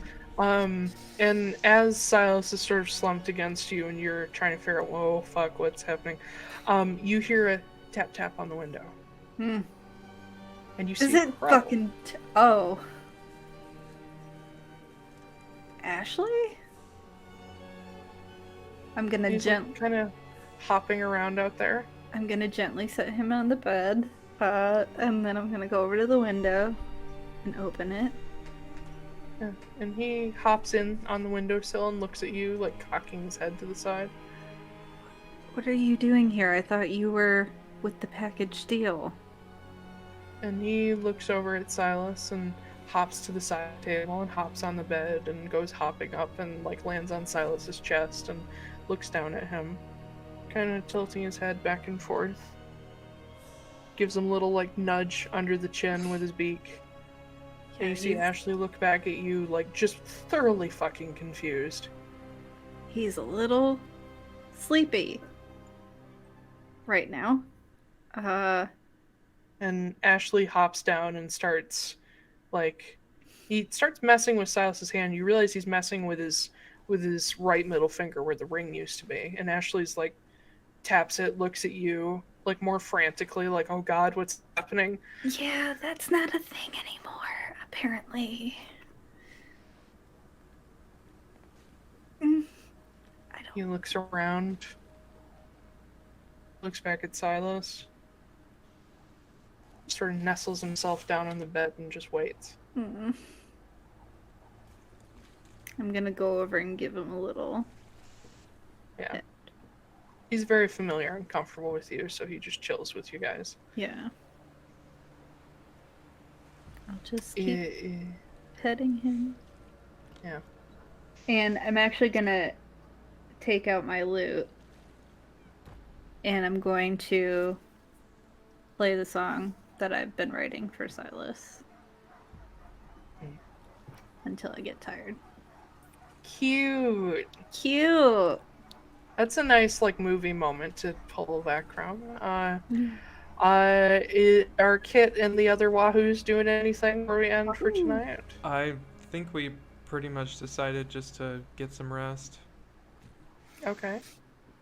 Any fun things? Any traipsing around? Any nothing? I ate some food. Okay.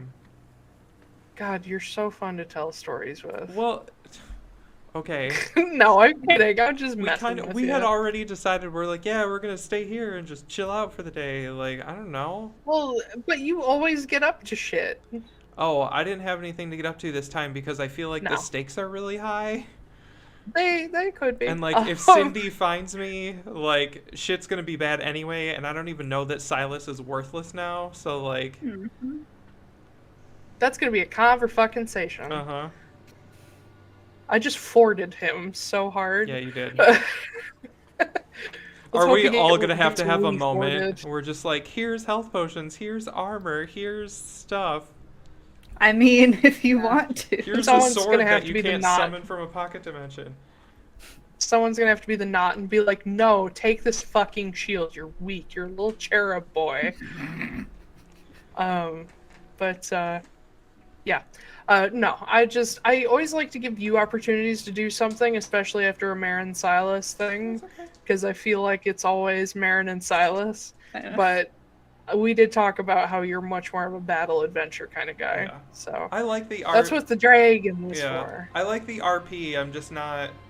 I don't know. You guys have like. You're more of an audience member than a participant. Ouch. Are you? I don't know. It's a suggestion, not a RP. I like the RPing. I'm just not like. I don't like to go at it as hard as you two do. No marital strife, no dark, I'm worthless without these powers bestowed upon me by something else. Been there, lived that, don't want to relive it. Man, maybe Silas should become a vampire, though, because then he'd get a lot of cool stuff to Honestly? replace the boss. There you go. I could bite him. It could happen. I mean, Werewolf is not nearly as fun as Vampire, though. It's not nearly... We'll talk about it. Yeah. That's actually a good idea. We'll talk about God. it.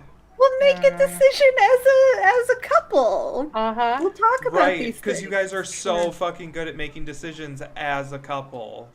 We got over a major hump today, I think. The first one. It was like the big one where it was like I knew that he had like the big elephant in the room secret, and once we got through that, we could start like doing some fucking work. But Yeah, well, now he's barely Silas Moore anymore, so, you know. Now he's Silas less. Yeah. fuck you.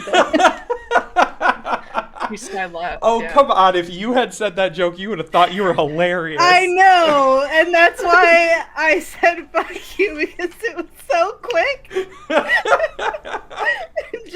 I'm not gonna say that. Ben will say it. Yeah.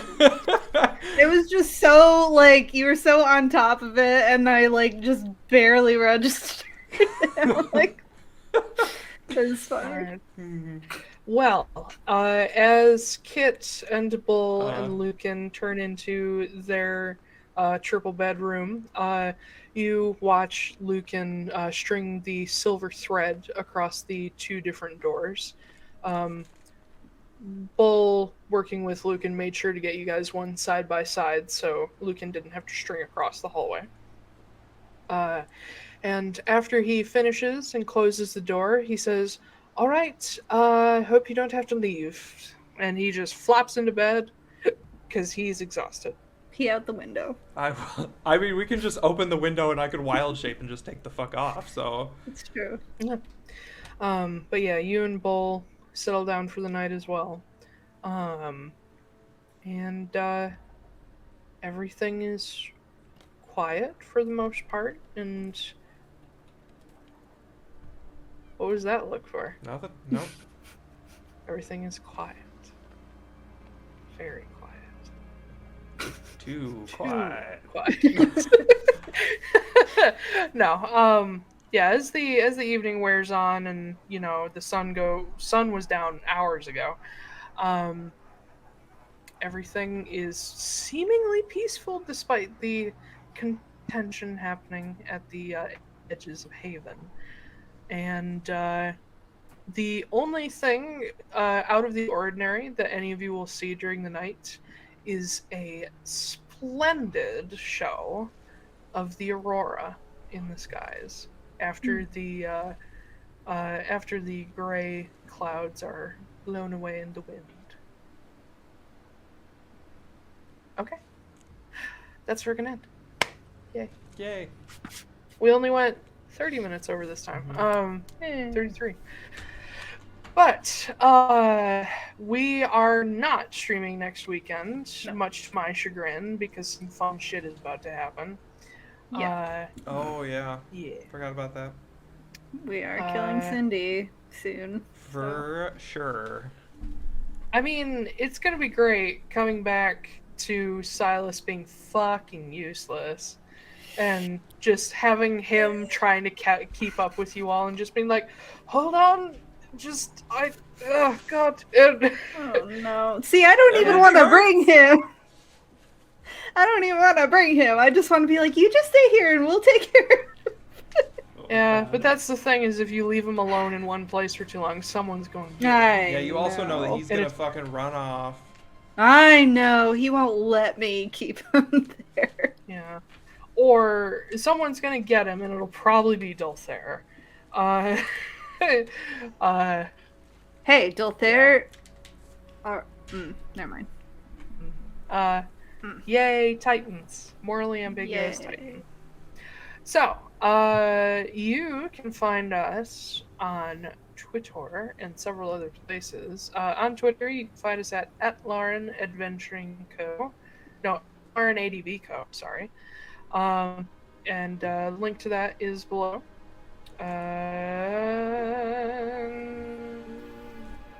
YouTube video VODs. Oh yeah, YouTube. We post the VODs on Wednesdays. It also pops up on several podcasting platforms. So follow us on Spotify, Google Podcasts, and other places like that. Astrid, tell us about yourself. Oh, hello. My name is Astrid. I do some stuff. That is stuff.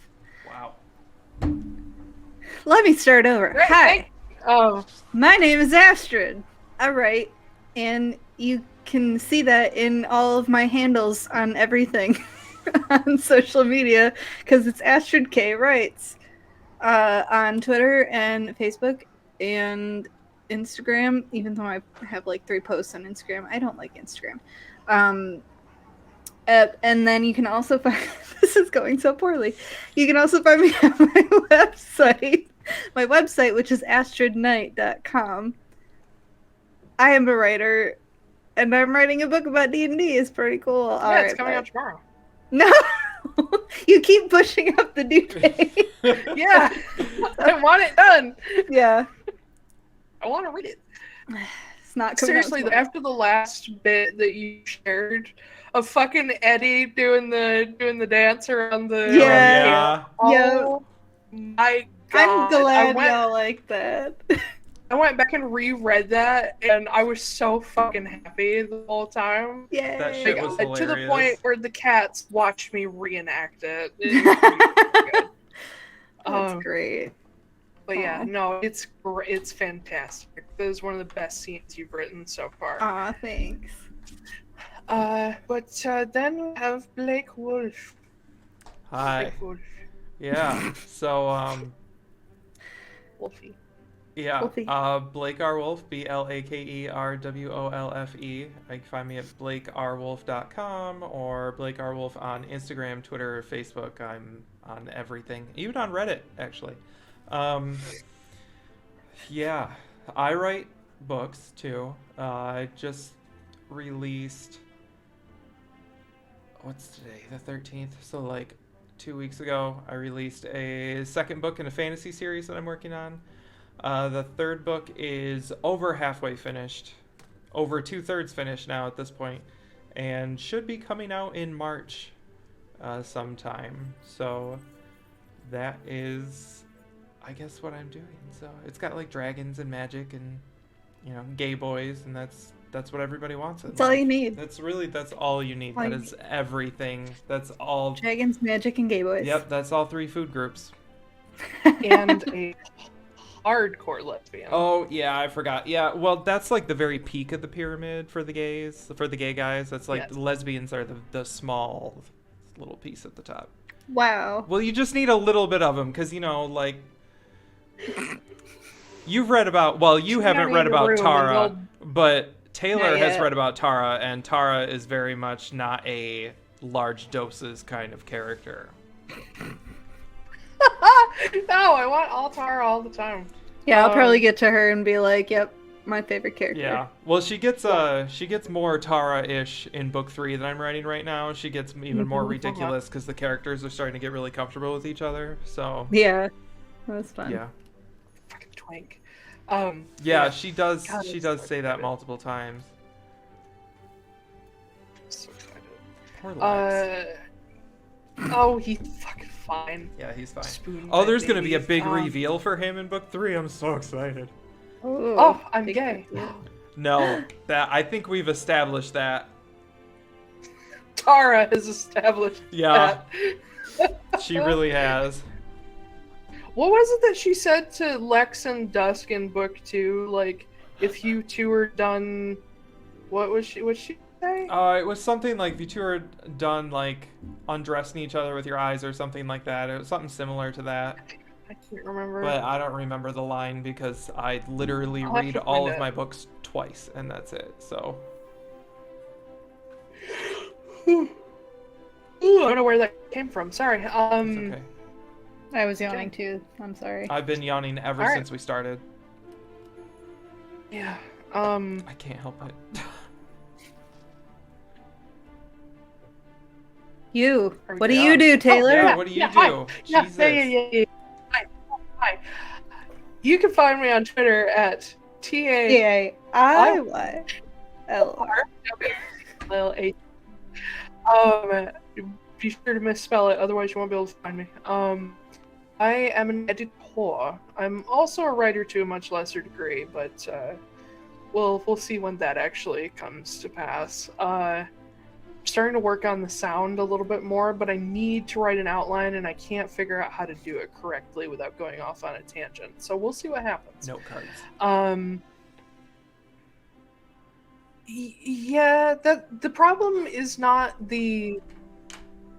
We'll talk about it afterward. I actually kind of want your insight on this because Oh, I feel Jesus. like my brain isn't working correctly when it comes to actually setting shit up. I bunny trail way too easily.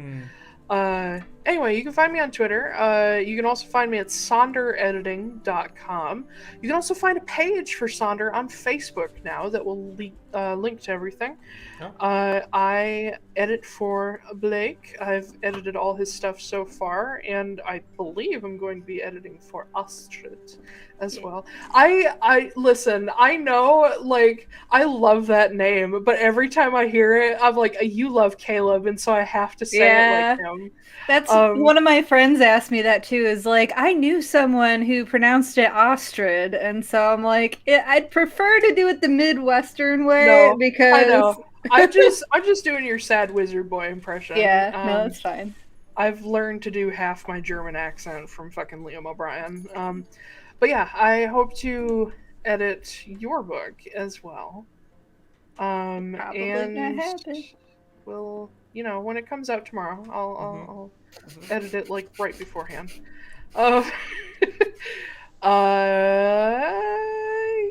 Yeah, I think that's all my shit. I don't need to go on crazy stuff today. So, again, we won't be here next weekend, but we will be here for the weekend of the 27th. Are we still 27. planning? Are we still planning on for our 1-year anniversary to do something like fun, like dressing up or something? We haven't really talked about it, so we'll have to talk about it. The 1-year anniversary is my birthday. Yeah. I might have plans. Oh, okay. But you said before that you didn't. Well, I didn't before, but Now I might. So that's fine. it's But it's it's easy. over a month out. I don't plan No. ahead. We live in a pandemic. The most I think about is trying to remember what I ate for breakfast. Okay. I don't Well. mind. I had my birthday off for the stream, so I'm the kind of person who celebrates birthdays by playing D&D, so... Oh. I mean, I I'm wouldn't mind it wired either, the but other I way. celebrate birthdays by renting myself a hot tub, potentially. ooh, That sounds like a good idea. that does sound fun. Yep. I mean, that's what I'm doing next week. I got a hotel room with a big ass tub. Ooh, I love those. I'm gonna just soak it in until I become a prune. It's gonna be amazing. Sweet. You and your perfect husband. Yep. He's gonna Uh, sit on the bed and like watch anime or something, and I'll be in the tub. Listen, that is a great vacation. That actually sounds really nice. I remembered this today because like this is the hotel that we stayed in right after our wedding, and that's what we did right after because we were like fucking starving because they take away our food so quickly at the reception. Mhm. So we ordered like a shit ton of room service and then watched anime on TV. Sounds like a fucking great That's wedding awesome. night. I know, it was super cool, and that's when I was like, "This is a good start." I think. Yeah. I'm cool with it. Like, fuck all the other stuff. Let's just Yeah. fucking veg out and have food and watch Yeah. fucking Naruto. Yeah. But yeah. Alright, well, we'll see you in 2 weeks, and, happy almost spring. Yeah, we're Yay. getting there. Slowly Eventually. but surely. Someday. It's still deep winter in Michigan, so, Nah. I mean, it's been snowing today. It's still deep winter. But, yeah. Okay. Bye, y'all. All right. Have a good day. Bye, Bye-bye. everybody. Bye. Bye.